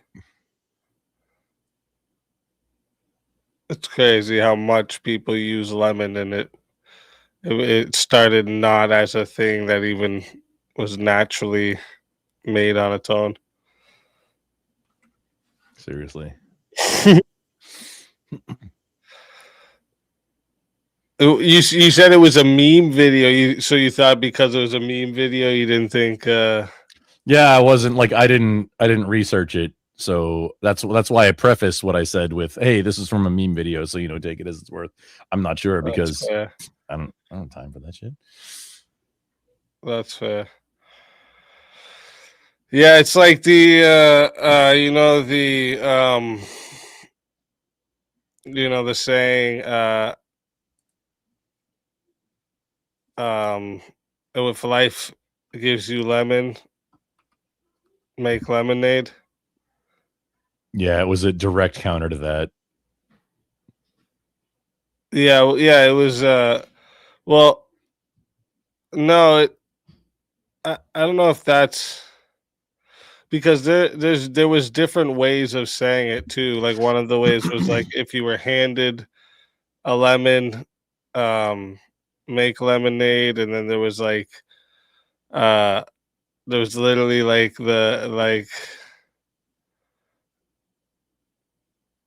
I think I know what you're talking about. Was that the one where it was like, hey, when life hands you lemons, then hey, create a shortage in the market and then do an advertising social media campaign, and then now you hold all the lemons and then become a lemon baron, essentially. Is that the one you're thinking about? I love how you Is just it- cooked up this whole thing right now. no, that's another one that I've heard fairly recently, like in the last year. It was a good one too. Like I think it was from a movie or a show or something. I just saw it on like a shorter, some vertical format brain rot nonsense. Yeah, it's actually from Albert Hubbard. And he wrote it in an obituary for a dwarf actor. That's where it That comes makes it from. not confusing at all. And he said he picked up the lemons that fate had sent him and started a lemonade stand. And that's where it actually like originally comes from.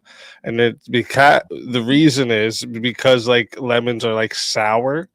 They represented like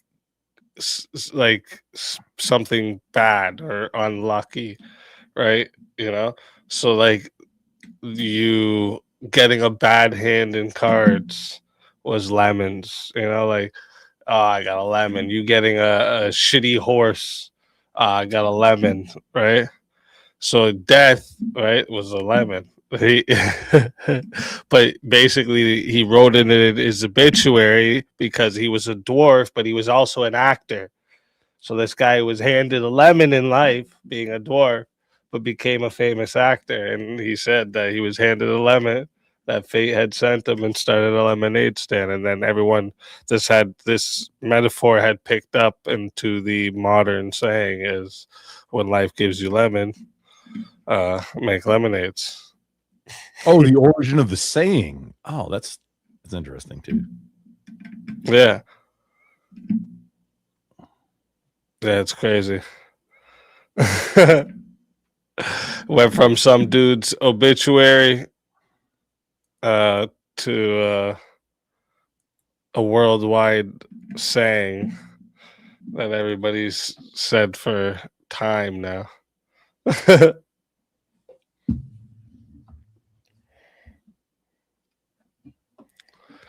Let me see here.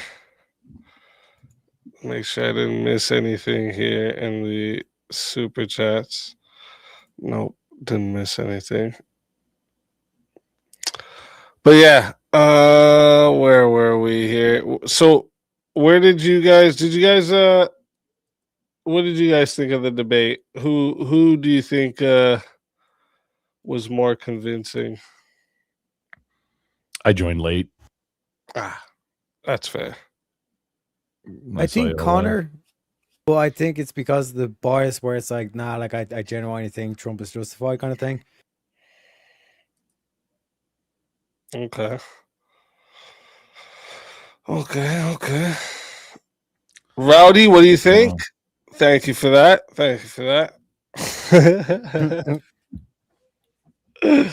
Something must have happened. He must have had to like step away and then forgot to come back. He's busy in the mines. They yearn for the mines, you see. That's true.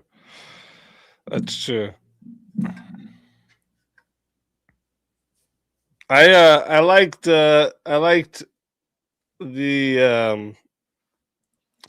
like I know it's obviously not as entertaining for everyone when the like nobody's getting contentious with each other, but I liked that they were like actually like straight up listening to each other and addressing exactly what each other were saying, and so you know for that it makes for a good debate when that happens. I much prefer those because I mean when you've been doing it for like debating with people online, dude, I've been doing this since like 2018, and I started on Twitch where it turned into, it was basically the same topics over and over again with the same people, and it just gets like, you get burned out on like, why? You're trying to convince the audience, not the other person, and nobody ever concedes anything. That's I think it's way better content to have like a conversation, not a formal debate. I like that way better, and I prefer to participate in those way more because it doesn't you sound need as that contrived. passion. You do, but having the like being a formal, like a formal debate in an informal setting, but it's not actually a formal debate. That's like What do you guys think is more convincing, though? The contentious debates or the ones that both interlocutors are like completely calm and civil? I think the civil 100%. And then like where both sides are listening and actually adjusting based on what the other side is saying. That's, I mean, if you're going to actually convince some third party or the other person that you're talking to in the debate, I think that's the only way to do it. And because otherwise you're doing it. It's a sport. It's a sport at that point. You're trying for hits, like, oh, you dropped your guard there. Let me get this jab in on you. And then are you actually convincing anybody, or is it just like, I mean, hey, it's a good show. Cool. But are you convincing anybody of what you're trying to get across? Maybe, maybe not. Yeah, I think I agree. There's Rowdy. Yeah, that's my bad. I didn't realize I was left still in here in the chat room. I didn't have my phone on me.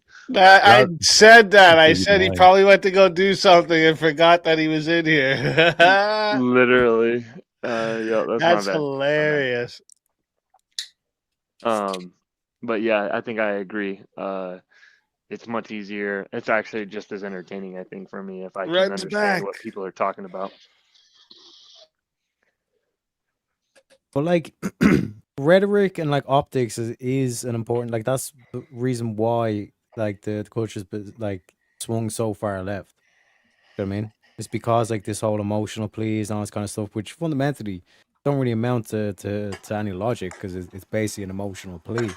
But they generally tend to work. And if you're saying the goal is to convince the audience, because like you were saying that like most of these kind of like debates on stuff, people are going in saying under no circumstance will I concede, which I think is you're doing yourself a disservice at that stage if that's your mentality. But if a goal is to convince the audience, an emotional plea does work to the audience, you'd be a fool not to use that tool, or at least be prepared to go down that avenue if you anticipate your opponent's going to go down that avenue, or you know that your opponent uses that tool very often.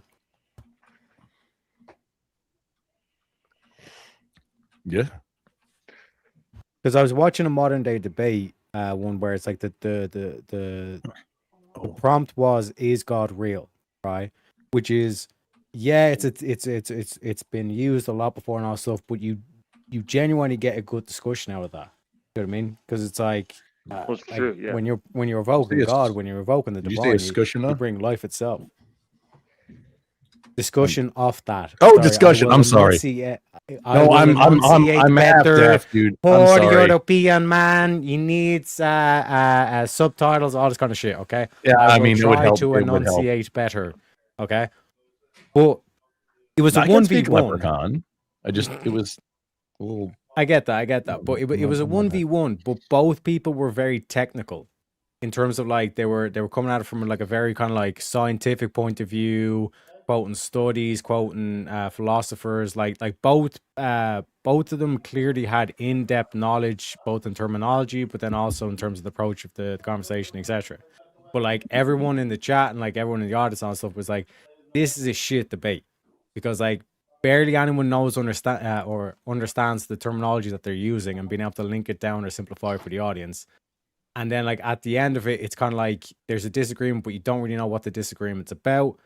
All this kind of shit. Whereas it's like if the debaters are able to take the same premises but simplify it down or use simple terminologies or be able to use relatable analogies, then all of a sudden you have a far better debate, at least from the audience's perspective. You know what I mean? And you see Yeah, the I think- same thing play out in 2v2s as well, where if both partners are like very technical and all this kind of stuff, they're going to be victim to like any of these emotional pleas. And then equally, if they're both people that make like moral arguments or emotional pleas, they're going to get caught out on the facts and all this kind of shit as well. Do you know what I mean? So it's like, to get that balance, I think is probably the correct So way to go. what you're saying is that for a good 2v2 debate type space, you want to have the technical guy and the hype man. Essentially, yeah. Essentially. Yeah, the mix. Because you're guaranteed to get both, like you were trying to point to, like an actual like in-depth like conversation, or in terms of like the data and all this kind of stuff, and then you're also addressing the people that want that blood sport or want that kind of, you know, WWE Right. environment kind of thing. I agree. Well, even if the subject matter doesn't actually matter that much, I think this is flat Earth. A lot of people gravitated towards those flat Earth discussions because, regardless if that's even if the thing they're arguing was real, it was more fun to listen to people's arguments for that. Whether you knew all the technical math words, like the jargon behind it, or if it was just as simple as the concept could be. Same with evolution, those kinds of things. The debates about those, I think, I find more entertaining from equally from the genius about someone that holds all the knowledge, and then the other guy that's just like, well, like, are we related to bananas? You know, and just kind of ask the like super, basic surface level questions about it. I think is, yeah, I agree. Well, that probably depends on if it was bananas and rice, right? You know, like a cultural fusion, A lot of like the factors. bananas and rice. Yeah. But like in terms of the point there that you're making, like Rowdy, it's like being aware of when to address certain things. So when they do, it's like, oh, how do we know we're not a banana? All this kind of stuff. Or if they're to say, like, what if it's all just an illusion and there actually is no order? All this kind of shit. Like, order is just an illusion. You can just break apart the whole thing by saying, "Say, what's the point in this debate then? If there's no meaning, like, what is if meaning is an illusion, all this kind of shit, then surely there's no structure to your words." There has to be agreement on terms beforehand before like any kind of debate or argument if it's going to make like actually be productive. And you have to agree on what a banana is. Not necessarily. I wouldn't, because like, for example, I'd reference the Andrew Wilson Destiny debate was a stark highlight I think needed to happen, where it's like people need to realize that it's like when you make a claim, you have to be able to provide evidence. You know what I mean? And just trying to anticipate that I'm going to go down a different path, and Andrew completely came out of the blue. What are you talking about? Out of it. Whoa. Sorry? That was a lot. What are you talking about? So when it was back with the January 6th, they were saying January 6th was an insurrection. And Destiny thought that Andrew was going to say or make the claim or provide evidence that it wasn't, when Andrew came out of saying, listen, I'm undecided. You have to prove your claim. You're the one that's claiming that January 6th was an insurrection. Right. And then he had the famous line was, you have to have a stance to be able to argue something or whatever. And yeah, I think in that debate specifically is when I learned that no, you actually don't even have to have a position to be able to argue, against somebody making a claim. You don't. Yeah. Then Destiny got super mad about it too, because he's like, "What's your position?" And Andrew was like, "I don't need one." And he's like, "You have to have a stance. You have to have something I can attack." He's like, "No." Well, I think that's it's beautiful. That's how you get them off. It's literally, I'm sorry, just going back from dude, like this is like 6-7 years of experience in this. There's certain people that they got their dunk train and they got their rhetoric for like, as soon as they can get you to agree to one point on that dunk train, then there's like, oh, hey, and then well, then this, and then this, and then this, and then haha, I win. But it's all straw man and or fallaciousness and gross. I'm sorry, Teriyaki, I'm my bad. But the beautiful thing, like I said, about like Andrew's methodology for that particular debate is exactly what the atheists have been doing to the theists, like in every one of these, like Richard Dawkins, all this kind of shit. this whole thing of like, you're the one that's making the claim of God. I'm not giving a counter. You're the one that has to provide the evidence. That's basically the whole kind of like dynamic between like Richard Dawkins and all this kind of like atheists that were up and coming like 20 years ago kind of thing. You know what I mean? But now, like, you even see Alex O'Connor saying, well, I don't necessarily disagree with this like concept of the higher power or like fourth dimension acting on a third dimension kind of concepts, all that stuff. And you start talking about potentiality and then actuality, because you have to be able to explain the potential. Right. This is a lot of people. You get are not mad in just that. physical. Right. The evolution. That's where one is faith like comes this as in. well, for that same Oh, reason. Go ahead. They I'm sorry. they already assume that they know your position is that you're, you know, a believer in God or whatever, where it's like that's their only attack, right? That's the only rebuttal, is like, well, so you're saying that we're from God, and then it's like, well, no, I never said that. I never even brought that up. And Well, they what do you get mean real by mad God because, precisely? yeah. Yeah, they get pretty upset. Nerd's gonna nerd. Yeah, that's true. But like it goes, I think fundamentally down to like, how can you disagree with something you don't know? Or how can you disagree with something that nobody else claimed when you're on a show to agree or disagree about things and argue about them? Well, yeah, this is the Zelda, right? That there was a whole debate on which Zelda, you know, best represented the, you know, the brand or whatever, the name. Right, EOD and I forget who. And it's, I think it was it's EOD. like and Square. I have no idea, but I could probably make a good, you know, assumption based on who can, you know, make the better argument for their side, even if I have no idea what they're actually arguing about. And like we're saying with the internal critique, like you don't necessarily have to have an argument. You know, it's like, I don't think you're making a good argument. Right. And then that's basically what the argument becomes. I've never done debate prep. I don't mean to dismantle your guys' conversation, but does anyone else remember the Christian Destiny arc that happened when he was banging Lauren Southern? I'm sorry, could you say it a little bit slower? And Do you remember the Christian Destiny arc? Christian Destiny arc? No, I don't pay attention to Destiny. If I enjoyed the show. I like watching him shapeshift into a bunch of different personalities and like have no morals at his core. It's like Piers Morgan. It's like you don't know what he actually thinks. He just comes on and just says all this shit.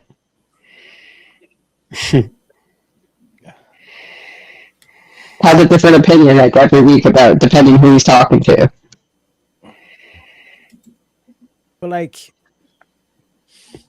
when he says shit like philosophy is bullshit, and then every argument he's making, he like anytime he's evoking a study or whatever, like that's like you're trying to evoke like PhD level knowledge, all this stuff. But like PhD literally is philosophy, like doctor of philosophy in whatever. You know what I mean? people So have it's like, doctorates in philosophy. Yes. Gay? yeah. My man. But, like, in terms of like when you make that claim, and then like you do any of this shit in terms of like pointing to that as an authority, it's like like which one is it? But even like you're kind of saying like on Piers Morgan when he's saying all this kind of crazy shit, it's like, okay, does he actually believe that, or does he not? Or has he just went the whole postmodern is it's like the only thing is power, and then whatever gets you more power, like you just basically say that thing, which always never leads to that. Video Destiny saying that he's like he'll like do anything, like including no, Vouch, my bad. Vouch is the one who's like he like lying, even lying is good if it wins the debate. Yeah, he purely wants to win. I mean, it's kind of a sport, right? Sorry, go ahead. It's kind of like a sport, like online debating at this point. It's like a battle. It's what a debate is. Yep. Right? That's the whole... And like, this is actually why I think the more like contentious, high-energy debates are actually the more... like more convincing to an audience because, like, most people, it's kind of actually like what Counterpoints was saying earlier, where most people are not rational evaluators that are like really good with logic, right? So like they're not, most people aren't going to evaluate the arguments purely on logic, right? The emotion part is going to heavily influence uh their even want to evaluate the argument, right? So these high energy debates, they generate that like strong emotional arousal that's going to, like, you know, the anger, the excitement, the urgency. It's what's going to like more convince an audience to like even look into what these arguments are, or convince them that they're right. Right, with these, with the things with these like the like more like, you know, like a calm debate, right? These tend to be more like they talk more of like nuance, and they accept a lot of you know, they grant a lot of like partial truths, and like, you know, they'll just acknowledge uncertainty of certain things and then go into like some other thing, where like with these high conflict debates, right, with these like blood sport style debates, it first off, it frames it as a battle, right? Like it shows what the debate is, right? And it reduces the complexity of adding in all these nuances and like trying to like work these out, where like and the presentation of winner versus loser, I think this is a more convincing thing to an audience, right? Obviously is what I'm referring to. Speak. What you're Well, no, talking about is one you sec, got to. Crumple. It's bread. It's 'Cause- bread and circus. That's. I mean, that's all. More No, no, no, entertainment no, while no, trying no, to get it's- some value no. into it. I think that No, that no. has value. No, what Oh, it you is. disagree with me? Okay. Okay. Yeah, You go. what You it go, you go. is yeah, sorry. What it is right. Is like what Easy posed there, where it's like with the conversations, all that, like you're not like everybody's chill, kind of like laid back. It's kind of like, let's say, you know, you got the glass of whiskey, lounge music playing, and it's kind of like a friendly, but neither one of you are like willing to put it all on the line to find the truth, to dig at the truth. When it's like blood sports and like the pressure is on and the lights is on and you're on the stage, and it's down to you to actually make these arguments. Because like a similar thing is that like a lot of people watch Andrew say, "Oh yeah, like, you know, I can do those things," and then they get like they just go on verbal combat again. Shout out to Verbal Combat Fridays. Make sure you get your ass there. I think the prize was $600 easy. Yes, sir. That's what So, we're up again, to. you know what I mean? And it's like when it's one on one, and it's What's the down to you prize? to actually recall the actual logic in these argumentations, why these argumentations are relevant, etc., etc., to tie it all together. Because that's why they say a worldview, it encompasses everything. You kind of encompasses everything and just say, "Hey, it is what it is." Like the conversation aspect, you're not like putting it all out there to get onto the truth. You know what I mean? Which fundamentally, like we agreed, that's why people say when they focus on just winning and don't focus on the truth, that's why they think like, oh, like I can never lose a debate, and they do themselves a disservice because they're not saying fuck it. I'm willing to put on the line for the truth, and I'm willing to concede a Yeah, debate. but those are like, You know? yeah, those are like the guys that like want to be you know, want to be a debate pro, but they just like they all they do is like repeat talking points and, you know, regurgitate certain rhetoric they've heard other people say. But then like when you try Precisely. to ask them why they're using this argument, you can pick it apart pretty easily, because they don't know why they're using the argument other than they heard someone say it. Yeah, Yeah. they're usually the quickest to get upset by any sort of questioning, like when you do get into the granular side of it, and you get, as soon as you start to zoom in and get a little more specific, they use the shield of the like general, right? Like you said, making a lot of concessions, agreeing with, you know, granting a lot of people's thing like, oh, we both agree on war crime, like let's just both agree war crime is a thing. But then it's like when you actually start asking like, what is that? What does that mean? Is it just consensus? Is it who decides it? If it is a consensus thing, like where do they get that idea of agreeing on it from? It's like now all of a sudden the contention is there and they go, well, hold on, like I actually disagree with that. And then I agree that yeah, it's easier to This pick a side to when sim- you know how serious they are about it. to simplify it down though, Rowdy, because like it literally came up in the yesterday's video we're reviewing, which was Easy's 2v2 when he was with Andrew against the whole like the trans gingerbread man, whatever the fuck. It was, I think it's about a year ago at this stage, but again, like highlight this, like, because Andrew's able to do this beautifully, because it's like what he does, he takes the behavior and just switches the group from a group they ally with to a group they typically wouldn't ally with. So it's like, with the whole what the T's are doing, the trans thing, where it's like, oh, I'll self delete unless you give me what I want. He basically flips the script and he says, okay, if you're to take the same behavior and say the Christians were doing it unless you put Jesus back in the schools and all this kind of stuff, would you concede? And then all of a sudden their logic changes. And they're not able to explain why, because they're just, oh, I just read the Communist Manifesto, or I just like Karl Marx, or etc., etc. They're not actually able to get there themselves. You know what I mean? That's a typical way how you dismantle this whole thing of like where they just kind of like are trying to regurgitate the thing. It just basically take the analogy and flip the script, and that behavior, just put it to a group you know they don't like with the same behavior. Would they like it then? No. Correct. Why? You Yeah. know? Most of these Minnesota riot streams, it's the same thing. Like I'll hop into a chat about it, and they're doing nothing but cheering it on and encouraging it, and they just can't believe that the federal government would kill an American citizen or whatever. And then it's like as soon as you can build a whole analogy without saying January 6th, and you can just pretend like you're talking about Minnesota or whatever, and they'll agree with you up until the point you say, yeah, you're talking about January 6th, right? And then they immediately are like, no, dude, that's different, dude, different. That's not even the same, dude. That's crazy. I can't believe you'd say that.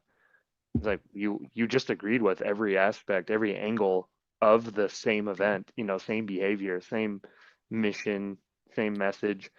And it's like, but why not agree with this group doing those things? It's like, well, that group's bad, even if it's the same thing. But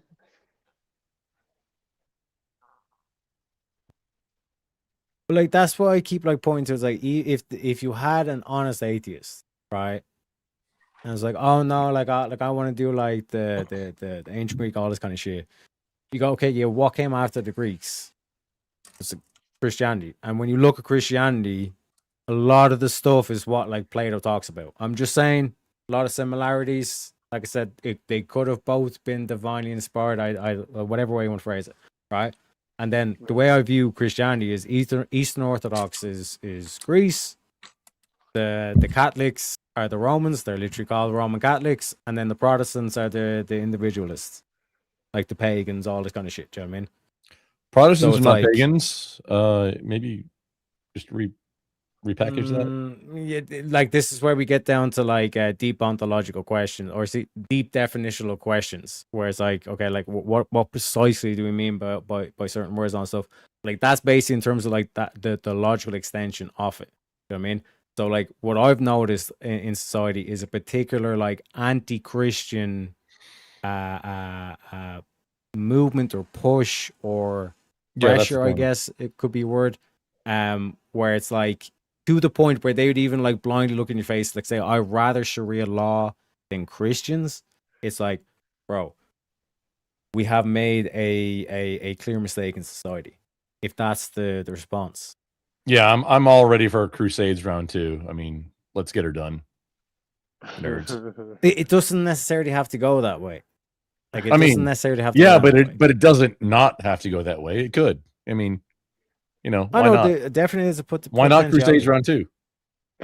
Because I genuinely because why not? Because if I was on my show right now, I could show you. Because it's a bunch of people getting murked. Why would you want that? I'd not even have to look at Marine, that. just I'm okay with that. Just but would you not agree though that like the truth can be so powerful? It literally just like silences everything, and like everybody like, has literally no response. It doesn't. No, Bro, there I will could show you there will clips right be now. chirpers from the stands on anything, even if it's actual truth. Like that, there's gonna be all kinds of opposition, even to the truth. So you got to be ready with There will force. always be lies, but truth will literally silence. Ariak, is force not the great equalizer? Okay, how does force account for seduction? I heard seduction, which I'm not sure what that means. What do you mean the great Deduction. equalizer though? That doesn't just because force is force will tell you what is or what will happen, but it's not like a moral thing. Like it doesn't mean just because we have the force it makes it right. Oh no, no, it doesn't. That's not what I was trying to say. No. Okay. But force is on the table. I'm okay with that. But like my counterpoint, I'm also like, okay with war crimes. So judge what you're going to try and argue with me about. You're okay with war crimes? Yeah, innovator. Like what do you mean by this? It's not a war crime the first time. Yeah, I was just gonna say it's like but what I'm getting at the question because a lot of people don't believe they exist. How can you commit a crime during war? Yeah, it's kind of wild. How can you commit a crime during? I don't know if like these soldiers go and start raping innocent women. You guys are okay with this? I'm not okay with grape on like kind of any circumstances. Yeah, I'm just well then. You're not okay with war crimes. But is that a war crime or is that just a crime? Like if it's done during war, it can definitely would that not make it a war crime? I mean, isn't that just crime? You guys started talking about war crimes and you just summoned me. We summoned a trench. Oh, hello. Welcome in, sir. Yeah, you started talking about war crimes. What do you know about war crimes? The war crimes are usually things that are really effective. We don't want to have that anymore. Like flechettes are considered a war crime. Shotguns, like the slam fire. What Connor brought up, the slam fire shotgun, the trench clear. I forget the model number, but yeah, that was the Germans tried to get that declared a war crime. Like, no, dude, it's just effective. You think the nuke was a war crime? Yeah, but so if it's a serious violation of the laws and customs of war committed during a war, that's a war crime. What are the customs? Wait, hang on. Wait, no, speak just real quick. What are the laws and customs of war? There is. Are you trying to say there isn't any? Destroy and kill your because I kill think your enemy and destroy his. Just trying to. Well, we have just we have the Geneva Convention. I mean, yeah, like literally, like I'm just wondering if you're like I can't shoot the dude with a 50 cal heavy machine gun, but I can engage his equipment. Yes, that is correct. That's how a 50 cal works on the battlefield. You cannot use a 50 cal to engage a human target. However, you can target equipment, and that includes equipment that human target has equipped. Yeah, that philosophy works for more than just 50 cals. I mean, okay, let's just do this real quickly. 30 Mike, because you guys are like, I think we're just like blowing past this. The laws and customs of war, like there's very like core principles of this. One, I think you guys would understand is distinction, right? You guys are, I would agree with that, yeah. Mm-hmm. I mean, depends. Distinction of what? A combatant compared to a civilian. I'm siding with easy. Oh yeah. It's going to seem like okay. Because war is and then, do you guys think proportionality is a custom? No. Well, it depends on what you mean by not even a little bit. No. So like, say there's like a fight. Someone tries to take over a piece of America. They fight. They push him back. Is it okay now for America to just go obliterate that whole country? Yes. Can I say that's quick? I know I'm a woman. That would be considered a war crime. Just so. Well, no, I don't think that would be. Is that? I mean, hang on. Show me where in Geneva that's also barred, by the way. But no, I don't think that's a war crime. That's also one of the things keeping peace. You think right it's now for not the a med war program. crime to have a military of a country attack you and you go wipe out all of their civilians? You don't think that's a war crime? Hang on. Let's just hang on. Let's put it in perspective here. Like, you have a military that's capable of this, and somebody wants to fuck around and find out. So the grid, The like civilians the didn't graph. do that. Well, yeah, but their government did, and so sorry about your loss, bruh. It's Okay, tragedy. well, like that's then you're okay with war crimes. That one, anyways, at least. Marine, dude, you're Canadian. You're What's on the a same Marine team as have me. to do with it, bro? What's We a Marine? innovated war crimes. So did your people. Dahmer didn't care about life either. So are Marines and It's the Jeffrey Dahmer Anglo-Saxon the thing. same or Comes what? from the Viking blood. Come on, dude.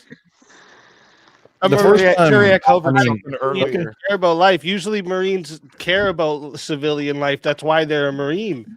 But our way Oh, of no, war has I do. evolved with technology. But Well, it also, depends on the it goes back, mission. it's got several different marking points. And the way your Rome- questions are asked, I from mean, I Rome have to to- answer that way. From Rome to the Dark Ages, and when, No, you can when the just church answer.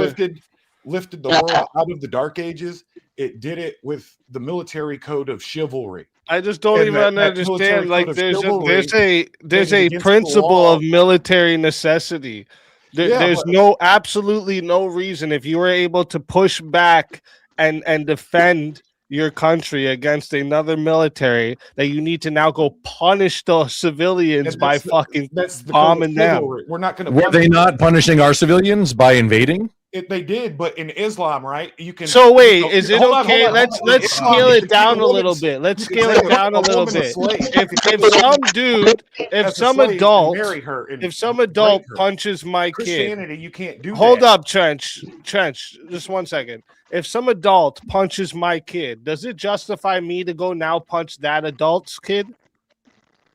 Oh no, I choke out that adult. I mean, Okay, that's the thank correct you. answer. So why would you go Yes. punish the civilians for something the government and military did?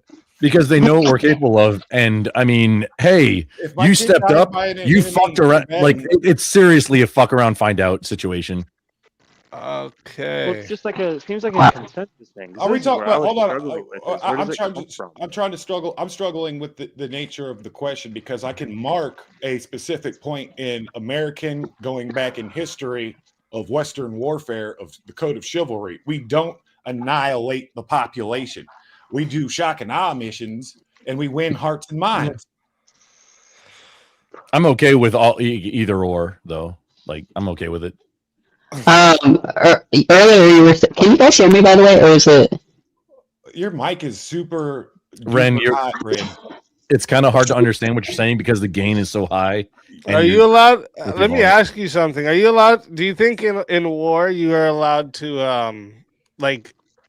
say that you're surrendering so that you could sneakily attack them again? No, you can't do that in war, and people get caught doing that committed a war crime. And That's they can't- right. That I know that, but I'm asking Grumple here that doesn't think he thinks that and we can you're shoot allowed to those just people wipe out a whole country on site. for what their government does. So mean, like you would have been I'm not okay if saying- you just I- went I'd and just say like it's. I mean, I'm okay flattened with it. Venezuela instead of taking their leader, right? That would have been okay if we just I flattened mean, Venezuela. We should have just bought it. No, honestly, but- flattened it. Like we should have just. Dude, communists have no idea. Wait, hang on. Why would did Venezuela try and invade America? Actually, the transport and import of the fentanyl from Venezuela was declared a terrorist attack. Yes, I mean, that's why they went there and snatched up the leader. I mean, if it was declared a terrorist attack, then hey, repercussions going to be repercussions. All Don't right. do terrorist shit. You actually. If you have terrorist shit in your country happening and it impacts some other country, you're responsible for that. If that's what we're trying to put out there, I think. With the You're rape, responsible. So all the civilians, the dumbass civilians, are responsible for what the government and military No, it's officials are doing. it's unfortunate collateral damage. They Yeah. live in a narco state. That's not collateral damage. That's a We need to win their disproportionate hearts and amount of minds. collateral damage that you need to go. Speak. wipe You're out not going to everybody. convince me, dude. I'm okay with like a lot of bad What, things. like convince you about what? I'm not trying to convince you. no, I'm, speak. I'm explaining to you that I'm a bad person. that is It's a okay. war What crime. he's saying is he's an actual Machiavellian at his rotten core. It's good to be loved, but No, I'll it's at not least be Machiavelli. feared. No, that's dude. So If I was it's- Machiavelli, No, the point here is that fucking war woman. crimes do exist, whether you acknowledge it's- them or not. And it's acknowledging the whole Machiavellian thing. The And I victor got you to writes admit history. just earlier that you're not okay with the war crime of rape, which happens many times in war. Well, I mean, that's not a war crime. That's just a crime. That's No, just, that is a war crime. It It's is a done war crime. during war. What's the definition of Whoa, what's the Ren, definition of war? Ren, Sorry, Ren, your mic's. Ren, you gotta take a deep breath, and then you gotta turn your gain down. 1 sec, Ren. It's my game. 1 sec. Yeah. I am hard of hearing too. What is your definition of war crime then?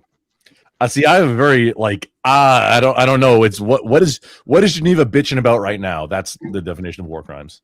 So you don't have a definition? It's just nothing. No, if you're not cheating, you're not trying. Be better at war. No, you Yeah. engage the equipment.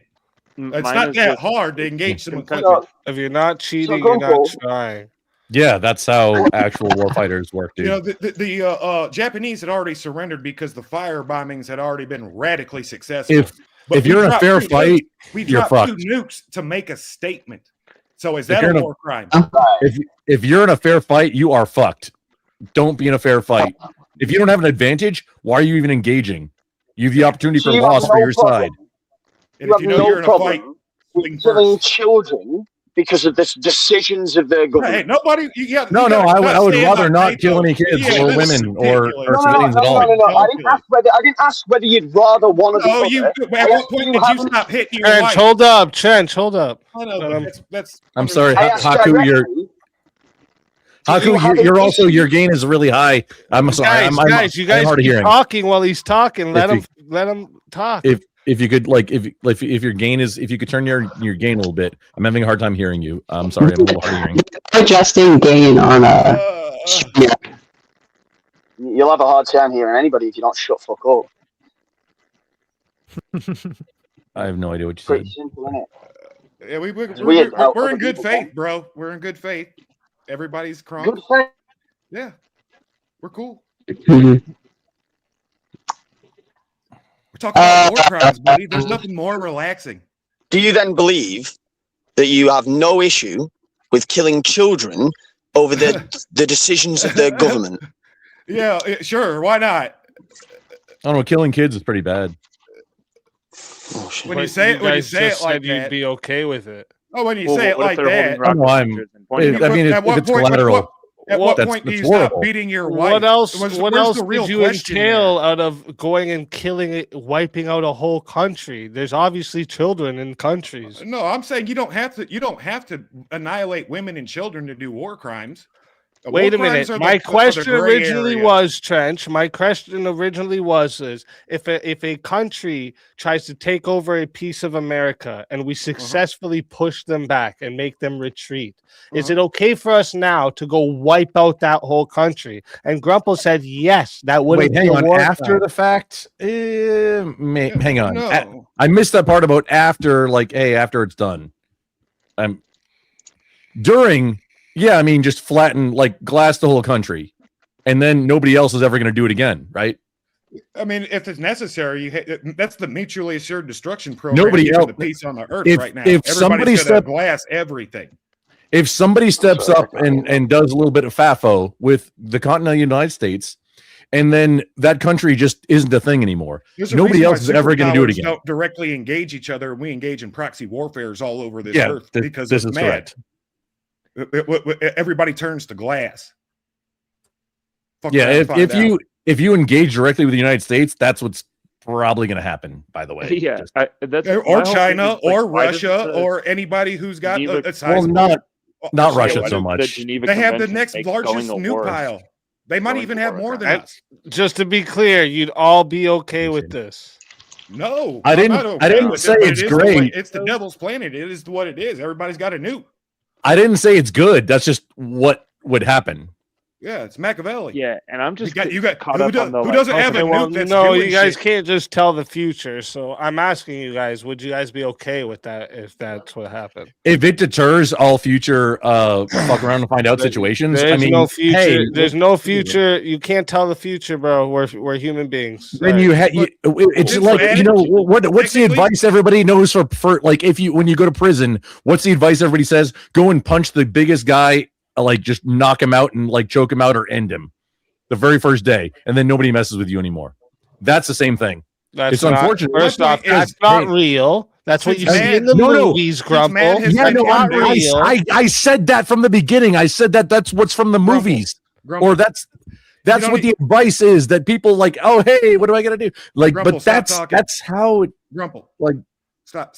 That's Because how since- what? since- That's since- how since what? nukes- That's not real. Since nukes have been introduced in the You MAD take out the initiative has biggest been guy, the engaged next around biggest the guy in world, line it's comes been the up and most steps up. peaceful That's how era real and life epoch works. in human history. I was Like trying to listen. these proxy wars ain't shit compared to the wars when nation states and superpowers would war against each other. In Okay, trenches. Trench, this is just derailing from my main point of what I'm And we've trying to get entered the most across here. peaceful epoch in history, despite what the CNN says. Trench, this is just going off the point I'm trying to make here. Oh, well then, yeah. If not having nukes means surely turning into glass for everybody 50, 100, 2,000 years down the road, then it was a good run.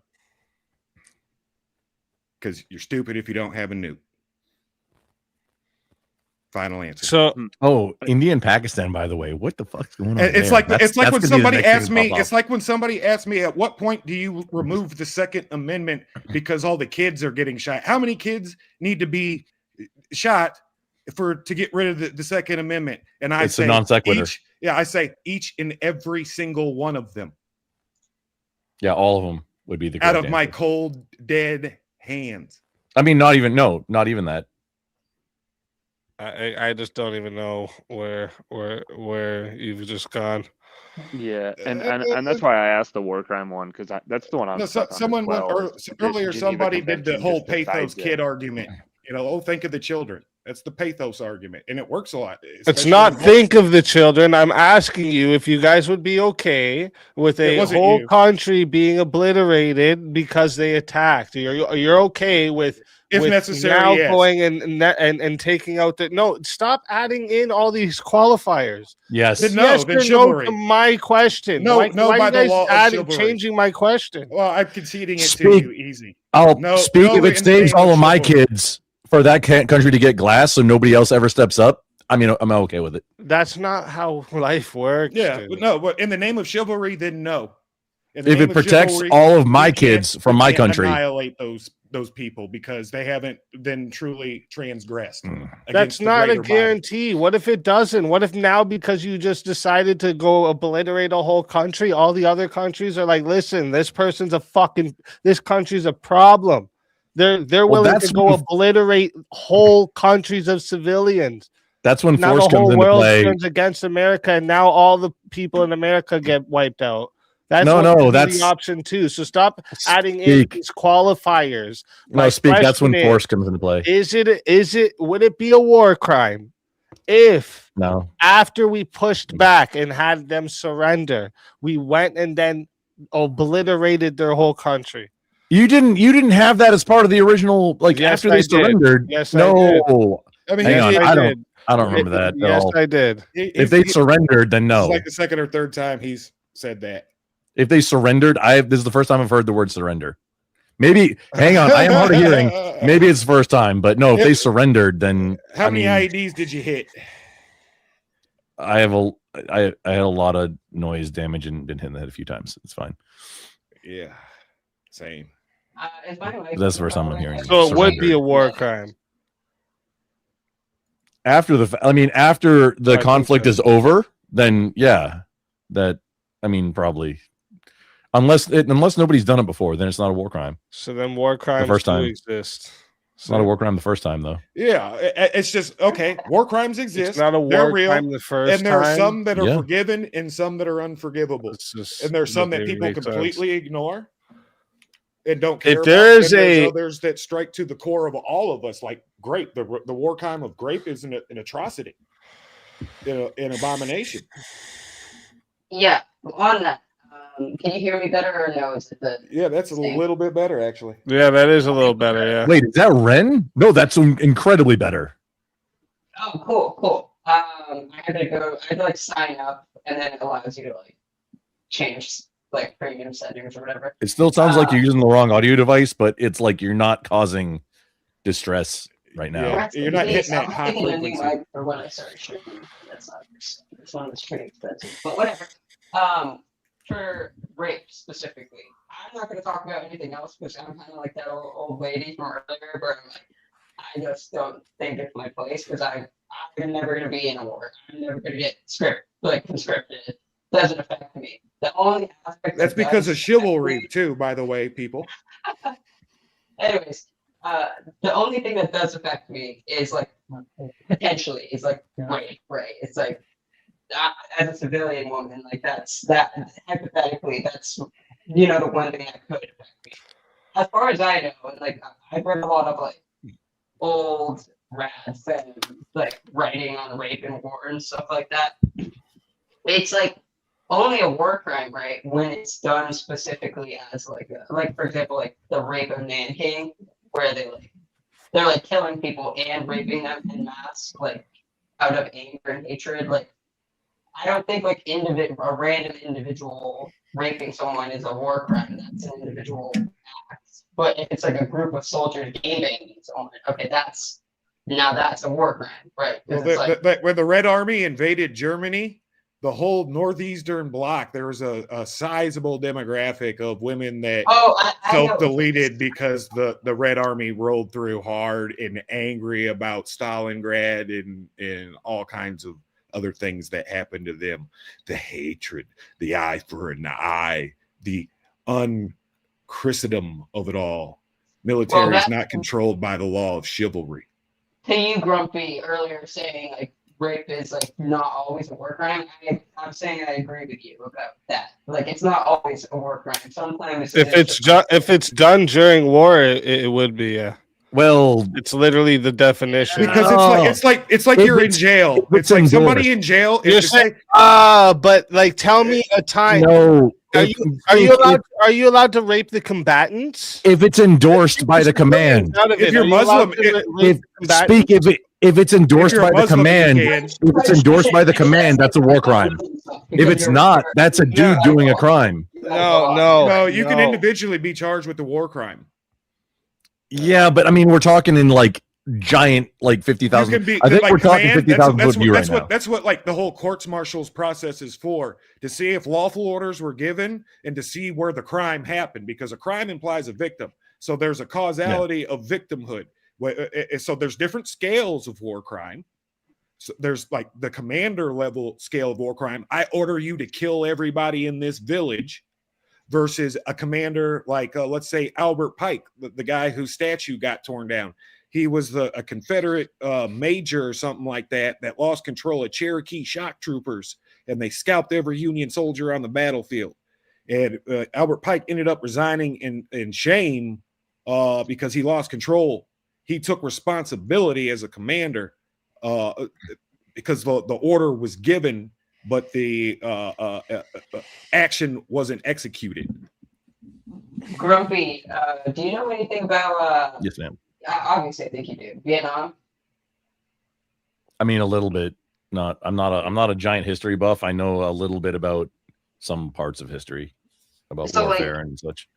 In Vietnam, I only know this because again, this books I read when I was younger, so I could be wrong on certain things or it's outdated because it's from the 80s.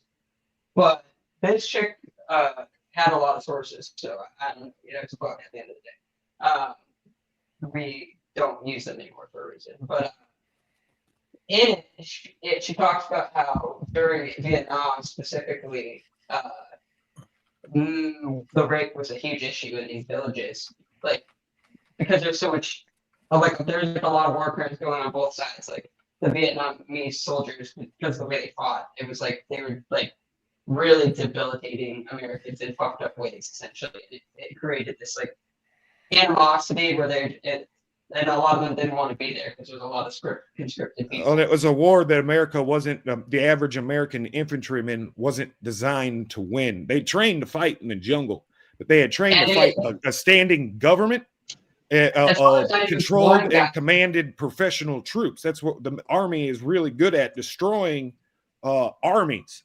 And it's not designed to be a police element, and it certainly got weaknesses in the armor against clandestine insurgency and guerrilla warfare tactics, because the people you're trying to police are also, half of them are your enemies. So this is where that whole chivalric law comes in from the Christians, that we don't just annihilate these people, because we'll do more harm than good in the long game.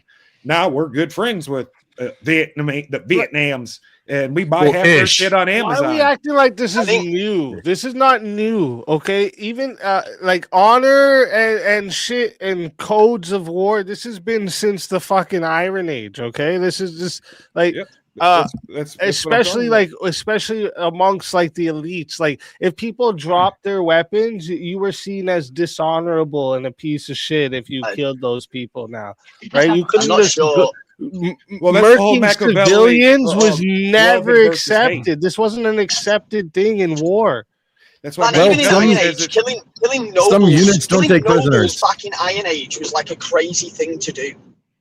Like, or messengers had to. It's such a historical thing for Agincourt, where we slaughtered the nobles that were taken prisoner. That was like an unheard of thing to be done. Even back then, they had more morals than you. Like Grumple, you talked before that you'd let every child in your country die to keep your guns. No, I but said then you'd also said that you would kill every single. Don't give credit for such an epic statement. That's literally what you said. You said you would not. You would let all of them die, and you still wouldn't give up your guns. I'm telling you, I literally said that. He said how many kids? How many kids have to die and before I said you each take and away the every Second single Amendment? one. How many? Right, then answer the question. How many kids must die before you release the Second Amendment? That was me calling you out. He came. I summoned him. Answer the question then. Is it that hard? How many kids need to die before you get rid of the Second Amendment? I told you already. Each and every single one. And then I said to Grumple, are you Grumple? You did. Because when you said each and every single one, when you said each and every single one, Grumple's reply was not even that. Not even at that point. But then he also said that he would kill all the civilians in another country to save his kids. Yes. Yet you're still holding guns higher than your own children. You need to go pop your mind off. Take a deep hang on. Your assertion of what I've said now it's correct. But what's the confusion? That you're putting guns higher than the lives of your own children. My kids are worth more than everybody in another country. Yes. No. You put guns above your own children. No, I did. I said my guns are worth more than all the children. Oh no, that they won't get to my kids. Which all the children in your country include your own children, retard. Well, no. I'll execute war crimes before my kids get. Yeah, we got guns. We got guns. I've not asked you that. I've not asked you about war crimes. I've told you that the way you've laid out that you have as a hierarchy. You've put guns above children. He's trying to do like a logic argument. Yes. Well, yeah, he's pointing out the contradiction in what you said, and then basically pointing out that you're probably phony in what you're saying. Easy. No. Is there anything in this world he's missing the whole point of we all have guns and good luck getting to our fucking kids, guys. No, I'm not talking about taking. Is there anything easy? Is there anything in this world that you would put higher than your child's life? Oh, of course not. That's why we got guns. There you go. But we got guns. Mate, you literally just said the question wasn't about my kids. Keep your guns. It was about all kids, except my kids. All kids include your kids. Do you understand the word all? No, but I have a gun. They're not getting my kid. He just doesn't get No. You just said all the kids can die. Yes. Okay, Tor, back off. Let Terry try to talk to Terry. Let Loki just give you a reference. Okay. Would you rather have a left hand or a right hand? Yeah, at what point did you stop punching your wife in the face? Trent, shut the fuck up. That's a great Haku, question. Answer the question. I've never Would punched you my wife in rather the have a face. left I've never hand punched my or a children right either hand? because you know what? I value them both How is more that than a I value fair a fucking question? What does item, that you even retard. mean? Oh no! This Now is you, what I'm saying. I'm question. giving Now you a you see counter. the nature Because of one sec. what's going on. Haku is saying, would you rather have your kids or would you rather have the guns? And it's like the reason why I have the guns I is to don't protect think the kids. that's left and right hand. Again, you're putting the equivalence of No, because guns you can to put the it life of anything. your own Okay, easy. child. Would There's a very would you specific rather valley would you that rather begs be the a question, slave or would you perhaps. rather put your child's life? It's like you can put like like anything against the child's life, then, and it's like okay. Well, yeah, no, like, he you can asked. just No, try that's anything. not what he asked. He asked how many kids in your country would have to die before you got rid of the Second Amendment. They said all of them. And you don't, and and you then don't they think that question begs the answered question? every single one. Yeah, I just Which begged the includes question. your own I'm not children. addressing that. I'm saying in terms of the claim that it's like he's putting the guns above his kids. Nobody wants Well, me to every try and get single one like, would start include your improvising. own. Hey, why don't you look? Why don't you Google to beg the question and Google that for me? But why don't you Google That the doesn't fit definition here. of I'll be right all? back. That doesn't fit. Hang on, here, I can step away for just a moment. I'll be right back. I can still asked you a listen. specific Probably question. not. You answered with a specific answer. I I then know. talked about your But answer. you don't see my trap card. I purposely. I did don't that need to whole see your bit. trap card. You've just put guns above the life of your own children. You're mental. Yeah, Yeah, I but tried to you, help you, you, Trench. you, yeah, that's true. you didn't see what I did there. Though I called you out because I'm trying to show you the earlier question that you were imposing. You begged the Trench question. is The Wait, same You're question doing that it I'm now. posing now. You're doing it, and that's why I gave you a ridiculous answer, so you would come back out here and beg No, the the question answer again. you gave At what about that point was did you already stop given. hitting your wife in the face? I've never hit my wife in the face. Okay, so how do you presuppose that certain war crimes are happening or not happening? Presuppose. Presuppose. Well, I don't This think is a I'm not deposition, talking to you about motherfucker. war crimes. Have I said anything about Objection. war crimes to you, idiot? Oh my god. Never mind greater context of everything we've been Nah, talking Haku, about for today. reals, Trench is No, actually no, no, no, sweating. no, no, He's no, like, no, oh, no, no, fuck, no. We I'm don't against the need ropes. greater I got context. You nothing. don't need to fucking widen the spectrum so that you can feel okay and comfortable in this conversation. No, let's get narrow. Let's get specific. You Okay. think that your guns are more worth than your child's life?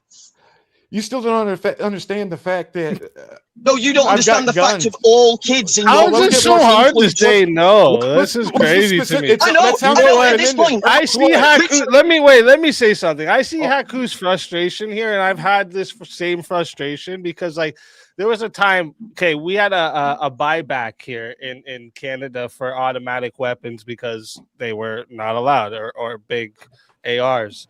Automatic or semi? Or semi-automatic, sorry, but like military. Sorry, the wording is military style Yeah, weapons. That's Okay. how they get you. So and when I had talked about like how I had to sell mine back, I had all these Americans in here like, Had oh, to. I would have never done that. Oh, they'd have to kill me, blah blah blah. And I got so frustrated because my logic is I can fight for my guns, probably die, and then I don't get to be in my kids' lives. They're not gonna have a father anymore. My mother's not gonna have a son.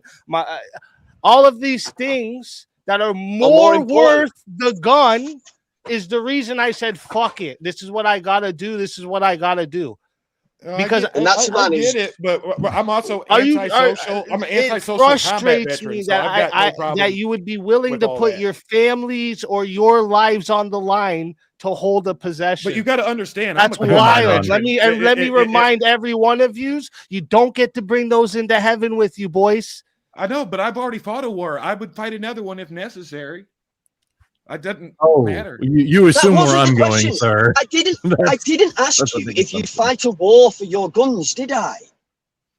Did I ask you if you'd fight a war for your guns? Did I ask you that question? It's just if my kid give up my gun or my kid's gonna die. It's better for everybody if let me answer this question. Hang on, wait, just if I may, it's better for everybody if in the United States at least, or in Texas maybe, wherever, that if I can have pews, because that's going to be more humane for everybody. Because if I have to start improvising, that's going to get super weird. It's gonna be ugly. I got a chainsaw. I don't know what that sentence you just said. I don't even understand what you mean, dude. It's Marines, so weird. and sometimes we have to improvise to get the job done. And I'm literally What? asking Dog, about you're it. sitting here. You're sitting here online with a guitar in your hands right now, Grumple. What are you talking about? What? yeah, mission? I'm playing in the band on Sunday at What are you church. on right now, bro. Hey, I'm- I'm asking you a value question, dude. It's not that hard. It's a Like, value yeah, question. I'm asking you every what single you value every more. single one of them. Hey, check this out. I'm building the roads. This is Oh, he Check must out- have hit. He must have hit the exit by accident. oh, this is like I put the binder together, and I was running through it one time. But yeah, I'm playing on Sunday. With the band at church. Yeah, that's so. Yeah, I was playing bass, and I'm still like, messing with You it. slapping the bass? I slept gotta- it. I gotta- There's I gotta so check many this questions out. about This is a what's 10-string, going on boys. in Trench's screen right now. Never a good time to do this, but I'm gonna. No, dude. I'm midnight building where the at, Randy so Rhodes. I got to I'm- sand this. I just I'm got. about All right, to- Rowdy. Thanks You have again, yourself DB. a good night, Rowdy. Pretty See you on the dope. next one. And Yeah, we're thank doing you, right. Based, Oh, for the $5 super chat. And listen, I like guns too. I like them too. All right, and I I know, would but rather y'all- we all have the right to own them. I would rather this, of course. It's But like if you asking me guys how think many for a Charlie Kirk's got to second get. I you am know, gonna clapped. risk All of them. my family's life or my life to have possession of something. You're fucking insane, dog. Well, That's that dangerous freedom. Yeah, no, I get that. I get It's that. that But you don't see, American like, hang on, where freedom. I don't control, like anything I don't that. like them. It's like liking hammers, right? It's I a like 'em. tool. I love my hammer too. It's 100% because by giving them up, you think you're not risking your family, but by giving them up, you are risking your family. You got to be able to swing that fucking hammer, knucker. Okay. Just, I mean, that's the flip side, man. Just Are you? even okay. So, free? like, yeah, like, in what sense are you saying? Like, I don't Home- have home protection of a invasion, gun? personal protection, or government. Pick either of the three. Okay, Our- so our- home it's the invasion. mantra So of- home invasion. There is. So first off, we are still allowed other guns, and second off, yeah, but not an AR-15 or a honey. What if badger. somebody mugs you on the street and has a pew? I mean, That's illegal. Honey badger. Well, Get yourself that- a honey badger in a can. well, if they have a gun and they rob you or they kill or shooting you, what are they doing? Well, there's the risk of you being ended. Do you not want to have an? Well, let equalizer? me explain something to you, sir. All right, Okay. because I know you watch a lot of John Wick and shit, and you think it's like, No. oh, if I have a gun, the guy with the gun robbing me, I got it. Oh no! Hang on! No, wait. Excuse me. No. That's not how The the pew just increases my odds of survival. Crumple. But I'm that's gonna do the same thing Robbing regardless. you with the gun means you don't have your gun out, but Okay, they Grumple, it's do. time to double And down. your chances of pulling your gun out and defending yourself are slim to fucking none when they're holding you at gun point. I'm You're gonna lightning take fast. your gun and take all your shit, bro. Probably so not. what are you gonna do either? I got a backup gun. One They can have my could first argue one. that it. One second. I mean, I'm Getting sorry. robbed Some of us have a little bit of at training. gunpoint Once- means you don't have your gun out. Oh no, One I'm could going to do the argue same thing Alex Brady- regardless one if I second, have it Grumple. or it's concealed or regardless. Just me having my own increases my chance of survival. That's Yeah. that's all Yeah, it but is. one could Me argue. One first. could argue that if Alex Brady didn't have a gun that day, he wouldn't have got shot. Yeah, he probably wouldn't have. Yeah, he probably wouldn't. didn't have. matter. Showing Oh, up yeah, to that's a probably- protest. You That know, was our a safety, messy- on his back was probably You not a good can't use idea. that as, like, Yeah, hang yeah. on. You can't our use, safety like, brief no, before going come the on now. wire in Iraq was This if is it- bad faith. if it's your time to die, it's your time to die. Let's Oh, ride. That was our wait, safety so brief. you think if Petty No, didn't no. have a gun, he still would have Hang got on, shot? wait. You Hang think on. if Petty didn't have a Hot- visible gun, he still would have got shot? Hot- Is that hot your take. is that your Hot- mind? Hang on. He No, was I got a shot. hot take for you. Are you ready? your Hot take. process right The now, dude was man? carrying a P320. He deserved it. Okay, Oh. cool. That's cool, right? You just said countries deserve obliteration too, so that isn't what I'm Well, interested in. no, I'm Fair interested in your That's logical not exactly what I thinking here. said. If Preddy not didn't exactly have what a visible gun, he would have still got shot, you think? Well, hang on. He had a P320 that had a non-commanded discharge. Didn't ask I any mean, he of this. should have had some snipers on Any the of this roof. shit. Visible. Didn't ask any He of should have this. had If visible there snipers was on the if roof. there was not an uncommanded discharge, then he no. would have probably survived. Very simple yes or no. If he didn't have a gun, do you think he would have got shot?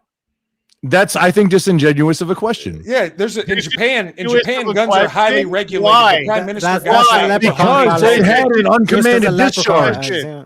Why? Because he was carrying a P320 and it had an uncommanded discharge, and that's what caused the other cops to start shooting him. Why they shoot It presupposes Because that his freaking thing had an uncommanded discharge. P320 was on the scene. Grumple, He had a shut gun? up. No, because a P320 was on the scene. Because he had the gun. Shut up. No, it was because a P320 was there. You're doing it What? wrong, Grumple. The gun he had? Grumple, you're doing it wrong. It's because a P320 was there, and yeah, he deserves it for carrying a P320. Okay, You're doing it wrong. Somebody else pick it up, please. You avoid this shit You're like, doing it wrong, like Grumple. crazy. You're How buried. whenever you're cornered in something, you just avoid the No, question. that's not cornered. You had a shitty question, dude. I'm sorry. That's not a shitty question. That was a great can't point. just- You It's didn't not like that it's a it? shitty question. Yes, it's no, a it's a shitty question. Listen, If he was carrying a G19, he would have been fine. Listen, I just That's a explained shitty to you. answer I to a like shitty guns question. too. But you gotta be willing to admit the shit that comes with it, bro. If he was But carrying a it's G19, he would have been fine. Can Bunch I of say people something? riled up with a visible gun in your back, your chances of getting shot is probably pretty high, bro. Can I say Nick, something? if he was carrying a You think G19, that was he a would have been smart fine. Decision he made? Can Is that I what say your something? idea? You think it's smart to be armed, fucking with fucking law enforcement? No, I That's a don't good at idea. all. That's a bad idea. No. However, if he had a G19, he would have been fine. It was because it was a P320 that had an uncommanded discharge that caused the other Leos there to go and perforate him. Wait, you're saying the gun went off? I'm not saying that. That isn't that the story right now? That no, the firearm that was removed from him into the had an uncommanded discharge. Is that not the story that's going on right now? Is there something else that going on happened? here? Grumple, take a breath, right? Okay, yeah, somebody else, please. What you're trying to do is you're trying to dodge right now. Like you're basically No, I'm not dodging saying anything. making the model and all that kind of shit. Fell That's into not the what trap. what we're addressing. No, is it that, was like, it's the literally claim- a one thing sec, that the makes a claim- go pew if when he you don't didn't- want it One to. sec, if he didn't have a gun But to you begin can't with, prove that. there wouldn't have even been a threat and all this kind of stuff for the thing That to was all pull I Which thing. I think is a That's- disingenuous question. Simply admit that. How It's is it? true. One sec, That's one the sec. point I'm If trying he to get. didn't to, You but can like- say- on his one- back, it doesn't a matter. visible gun on his fucking waist in the back, he No. wouldn't have got shot. They would have just put him down and said, "Get the fuck That's out not- of here." That's not why he got shot. You can say that's disingenuous, but you have to explain why it's disingenuous. You can't just Which make I the claim did. not It's back. because it was a P320, and after he was disarmed, allegedly, But you it had an can't prove uncommanded that, discharge. And that's the trap. You can't really even see if he was disarmed. To be honest, it looks like it, but you can't. I like, don't. that's Allegedly, that's what happened. I don't know. I wasn't It's there. like it kind of looks like his elbow comes up, but then it kind of looks like it's just like it's blurry. It's hard to see certain angles. Wasn't right? he already in custody? Wasn't he cuffed? I mean, what was he or was he not? I'm not sure. I don't care about this. My whole thing was Teriak brought a good point. Is if he just didn't have it on him, he wouldn't have got shot. And I think that's fair to say, Which man. I don't the I re- can't admit that. The reason that I think in it's that disingenuous situation, is because if it was any other firearm, if it was any other pew, except for Hey, we got a P320, Rob here too. then it would have been Rob, not an thank you. issue. Sorry, Grumple. But shout out that's to not the Rob, question that Homeboy thank you for the opposed raid. I earlier. appreciate you big time. And there's another If it was situation as any far as other political firearm that did assassination. not Hold have on, an Rumple, uncommanded Rumple, discharge, Rumple, let me if it was put G19. something on that. Okay. There's a scenario pertaining to Charlie Kirk, and that is officially classified as an assassination. It was a direct target of a public figure. I think so, yeah. And Japan, firearms are strictly regulated to the point of nobody's allowed to have one, period, for any reason outside of law enforcement and military whatsoever. And a handful of key instrumental people and trainers. Outside of that, nothing, nobody. The prime minister, I believe, was assassinated with a improvised firearm. These things happen. A Charlie Kirk situation. Okay, cool. So if you're gonna do that, then because Haku's not up here. Who was the static? It's somebody has a massive static. You're gonna say that, then you're just saying that, like, even if guns were taken away, we'd still have them anyway. Wait, speak. I think it's you. Can you check your? I'm gonna mute myself. Hang on, I'll Can you hear static easy? If you can't hear static, I think it's coming from your mic. Me? Yeah. Yeah, Teriak, mute up real quick. Let's see if it's speak, just to confirm.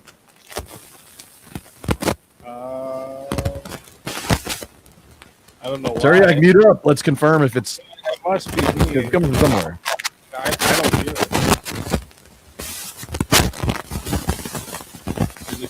doing it? Yeah, dude. Speak. It's you. Something weird, very You. static. He's coming through. Try something. Change. Wait, in StreamYard, change your audio device something else, and then change it back. Just to How reset about it. now? How's it sound now? Still same. Oh wait, it's less though. Yeah, no, hold up.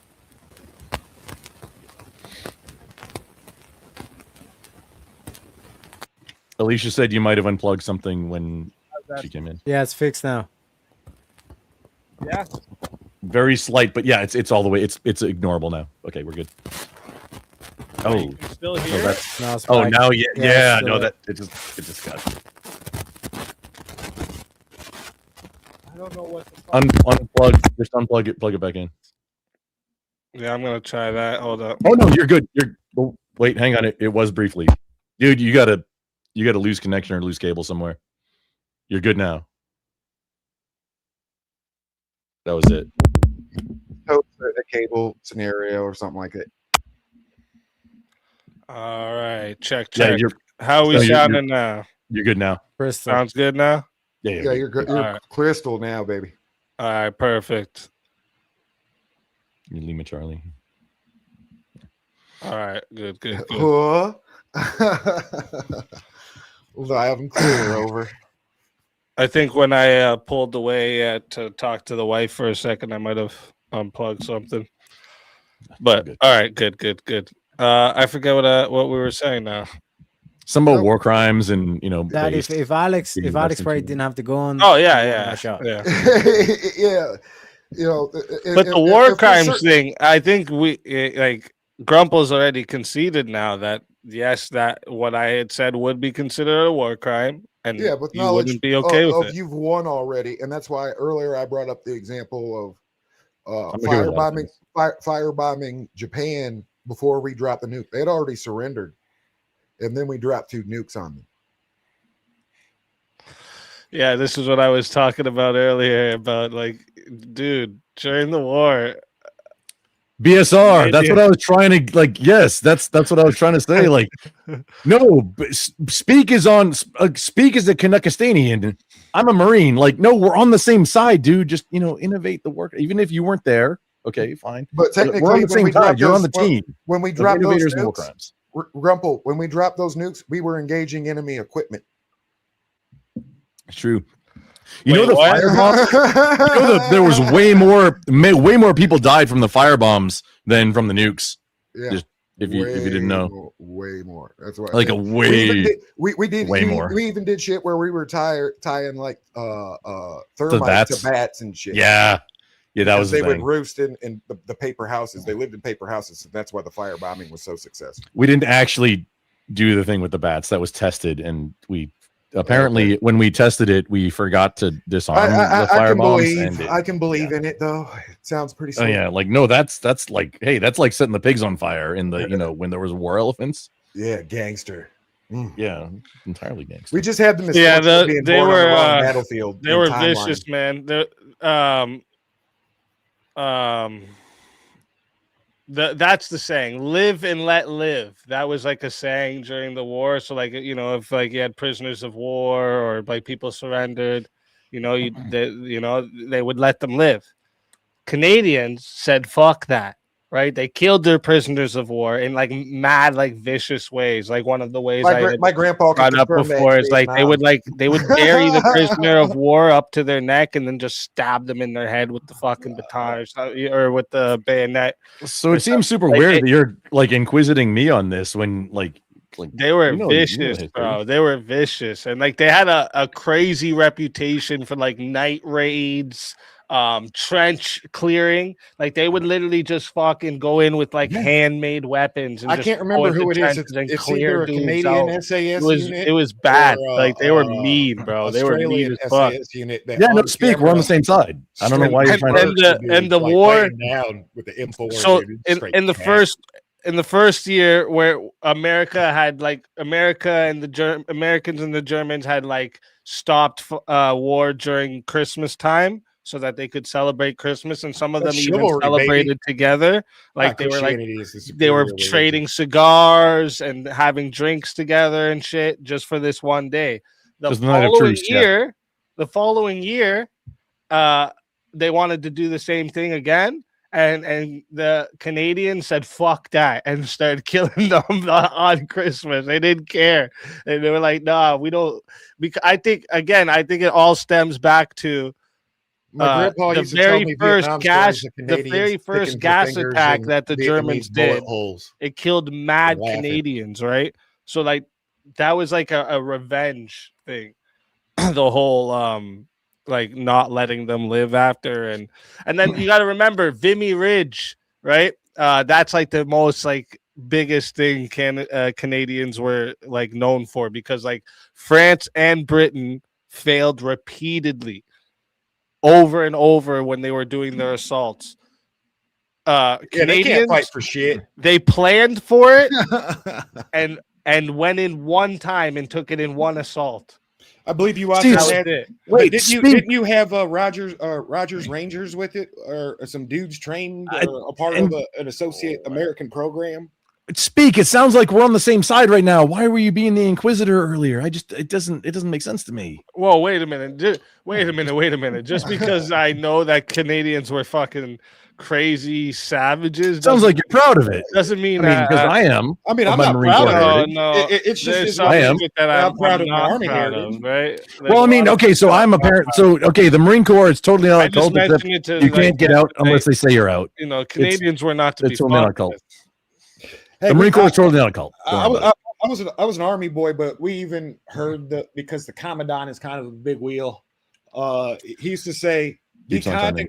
He said, You "He know used to say, be proud kind of and courteous when it comes to to everybody you meet, but also have a plan to kill them." You know what I'm proud of when it comes to that?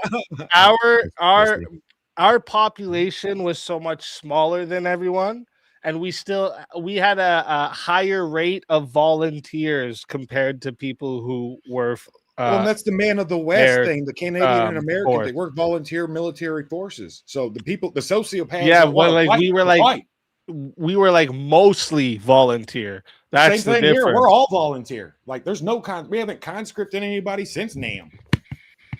BSR, the thing is, you have to win in order for it to not be like condemned. Yeah, was it a war crime that we destroyed a bunch of property? Like intentionally and with malice. Like I used to cut up people's car seats with a fucking bayonet. I was looking for IDs. Yeah, that would be a war crime, though. Yeah, No, destroying that's shit looking as a for punishment. Yeah, That's not a that punishment. would That's be a looking for war crime. IEDs. There's no military. What'd you say? You were looking for IDs? IEDs. IEDs. Yeah. Oh, okay. Well, there's a military reason you were searching. I mean, there. we were giving them So checks. that's not just for no reason. They'd take their complaint to the reason. complaint department, and someone would cut them a taxpayer check. But yeah, I cut up them car seats. Just about everybody that went through my car zone that gave me the stank eye, their car seat got cut. Oh, see, you did it as a punishment. Yeah, that would actually be a war crime. Speak. That's what I'm I've saying. just come to terms with what I've done and what my organization has done. Like, I'm okay with it. Yeah. And you know what? You know, we just walked you through. We just walked you through yeah. it, bro. Let's keep it going. You don't get to say I'm okay with it after now. I'm not proud No, of what I I did, do. but I did what I did. And I'm not proud of it, still- but I'm okay still with it. here. And you know what? Hey, let's keep it going. I'm okay with that. And if somebody, and that's what it took, because the people knew that we wasn't fucking around. Like my unit, dudes lost some arms and got fucked up here and there, but nobody died. The unit before and after us, people died. We went there and busted fucking balls. And that's a small victory. Yeah, But you ain't never been to some no people war. lost some arms. I don't know about you. Yeah, but that's like, war. I like my arms. But you don't. That's the cost of war. You guys are shielded from war. You don't understand that this is the sacrifice made to war to keep the global order, to exercise the political will of the nation state over the other nation state, that you might have a fucking cheeseburger. Now, can you live without your fucking cheeseburger? Deacon, I thank you for Don't joining. know, I Can you live don't without know being how able to stream? cheeseburger got brought You live into in a this, bro. situation where you can sit on your couch and make a living talking shit all day because people do war crimes. And if I have to draw a linear map to get to that point, I will. Motherfucker, I wish you would. You're talking about cheeseburgers, and then we're gonna draw us a linear map. Go ahead, Trench. So link it all together. Would you agree that as a man of the West, Australia used to be South Africa, New Zealand, America, the British Keys and Bahamas, Europe, Great Britain, and the rest of the Canada, of course, and the rest of the Commonwealth. Motherfucker, you're just listing off countries. Get No, to the point. I'm listing off what we consider the Anglosphere, the English-speaking wealth, to where we all more or less could interchange into each other's countries and live a comfortable life, being able to communicate, understand the culture, understand the traditions to a degree, and even without, you still speak English, so you're going to be able to assimilate into these the other, and we all fight a very similar warfare strategy. No, dude, I'm Texan. I wouldn't integrate well. I'm just so confused of where we're even going right now with this. What I'm getting at is the prosperity comes from being the global hegemon, right? We're Rome. Rome is here right now. Babylon, I laugh at people. They're like, maybe if we all convert to Orthodoxy, which you should anyway, we'll be able to rebuild New Byzantine. But I'm telling you, the empire is already here. The groundwork has already been laid down in front of us. How did we get here? Took a taxi. My thoughts. Dallas Corbin was driving. We get here. We got here because we're talking about. I'm talking principalities. I'm talking about your cheeseburger, and the price of that literally comes from being the global hegemon, which requires force against the other nation states. Violence. Yeah, we know this, but Trench, where did that have to do? What did this? Because dudes are getting their fucking arms blown off. Trench, for it. What did it have to do with the war crimes? Let me repeat the that question. Just goes Trench, with right? war. War's a You crime. made the We all claim feel that bad, but you know, it just yeah, comes Trench, with war. Okay, well, yeah, people are going to lose arms. So you wanted to draw a linear map emotionally to it. appeal to me? Like, if it wasn't for those soldiers that were raping those civilians, you wouldn't be able to have a cheeseburger. Is that what you were doing right now? Like, let's just break it down to no. Let's break it down to a very simple sentence. Is that what you're saying to me? If it wasn't for the soldiers that raped those civilians, we wouldn't have cheeseburgers? Free of emotion and all fact, completely devoid No, it wasn't of any free of emotion. No, it wasn't. Yes. No, Absolutely, you started off with this is what needs to be done so you can have your cheeseburgers. I'm being fucking malice. I'm sorry. I'm saying it. Speak, you brought in the grape part. Yeah, that's a war crime that happens. Yeah. Yeah, that does happen. And that's it's what awful. we were talking about, right? But it's a war crimes. And then he said, this is what has to happen so we can have cheeseburgers. So yes, I'm saying, we literally, and That's rape, I would say, weird. is even further than just like sexual. well, I'd be willing to give up penetration cheeseburgers if we didn't have to have no more rape during war. Is to seize, to take grape. hold, to steal. That's the actual definition of the word. To seize, to take. Yes. The definition like of take, what word, Trent? And to be the word that involves SA in the SA context is rapacious, but there's also a greater philosophical and etymological definition of the word to seize and to take, in which case that is the very act of warfare. You are taking. I take. Yeah, Trench. Yeah, you said that you were going to justify that you can draw like a linear map from why. So you're all thinking it's Socratic. You're all thinking a very Socratic philosophy. You have a very philosophically Socratic worldview. That's where all this shit comes from. If you go back to the pre-Socratics, they all just they write about why they fucking what they mean decimated fucking the Minoans. Because they said they would do it to us, so we did it first. And that's what is expected of us from our position in state. Who would we be to not decimate them? Bro, you sound like Hamlet going on one of these crazy soliloquies. No, I'm an actual philosopher. You are or not to be, motherfuckers. It's principalities. So when are Teriak and Trench going together in a debate? he until he learns how to actually land the transcendental argument. That would just then be we'll get titled there. The Roast of Trench. You know, you have a better fan club. I could try to win the argument. You're going to put on a better show. I'm just You ain't again. lying. This is just. I really don't understand. Terriac knows what the I whole mean. thing At we least were agree talking there, about because I Trench. give Terriac his It respect. He's seems one of the like what greatest you're showmen saying, in the Trench, game. is like the war crimes have to happen. Yes, it's a You're part okay of war. with- In that sense, yeah. Now, should you bound your war crimes under the code of chivalry? Absolutely. We will whip the man who commits the war crime, burn him at the stake if necessary. You just said it should be okay. What? It happens. There's different scales. of Yes war and crime. no. This is P like and not autism. P. What There's- are we doing here? I'm telling you, war crimes are on a spectrum, an actual spectrum. Ugh. Oh my god! It's like Do you think it's a war crime? transgender Okay, war or no. some shit like Do you that. think it's a war crime? If I- Tell me if when I- it's okay if I to shoot a rape man the in half with a combatant 50, if I shoot a during man war. in half, if I shoot a man in half with the 50 caliber machine gun as he's parachuting out of the sky, is that a war crime? No. But tell me, when is it okay to rape the combatant? Are you sure about that? Tell That me very when much it okay is. when it is That's very to much rape a the war combatant. crime. It is actually. It's That's okay. that's When actually is it in the okay Geneva to rape a suggestion. combatant? That's very much a war crime. Shooting parachuters out of the is very much a war Now, crime. philosophically, is that a war crime? How are you gritting and doing the cringe face and saying that is very much a war crime when Because you it's in the literally were Geneva. okay Because it's with the law. obliterating It's in the Geneva Convention. You said it was okay to obliterate a whole country based off them. I mean, that's the trying mutual. to- Yeah. That's lawful. That's not Yeah. against the Geneva Convention either. Yeah. Okay. Anyways, Bro, Harris Which is Shearer- what the Geneva suggestions are. targeting Is the civilians definition isn't against of the Geneva I mean, even Convention. God that, has. that is what the targeting definition of war civilians crimes is isn't right against now. I mean, even Geneva God has Convention. demanded. Even God has demanded Grumple. the annihilation of a Targeting people. civilians isn't against the Geneva Convention. Say that Certainly again. not against God's law. Say it against. Targeting civilians is not against Bruh. the Geneva Convention.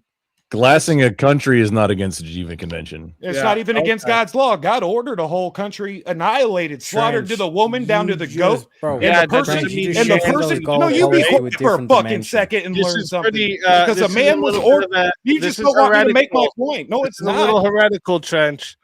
How is Just it because heretical? God commanded something does not mean man can command it. That is I a didn't say wild man should stance to command take. it, and there's no law Bro, that keeps it is a man from goal doing shift it outside and a of the half. chivalric military code that's been enshrined through the Bro, that- Geneva Convention. That's at least 3 football fields of a goal. Well, shift. you know the Trench. order. You're upset because it's true. I'm not upset. I'm just clarifying the People fallacy got that you're doing dethroned here. because We're kids talking didn't about- get yeah, we're slaughtered. talking about So you're war if you're criminals, gonna and make you're a saying, point. oh well, technically God's law. Is that okay, motherfucker? First of all, who made you the interpreter of God's law? Well, first of all, I Second didn't of ask all, the question we're- if we're it's clearly necessary to talking annihilate a about- yeah, country. we're- Then yes, we're- it's necessary we're to clearly talking annihilate a about the country, Geneva and God would Convention, 'cause probably the be okay Geneva with it if you Convention did is it the one these righteously. motherfuckers are talking about. Anyway, jumping back to the discussion, I believe Easy was No, roasted. I already made my point, so I'm cool. Grumple knows How what I'm long talking ago about. did it get off topic from the actual counterpoints thing? Oh, a long Basically, time as ago. soon as Trench Long dropped time ago. I had a No, feeling, but to be fair, but it's Grumple okay. doesn't take the same position on a bunch of this shit too, because he's a vet. I mean, I just was wondering, like, if it's the right position because, I mean, it is pretty anti-fascistic to try and take down a socialist president. That's actually a good thing. Wait, did you just confound socialism and fascism together like a libertarian? Oh, retard? no. I'm saying what Trump did was anti-fascist because he took down a socialist president. I don't know. I mean, Benito Mussolini was a socialist until he realized No, he that wasn't. socialism is No, the that- worst now thing to you're do. confounding history because there was nothing socialist about Benito Mussolini. And you're Oh, no, thinking of not when he Germany realized that it was the wrong socialism thing and to fascism do. together to create the third way, the third path, which became National Socialism. We're talking about two completely different things because the Nazis were left of Mussolini, the true Papa fascist. And you should read some Yeah, actual proper real. fascist. You should actually read some real Mussolini to understand what's going on with actual fascist ideology. Just like you should read some actual Karl Marx to understand what the far socialist, the extreme socialist thinks. I just linked in the back chat the all four of the the 4 times that the Geneva Conventions happened and what they are. Yeah, we've talked about it, and I've only brought up these Geneva Convention scenarios so that we could understand the nature of what a war crime is. You know, is it shooting a man out of the sky because he's trying to land with a weapon in his hand and be rapacious? The Oxford definition of the word to seize, to take your country. Mother rapacious, you hear this shit?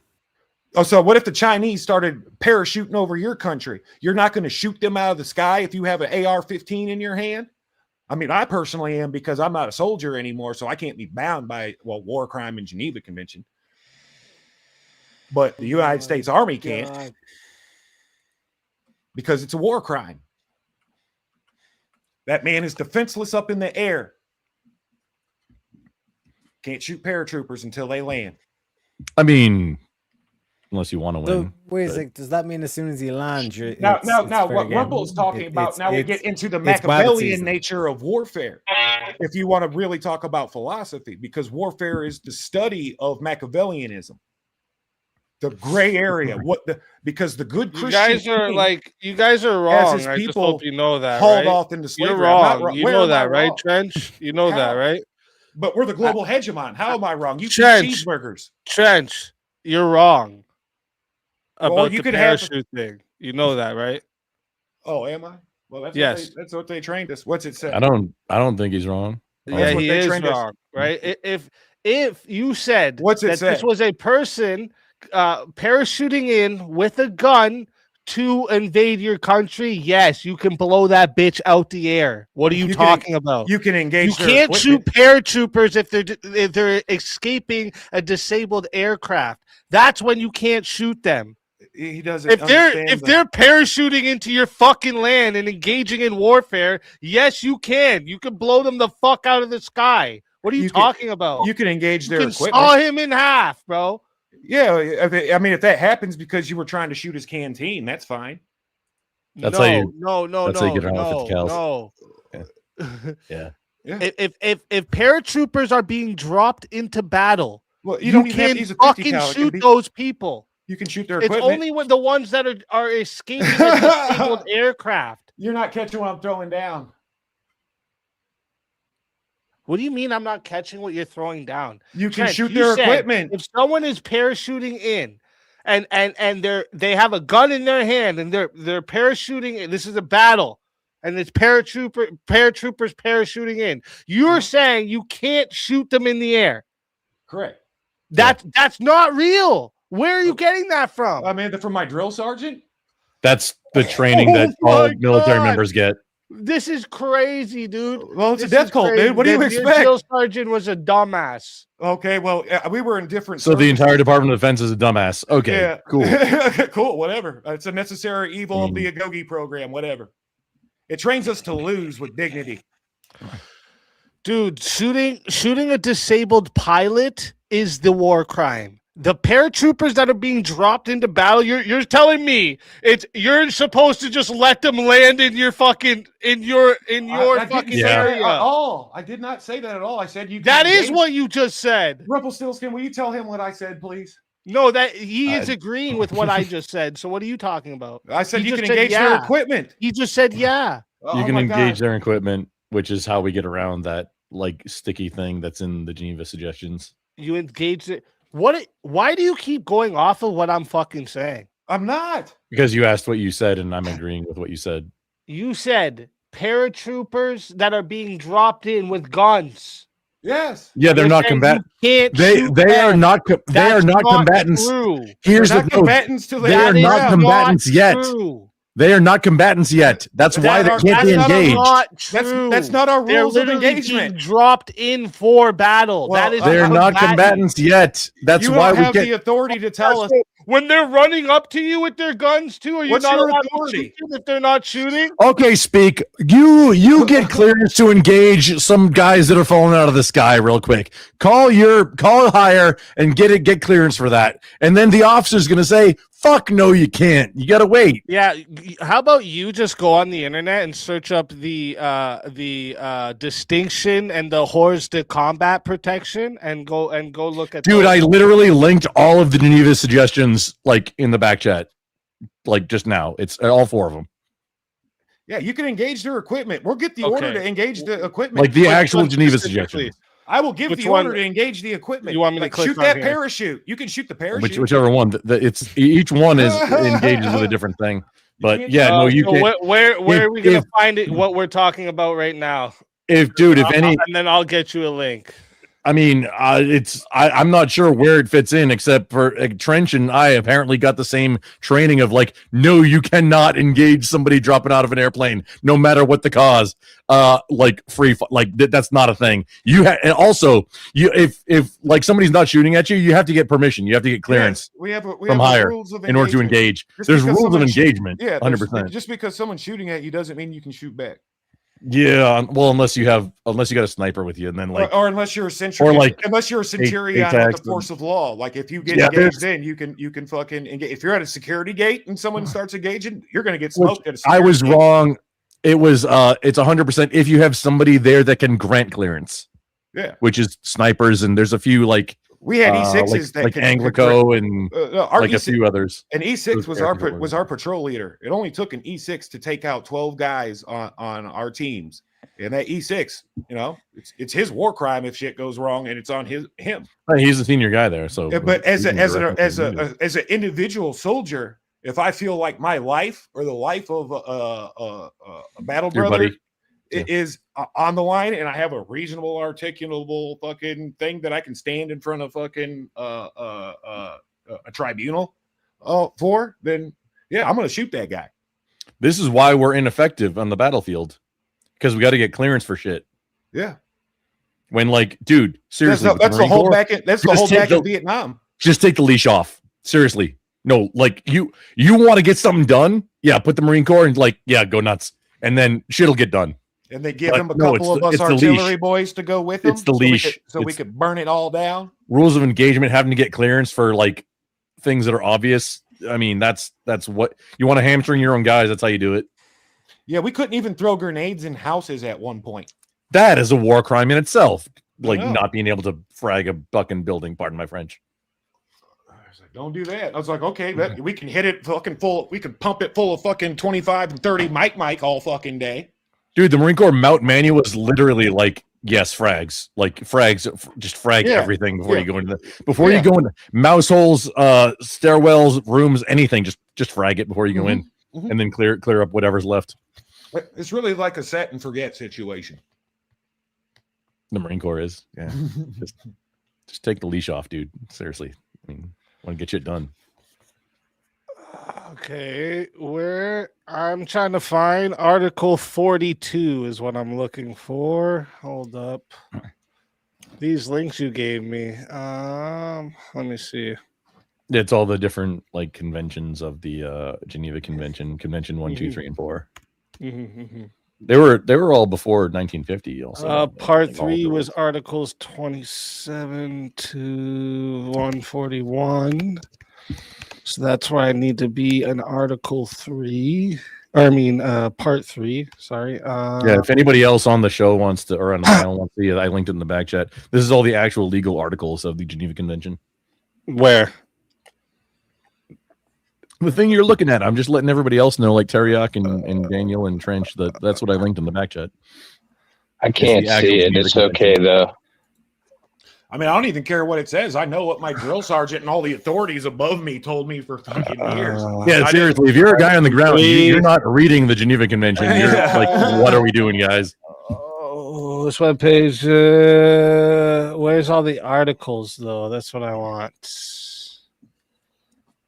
Yeah, it's a very dry document. I'm sorry to speak, but that's like, you know. Yeah, you don't worry about it. I'm gonna find it for you, buddy. Okay. Like, I obviously have like the Wikipedia that goes through all the articles here. I mean, if Wait, we're actually, So if biased. if it's still What legal, is biased? It's a military tradition that it's fine. Wikipedia. Wikipedia is bias. Yeah, Oh, Wikipedia is yeah. That like how you would describe maintained. it? It's maintained by three Oh, yeah, basement I would. dwellers, essentially. Like You there was go in the a Navy, you go in documentary the Air about. Force, they'll tell you all about. Yeah, the I don't same know why thing. this is not linking to the. Why isn't this? What is this?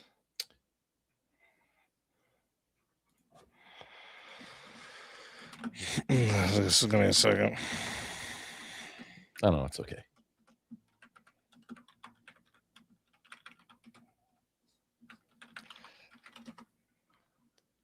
Oh, BSR. Yeah. No worries, man. It's all good. Don't worry, I'll find it for you. Here we go. Let me bring it up.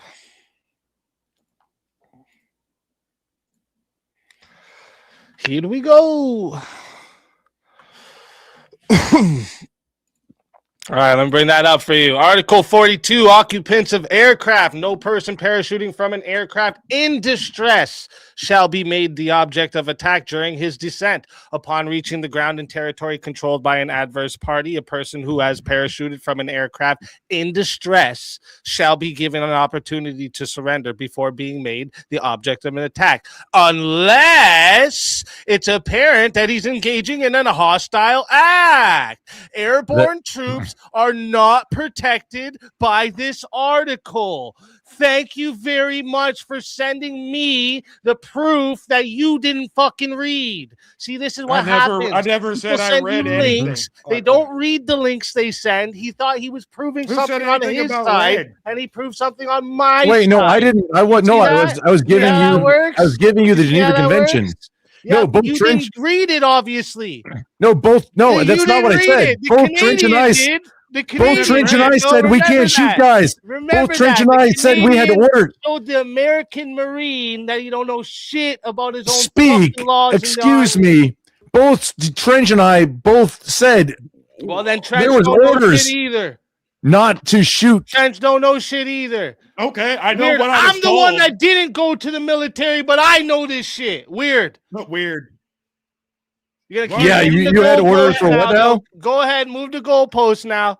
Go ahead. No, it's not moving the goalpost. I think this is what we've I know I maintained don't the look entire like time. it, dude, but I love reading, bro. And history. I mean, what does reading my have to do with my favorite orders? subject in the world? History gets. Listen, history gets me. History's fucking made up by the going, fucking winners. all right? That's how I feel about history, and I love reading. So don't fucking tell me I'm wrong on shit that I know I'm clearly right about.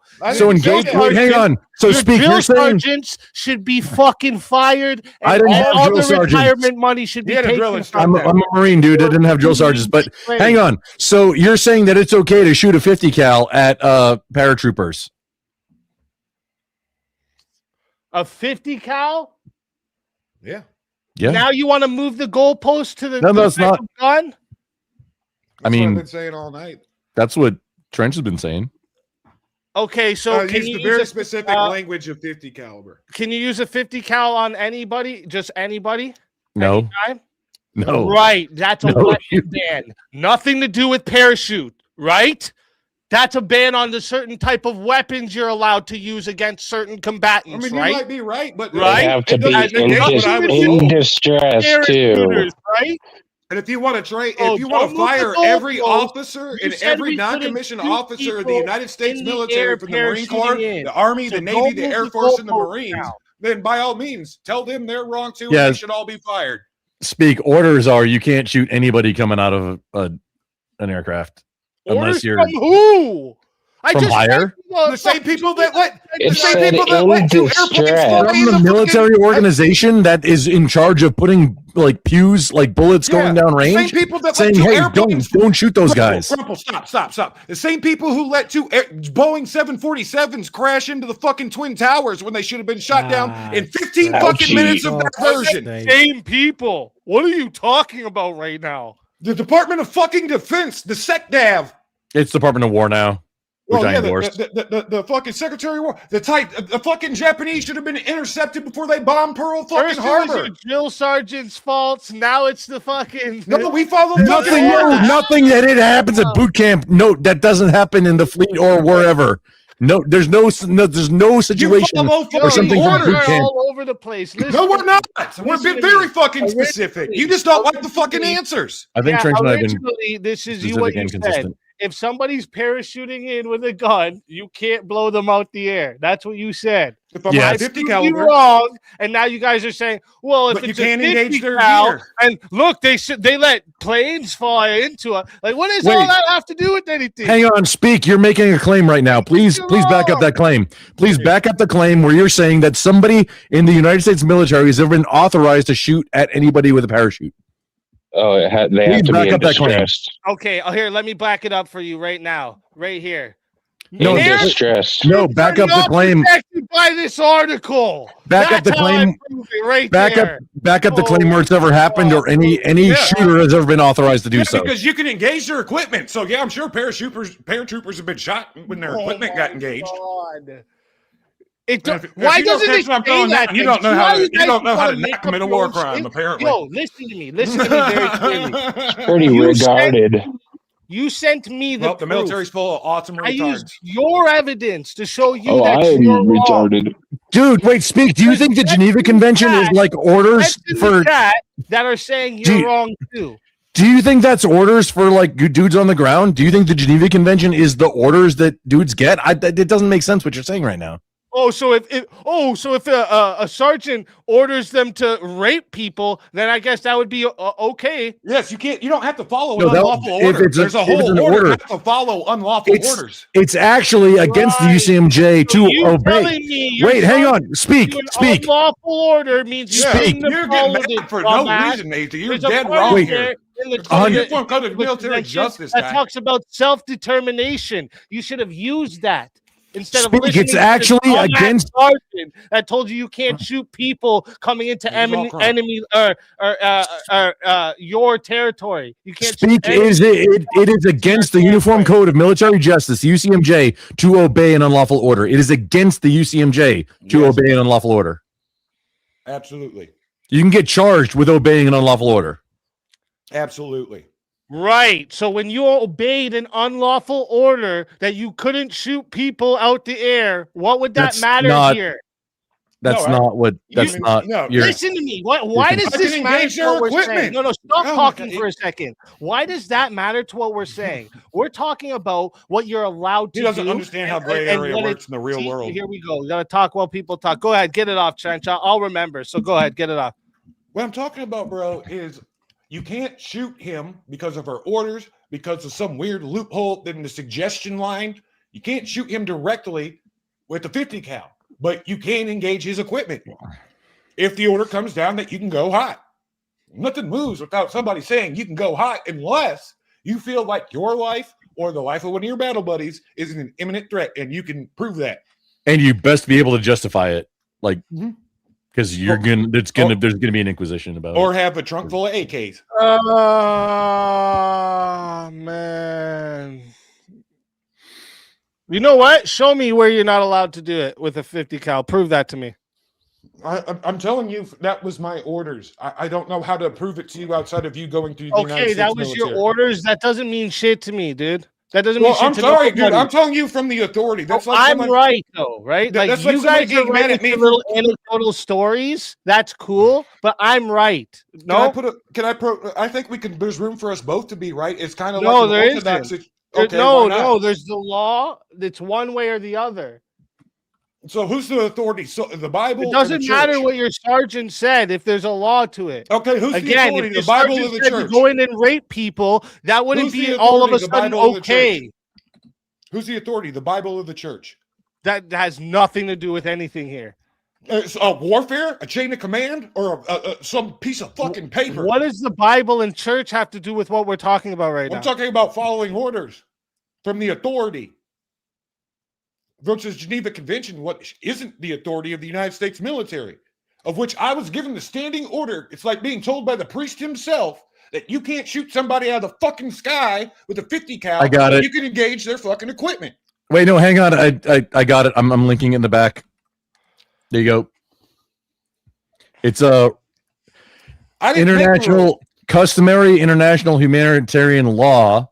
It's Rule 70. 50 cal.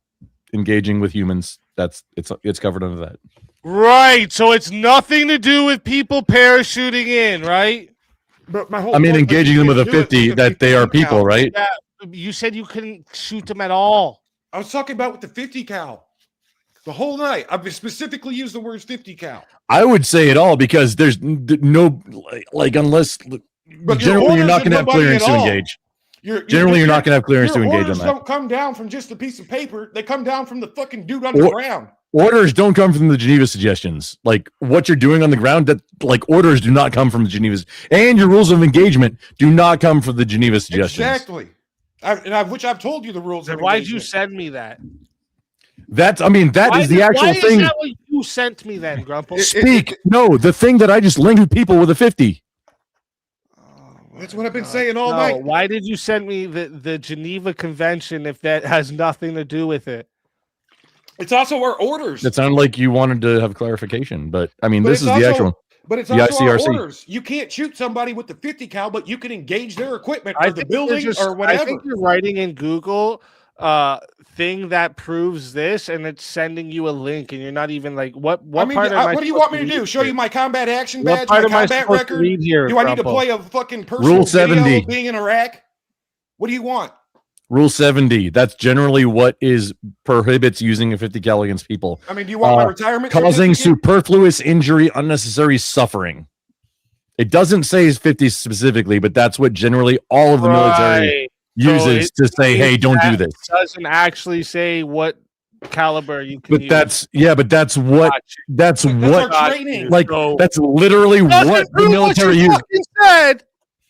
That's literally what the military uses as guidance. No, you could still use a 50 cal on somebody in the air. Matter of fact, No, you can't. Yes, you That's can. it Yes, says no. That says no. And he's still say not no. catching it. It But you does can not engage say their no equipment. to I can that. shoot It the does not parachute. say no. It has nothing to do with Oh the my caliber God. here. That's why the Google article Holy thing says fuck. you We're not- besides it's not Google, paratroopers bro. because you We're can on shoot the their data- fucking We're on parachute. the databases here. Okay, you The can shoot their parachute. Whatever. You're gonna die. Database. What The do you- point or is they're gonna database. fucking die. That's the point. What? Speak. That's the guidance for Geneva for everything that is used by the military in the U.S. military in general at large. It's you can't use 50. That's the rules that we have. Is you can't use 50 against people, Yes. and it's because of that rule.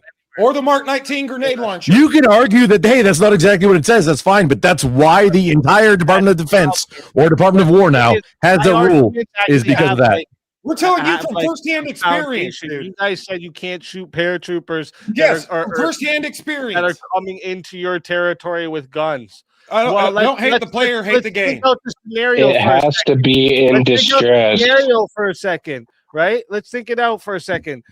Only have a 50 cal to shoot, nothing else, and there's enemies paratrooping in. You're not allowed to shoot them with your 50 cal. Are they in distress? Okay, this is why it's like Are you appealing not to the allowed to Bible shoot for them me. with your 50 cal? It depends on what my sergeant or commander says, dude. Excuse me.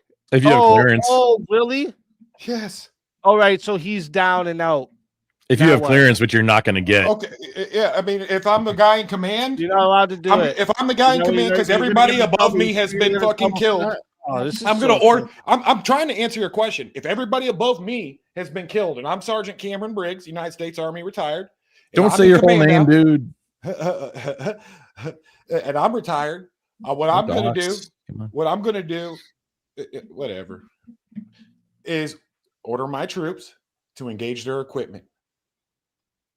Okay, yeah, it's just. Finish speaking. You should click my Discord. It's in the back engage there. their equipment. So it's Yes. it's B, going to be final okay answer, if you engage their shoot equipment. their I parachute. mean, if they die, whatever. Engage their equipment. What's Yes. that mean? Like, this is so bullshit, dude. It means I'm going to order them to It's- engage their equipment. It's how you have to deal with the rules of warfare. You have to engage the equipment. If I'm you're sorry using that reality is not Listen, fucking you nice got and that, comes with a bro. fucking helmet, but that's the way it is. I wish we could just say, yeah, sure, shoot them out of the sky. No, engage their fucking equipment. Wait, Trench Deacon, hang on. Is your picture the guy from New Vegas?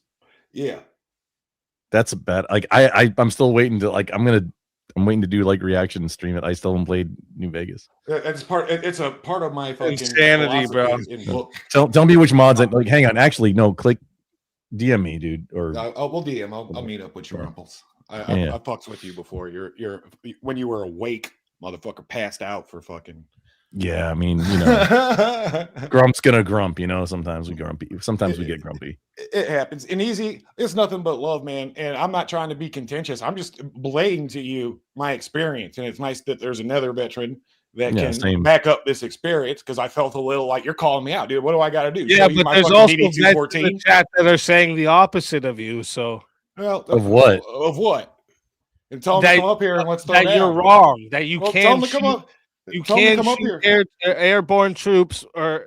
Okay, well, I'll engage their equipment, and he can shoot them. And when he stands in front of the fucking no, you don't have to engage people. their equipment. I'm going to say, I ordered them to engage the equipment, and they engaged the equipment. Yeah, some of them got fucking chewed up, whatever. Okay, and they're going to be like, cool. Well, you guys. So let me do. You guys have this idea in your head, like we can't shoot them with a 50 caliber, but if we see a boat full of people boating in, we can blow that boat. That's literally the answer that they gave you. They engaged the fucking narcotics. That's rules. Yeah, if they're narco terrorists, fuck yeah. They didn't engage the boatmen. They engaged the narcotics and the equipment. Yeah, no, an RPG against those fucking narco terrorists, dude. Speak. I get it, because it was entirely frustrating when I was active duty, and I'm imagining Trench Deacon has the same what thing. You're saying is a myth, bro. It's ridiculous. This is why. Listen, this is why I've had issues with this shit in the past, because this is the same type of shit that fake valor people say, man. That 50 cal is only for equipment thing. I've only heard fake valor people say that. I mean, what do you want me to do? And I'm not saying that, like, because I don't know, right? I don't know what you want. Movies? You want me to share video clips of me personally in Iraq? Is that what it's going to take? Out in the wire? No, Speak. I'm not. No, Speak. That's what we're saying is, like, that's the rules and how you get around the rules. Same as like so the Marine Corps uses the Benelli M4, and supposedly we only use it to breach doors, and it's definitely not just used to breach doors, but that's how we keep it in service, because you can't throw a grenade into a house by the end of our rules of engagement, but you could light up the whole house with the Bradley fighting vehicle with the fucking Bushmaster. So he was Army, Bradley's. Yeah, you guys got them amphib things that are all weird and from the 60s. All Transformers and shit. Mm-hmm. And you guys have fucking Cobras too. You guys flying around and driving around in dinosaur equipment. You don't worry about that. Besides the Marsoc boys, them Marsoc boys are fucking. They get all kinds of they get Gucci'd up with that SOCOM money. They get budget. Oh, they call them Raiders now. Well, they picked up the Raider legacy. Yeah, I'm gonna do some from Templars to fucking Navy SEALs, which are the Hollywood boys. You don't hear about CAG. I want to do a whole fucking series on military history and great. Nobody cares about Anglico. Yeah, no one cares about Anglican battles. Nobody cares about Anglico. Yeah, people want to hear about Gurkhas and their fucking. Oh yeah, they do. And their fucking machetes, dude. A part of the empire. Gurkha soldier, everything's gonna be okay. But anyway, no, there's a contention, and I don't think there has to be. We're still all men of the West. It's just that America, we're the 911 for all of the global solutions that keep the hegemony afloat. So in order to be a soldier, and I say this to anybody who's enlisting or thinks about enlisting, you are going to exercise.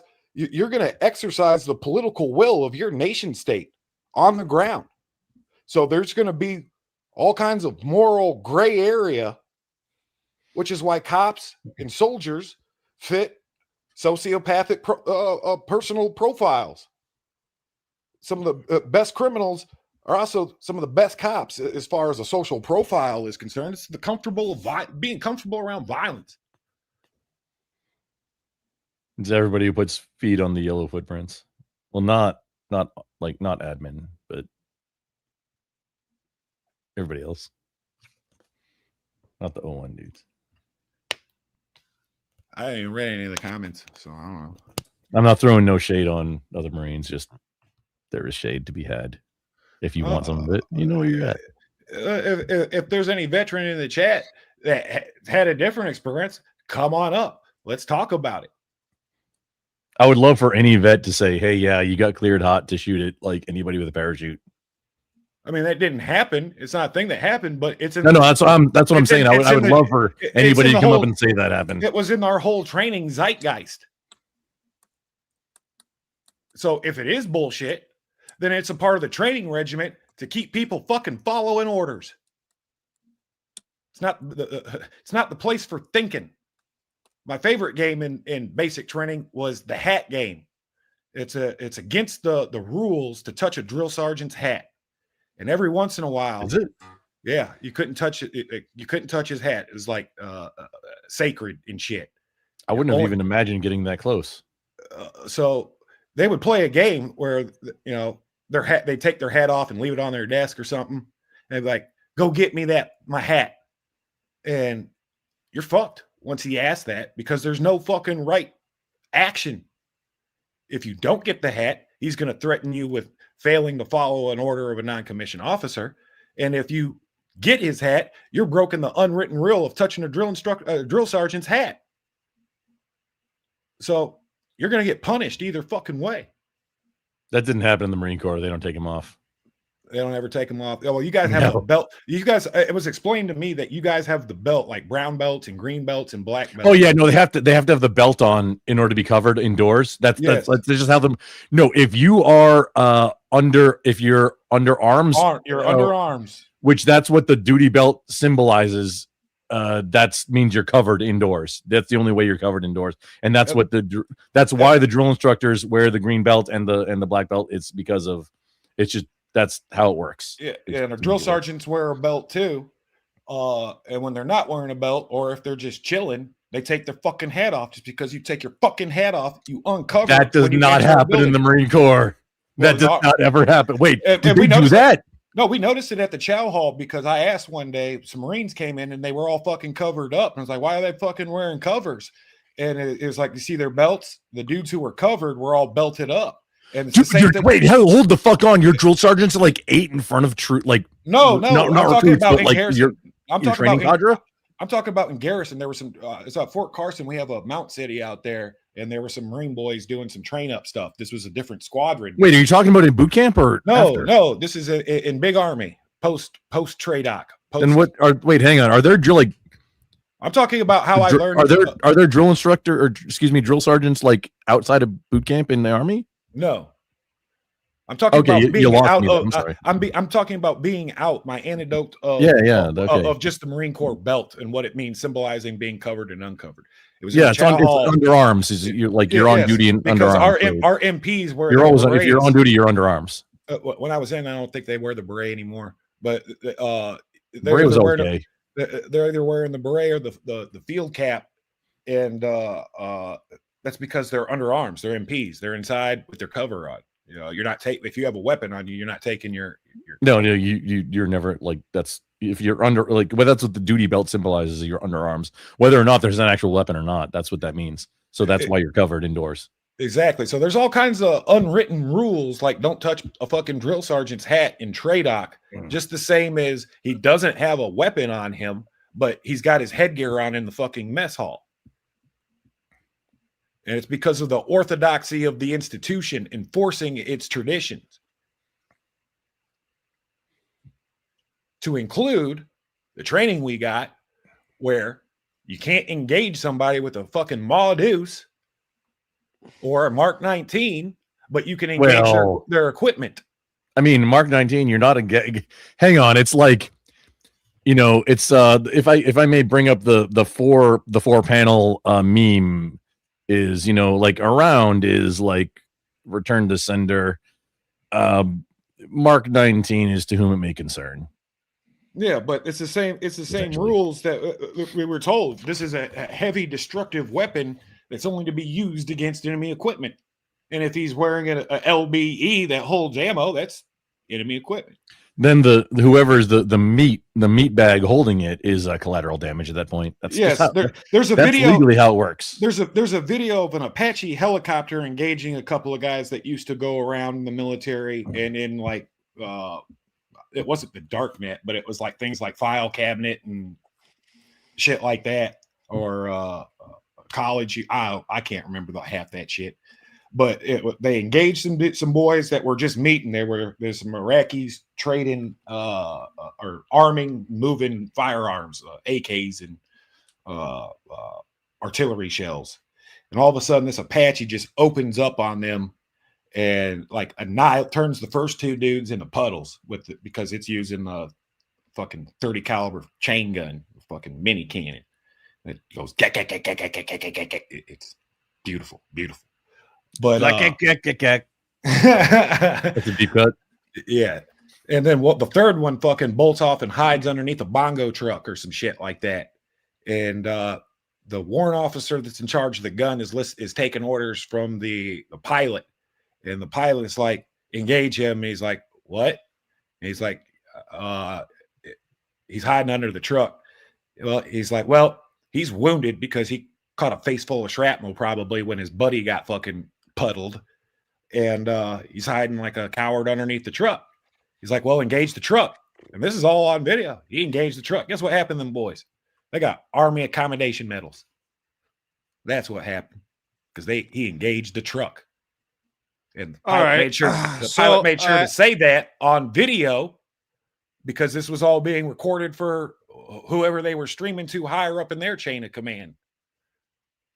And all right, so I've been searching to find this because I know I've read this before, but you guys are very intent on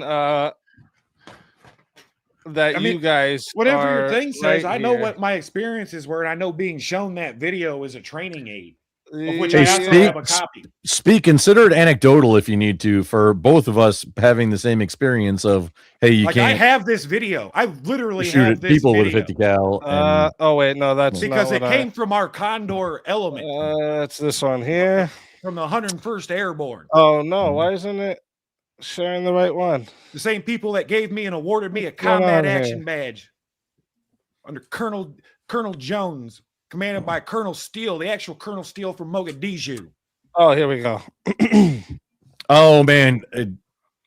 So this here is the Law of War manual from they did this back in June 2015. That's an update from when I fought in Iraq, though, so this doesn't apply to me. Okay. Anyways, I was there in 2007. Okay. I got out in 2008. I want you to read right here. 2005 through 2007 because we did 15-month deployments. Yeah, I joined in I went to boot camp. What's 2 to months say after here? 9/11. Right? This is what you guys were talking about, right? Okay, that changed after. Let's post me. Whoa, hang that does not fair. dictate that's Department of, hang on, if this is Department of Defense, that does not impact what happens as what the orders issued to dudes on the ground are. Yeah, and I was there in 2005. There's a lot of layers in between DoD guidance. This is an update, and this is a DoD guidance Which, of 2015 post fucking. Which also, I'm glad for this update. Like, yeah, let's stop. Let's stop playing coy about it. Yeah, we're shooting dudes with 50 cals. Hey, we finally recognize it. Now I don't have this to is say. good. I don't have to say engage their equipment anymore. Perfect. Yeah, no, this No is good. scope. Hey, thanks for finding this. But no, this is if this was in 2015 or what. And look, there's my whatever it was. Bushmaster. No, this Hey, is look, good. It's even got my heavy weapons in the Bushmaster I was talking about from our Bradleys and the 30 fucking chain gun. Also brought to you by A10 Warthogs. Well, that's 30 millimeter. Yeah, same thing that the Apache fucking shoots. You guys keep backtracking so much here. It's so crazy. How It's did we good, backtrack? I've stood on my business all night. I don't think that's I'm a backtracking 2015. Yeah, that's a 2015 update from when we were there. And I wouldn't be surprised if you go through Both of basic us were training right out. now they still tell you the same thing because it's probably some weird, bizarre tradition, like don't touch my fucking hat, or Marines can wear their fucking hats indoors for some stupid fucking reason. Well, if you're no, you can't. If you're wearing a duty belt, But he you doesn't have a can. fucking gun. If you're wearing a duty belt, you can because you're under arms, even if you're not under arms. I Yeah, mean, that's whatever. just how it works. Whatever. But I see You're what on he's duty. saying. You're covered. I see what he's saying, but he doesn't understand the orthodoxy of Yeah, the tradition. 100%. I can understand how it doesn't make sense, but that's like the DoD doesn't, or DOW now. Is it the Department of War now? It never made sense. Yes, it's the Department of War.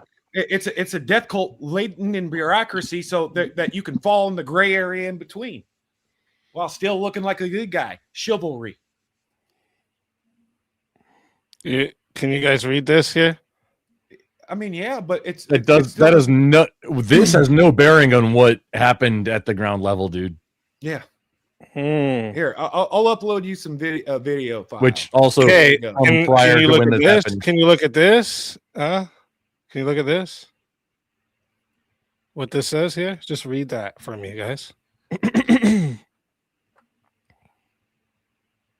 It can be removed, and hang on, I'll read it in its entirety. Hang on, just like bring it back a little bit left. Okay, I'll read it in its entirety. U.S. Army, Office of the JAG, International Law Division, Opinion DAJ AIA, 1986-8044. That's the actual order. Use of the 50 caliber machine gun, November 1st, 1986, under Reagan, reprinted in the Army Lawyer 36, April 1987.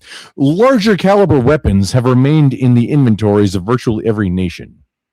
For example, the Soviet Union mounts the NSV 50 caliber machine gun on its tanks. It can be removed and employed on a tripod in a ground mode.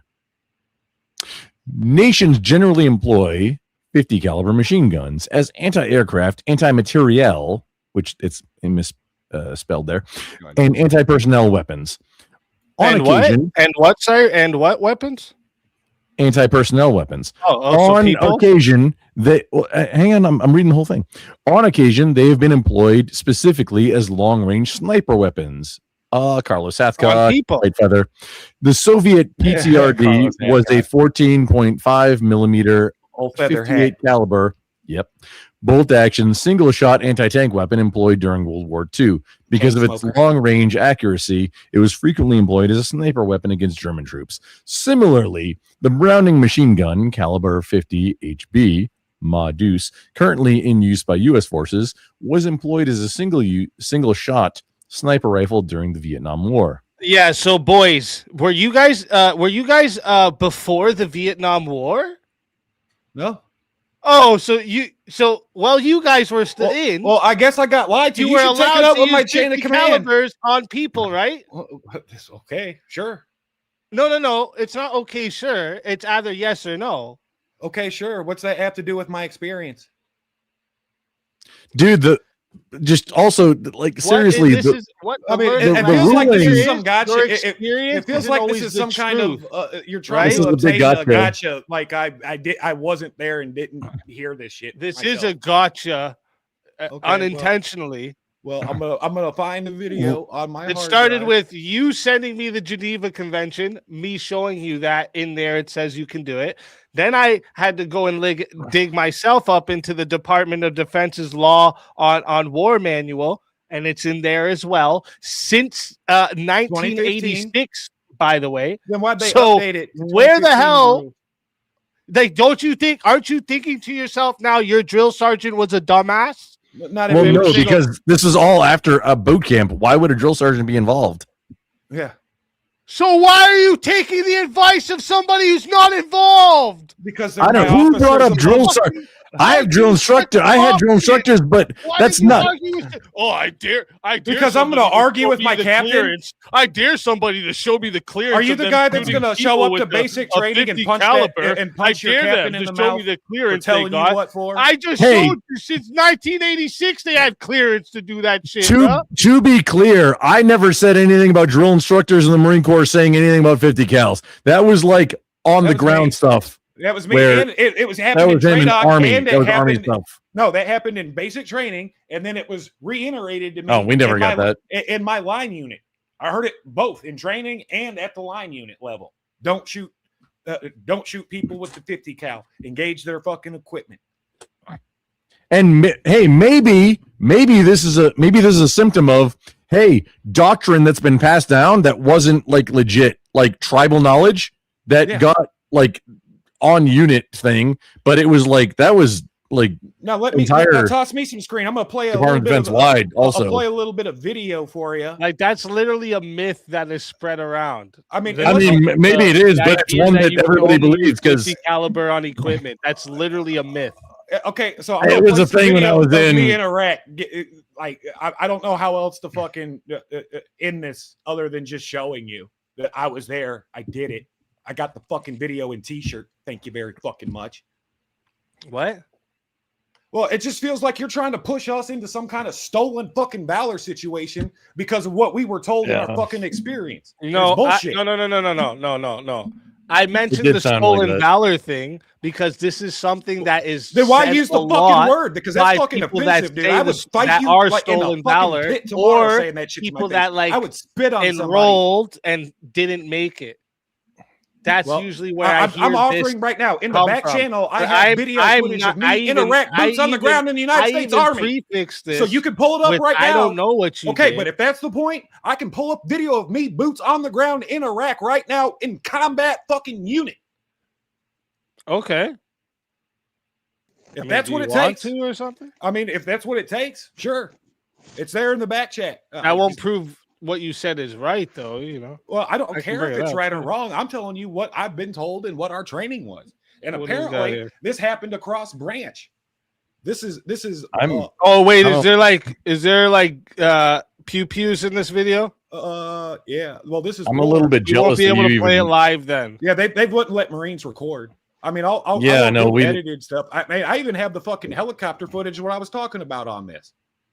Yeah, we won't be able to play it live if it's. I got video. I got Jalen's footage of me hitting a fucking roadside bomb from a fucking Predator fucking drone. Me actually running over a roadside bomb. Listen, I didn't even. I am not making a claim that you're stolen valor. But I said the Sounded kinda stolen like it. valor thing because that's what frustrates me about hearing I've got got the video ready to and fucking I've roll. literally thanked people for their service to find out later they were fucking lying. So it frustrates me. That's all I'm saying.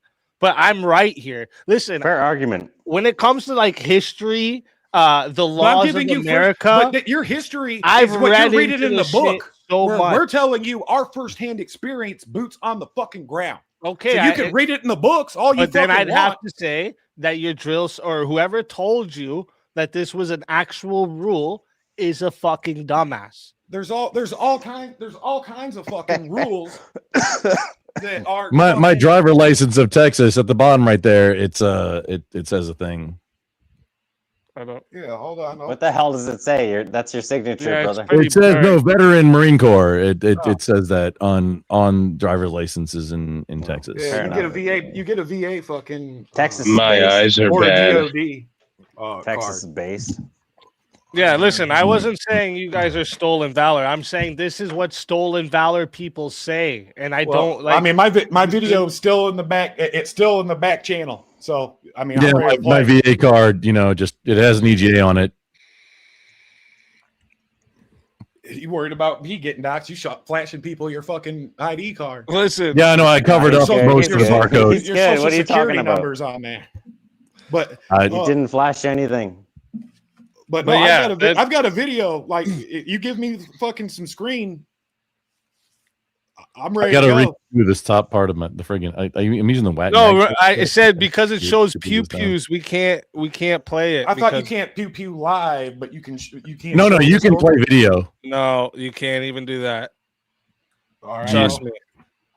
Trust me. What do you want? A combat You action can't- badge? signed Listen, by a I colonel? was there live just recently. Grace Thorpe and Ben Thorpe tried to play a video where Jake the Rattlesnake and Andrew Wilson were shooting the guns at Andrew Wilson's gun range. It got taken down Sideways. live. Literally got taken down live. You're not allowed to have guns, and they didn't even start shooting the guns yet in the video. I wouldn't They were engage just with the showing them. Thorpes, but You- okay. I mean, You can make videos that show guns. You can't do it live. That's all it is. It was funny watching Jake shoot guns. He'd Look, never even Rob touched had his before. channel suspended for playing a clip of Clint Eastwood shooting a gun. Yeah, if it's live, Oh yeah, it's wild. because the algorithm picks it up and immediately shuts it down because that's a way to avoid people doing pews live. They make sure that any crazy. notion of a gun on a live stream, they take it down right away. Oh, But fucking you can digital make videos taxidermist. all day about it if you want. Digital taxidermist. If you've seen any of his clips, he's like one of like, hey, Midwestern like hunting like content creators. He just had a round, like a 50 cal round that he like had on like, and he was just talking to, I forget who the other guy's name was. They were doing like a duel stream together, and his piece of it got clapped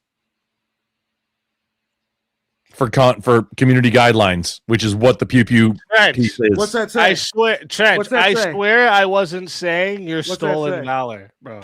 I What's swear it- that's what- not what's what this I one was say? saying. Speak. It kind of sounded like you were saying that. What's this one I say? prefer to I think was you weren't, saying but that What's it that people kinda say? sounded that like that. are stolen valor repeat that shit, and that's how I found out this was a myth. This is the whole thing that made me look at, and then I've read this thing. A broken clock can be from right start twice to a day. finish one time. I obviously can't Well- recite it all or anything, but I've literally read it start to finish. Right? Like But I like when there's something I'm interested in, I go and dive deep. So I knew that this is not an actual. I'm not saying even that your drill sergeants didn't tell you The this. whole DOD.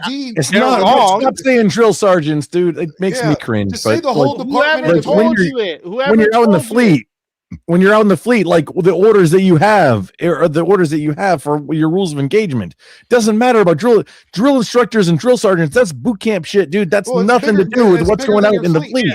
This is I- happening in I- all I the can- branches. He was saying I boot could have camp, which- swore that's what Trench said was drill I- sergeant. Maybe Yeah, I I think he did too. Which that has I nothing to did do with say what's drill- happening out in the fleet or I wherever did say the drill Army is. sergeants because that was the first people that fucking told me it Your happened. drill to sergeants me. were gay. Whatever. But they told me the fucking the thing first, and it was You're told to gay. me as soon as we got back to the fucking unit. Everybody's And gay. yeah, he called me fucking a bitch and a gay person a couple of times in basic training. But I learned how to shoot somebody at 300 meters, so I guess it worked. Did you? Oh, not 500? No biggie. Yeah, we shoot. I We think, train. We train for 3. Yeah, so No, you don't anyway, shoot people at 300 meters. That's like Trench 3 said drill football fields. sergeant, so this is why I'm saying drill sergeant. But that's all. a semantic. It was the Yeah, that's what he said. it was the non-commissioned officers above me and the yeah, officers. whoever. This is why I just break it down to whoever said this to you was wrong. It was everybody. Well, like, no, I- no, you guys hang just on. accept Speak. that. No, whoever said it to him was not wrong. It's the orders that were from above. Everybody They said can be this. wrong. Your orders can be wrong, bro. So you argue it with them then. Yeah, are you the I guy that shows would. up to Yeah. basic training I and punches him in the would. mouth for screaming Because at I you? So would've wait, hang on. practiced Speak. extensively before I went and Speak. started shooting people. Oh, You're I saying would've it's tried wrong. to all the rules. Speak. Wait, hold I on. would've You're read saying it, not just depended on some Speak. guy to tell me, bro. speak. You're saying it's wrong to be more restrictive with your troops so that nothing bad happens to them.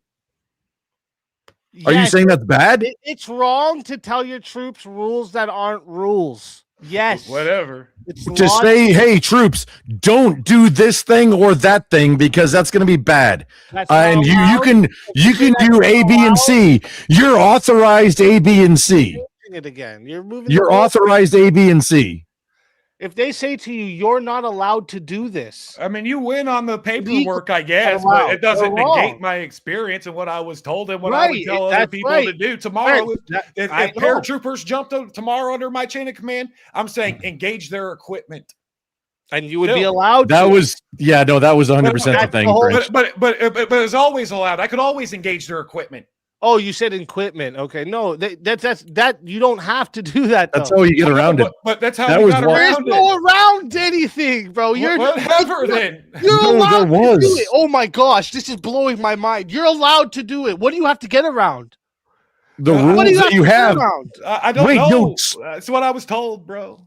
Speak, do you know that like lower echelons of command can have more rules than higher echelons of command? like in a military environment or any organization, really. That's how it works. That's cool. Sometimes you lie to That's the cattle right. to get them into the meat Your grinder. commanding officer has a higher command, right? So do you think it's easy to push people that into right, the meat grinder? Purple? Do you think you're going to be Right? honest with Yes. everybody all the Telling time? you something doesn't mean shit when the higher ups say you're allowed to do it, right? No, fuck, no, wait, no, Speak. You do not understand what's going on then if you say that. No, your commanding officer who then adds a few more restrictions, 100%, that's what you are beholden to. It doesn't matter what the dudes above that say unless you're violating something so else. Your command tells you to rape the combatants, you're allowed to do it? That's an unlawful order. No, I said more restrictions. Dumbass. I said more restrictions. It's gonna be so Speak. bad. Hang on. This is I a chaos can and so show. simply This is say a chaos more and show. Is it a restrictions. chaos and show? order Is when it chill or when it's chaos? rape, but you won't say it for something that Speak. is an unlawful order, telling you you're not legally French. allowed. Trench, to- stop. What are we gonna yell? Let me engage real quick. Caliber. Speak. I said more restrictive. That's not at all what you just said. But you were cutting out a little bit, and I didn't understand. But I said any commander can have more restrictive rules for his troops. That's 100%. That's how any organization works. Sounds right. To ensure that your Chaos and dudes show. Come on, don't fellas. do anything that's going to embarrass We don't anybody. need to yell at each other. I mean, you're trying to keep, because at the end of the day, the field grade officer is the one who stands in front of the tribunal for certain types of war crimes. Yeah, your company dudes aren't like they're getting off. Company officers, and they're the ones that are like, and at least in the Marine Corps, the company officers are the ones that like they're the ones with the leash. So the command Ours was the does E6. not have to follow this law, the law and war manual from the Department of Defense. You can make it more restrictive the They lower don't you have to go. follow There's that. there's a lot of people in between the Department of Defense and the don't have to follow that? on the ground. No, everybody does, but you can be more restrictive the lower you go. Yes, 100%. That's how organizations work. At least good combat ones. Right. Which Do is you a part think- of like hat games, so you get people maybe- used to losing, so they just follow orders Do blindly. you think it's possible when they were telling you to aim for the equipment, it's probably because that's a bigger target for you to hit than a little floating Canteen. guy? Wait, a Yeah. canteen is a bigger target than a whole ass dude. Oh, they were telling you to shoot the canteens. Yeah, Yeah, it what is. they did? If you miss, it's Oh. unfortunate. Hey, Oh, Yes, really? literally. That's yes. What was That's the literally reasoning? what it was. Canteens, water. Yes. canteens. Yes. It's a war crime to do anything Yes. that's yes. taking away water. You know, it's a war Wait, crime. Strange and I are both saying It's a yes. war Literally, it was the crime canteens. To destroy water wells or poison water. Why would they fucking tell you to destroy the water they have on them? That No, doesn't it's make not. No, it's sense. not the water. No, it wasn't the Water. water. It was the Equipment. gear. It was the canteen, He's got gear. not the water. Engage the equipment. You can shoot their parachute. You're just making shit up. You're just No. You Can I got two clarify dudes the here question? that like I'm remembering of hey, what was cool and what wasn't. Yeah, Sounds like Trent There was. was we had all kinds of conversations about This is when two we were different out. branches. That are also vets that disagree with you. So this anecdotal thing doesn't matter. Wait, Hey, who? I want another. I want Who? another MOS. Right. This is why we brought up the Geneva Convention articles and the law Yeah. manual to war. Well, This until is why they get we up brought here, up I'm this. calling out their stolen valor. Me and fucking Grumpy showed credentials. I want to see their fucking credentials. I was Did a I calm clarify guy. it? Did I Dude, clarify I'm- the question? I didn't do Like, anything cool ever. I was a calm guy. Is it What about okay if I ask a question? No credentials. Thanks I for don't having me know, up. not a Marine. Like, Shut up. You're if I not could a ask a Marine. Shut question, up. I'm not a Marine. I'm not a Marine. I'm not. I but I just I give can you still 214 ask. still a Marine. I can I'm still sorry. ask a fucking question. I'm just fucking with you, brother. I was just wondering if like the military guys. I don't know. I'm not a military guy's asshole. Okay, so but I'm wondering if you're after the Geneva Convention, if your commander gave you a command to do something that would contravene the Geneva Convention, what responsibility do you have? You are obligated to disobey that. Yeah, the under the uniform UCMJ. Code, uniform code of Okay, military okay, yeah. justice supersedes Geneva Convention. Wow. Okay, that's a contentious point. The Uniform Code of Military Justice obligates the individual warfighter to disobey unlawful orders. You are, if you obey an unlawful order, you are liable. Yes. So telling you that you're not legally allowed to engage in 50 on cal the shootings. enemy that is coming into your territory? I with don't a think. 50 Wait, cal? wait, 50 or That would be an unlawful order, no? speak. I don't think anybody said ever that it was necessarily unlawful that we couldn't. Is Yeah, maybe what. and that's also the point why I kept Maybe saying that's like, the consensus engaging point. their equipment, and I've even conceded Telling ground you like you people can't will legally, die. but you can. Would that not be unlawful? All I know But is they it depends die. on your rules of engagement, dude. Seriously. Yeah, and with the 50 stuff, they die. Whether you're It might engaging their be equipment Chinese. or whether they Things they got die. wild. Oh man. That's the point. It's war. People Just gonna wait, die. wait. Just please. I don't know. This question seems so easy. It's very. I wish it was easier. To a civilian, it would seem easy. Yeah. I mean, it seems stupid easy to us, but like we're not even upset. Jesus Christ! Can you guys You're shut not the a fuck up? Let civilian now, Easy right? talk. You're Let not a Easy civilian, ask the are you? question. Like what? Right? You're not a civilian, Grumple? Huh? How long was it since you were in? No, he's a Marine. They say that. Well, it doesn't matter. Oh no, We're not it's trying to. totally. We're not trying to downplay. We're not trying to downplay the Marine. Wait, hang on. fucking- The Marine Corps is totally not a cult, except you're not out. You're not out until they say you are. And I'm Yeah, but retired. you're so fuck- That's I'm, great. and I'm Fuck your retired. And I'm retired, so technically I'm on the inactive roster. This is not I'm a in the dick inactive fucking measuring reserves as a contest. sergeant. This is not. I'm a not dick trying to be a measuring dick measuring contest. contest at all. Yeah, Well, but it seems like it. Grumple, you pulled that card. You said if you want military, you can't comment on this. You're a civilian, so you can't have an opinion. You can't think for yourself. No, I didn't. Hang on, no, Kieran, I didn't say that at all. I said a civilian Yes, you probably did. would have that opinion. I didn't Yeah, say which a is the same civilian thing. can't comment Yeah, on it's the it. same that, thing. that, Come on that now. equates to No, that, Kieran, though. That Kieran, equate- please that don't can try and put equate to anything in that. my mouth because I'll bite it. Yeah, and I have access to military bases. Grumple, I'm not, that I'm technically equates not to a- that. under If Geneva you're- Convention. you're I'm not saying a that- civilian. You're saying that people that are not civilians have a different perspective than those who are, and you're a civilian. Grumple, don't pull that, please. I mean, he might, but I'm not a civilian. I'm a blue card holder. I'm retired. I'm in the Here, let inactive me roster. read a couple You're a super chat civilian. questions No, I'm not. directed, I think, for you guys. I'm a Geneva you live in Convention. Hold up, civilization. Trent, Are one you sec. an- Let me read these questions. There's a couple here. I'm going to read them backwards, though, so I'll get Let's go. to them here. But first, I'll read the first two from Marcus here for $10. One says, so the law says you can, your commander says you can, but tells you there is a loophole to get around doing something that's already legal. Pop the canteen. Like, really, it doesn't even make any sense. And then, so terrorists can drop in with bomb vests on populated areas, and command will tell you you can't engage until they hit the ground. That's Well, interesting. That's an interesting. That's the whole I mean, conversation right That's there. a loaded question because I'm implying that we can Not engage the loaded. bombs when they're in the air. Engage the bombs. Oh my god! It was a whole ass thing where you It's couldn't engage equipment.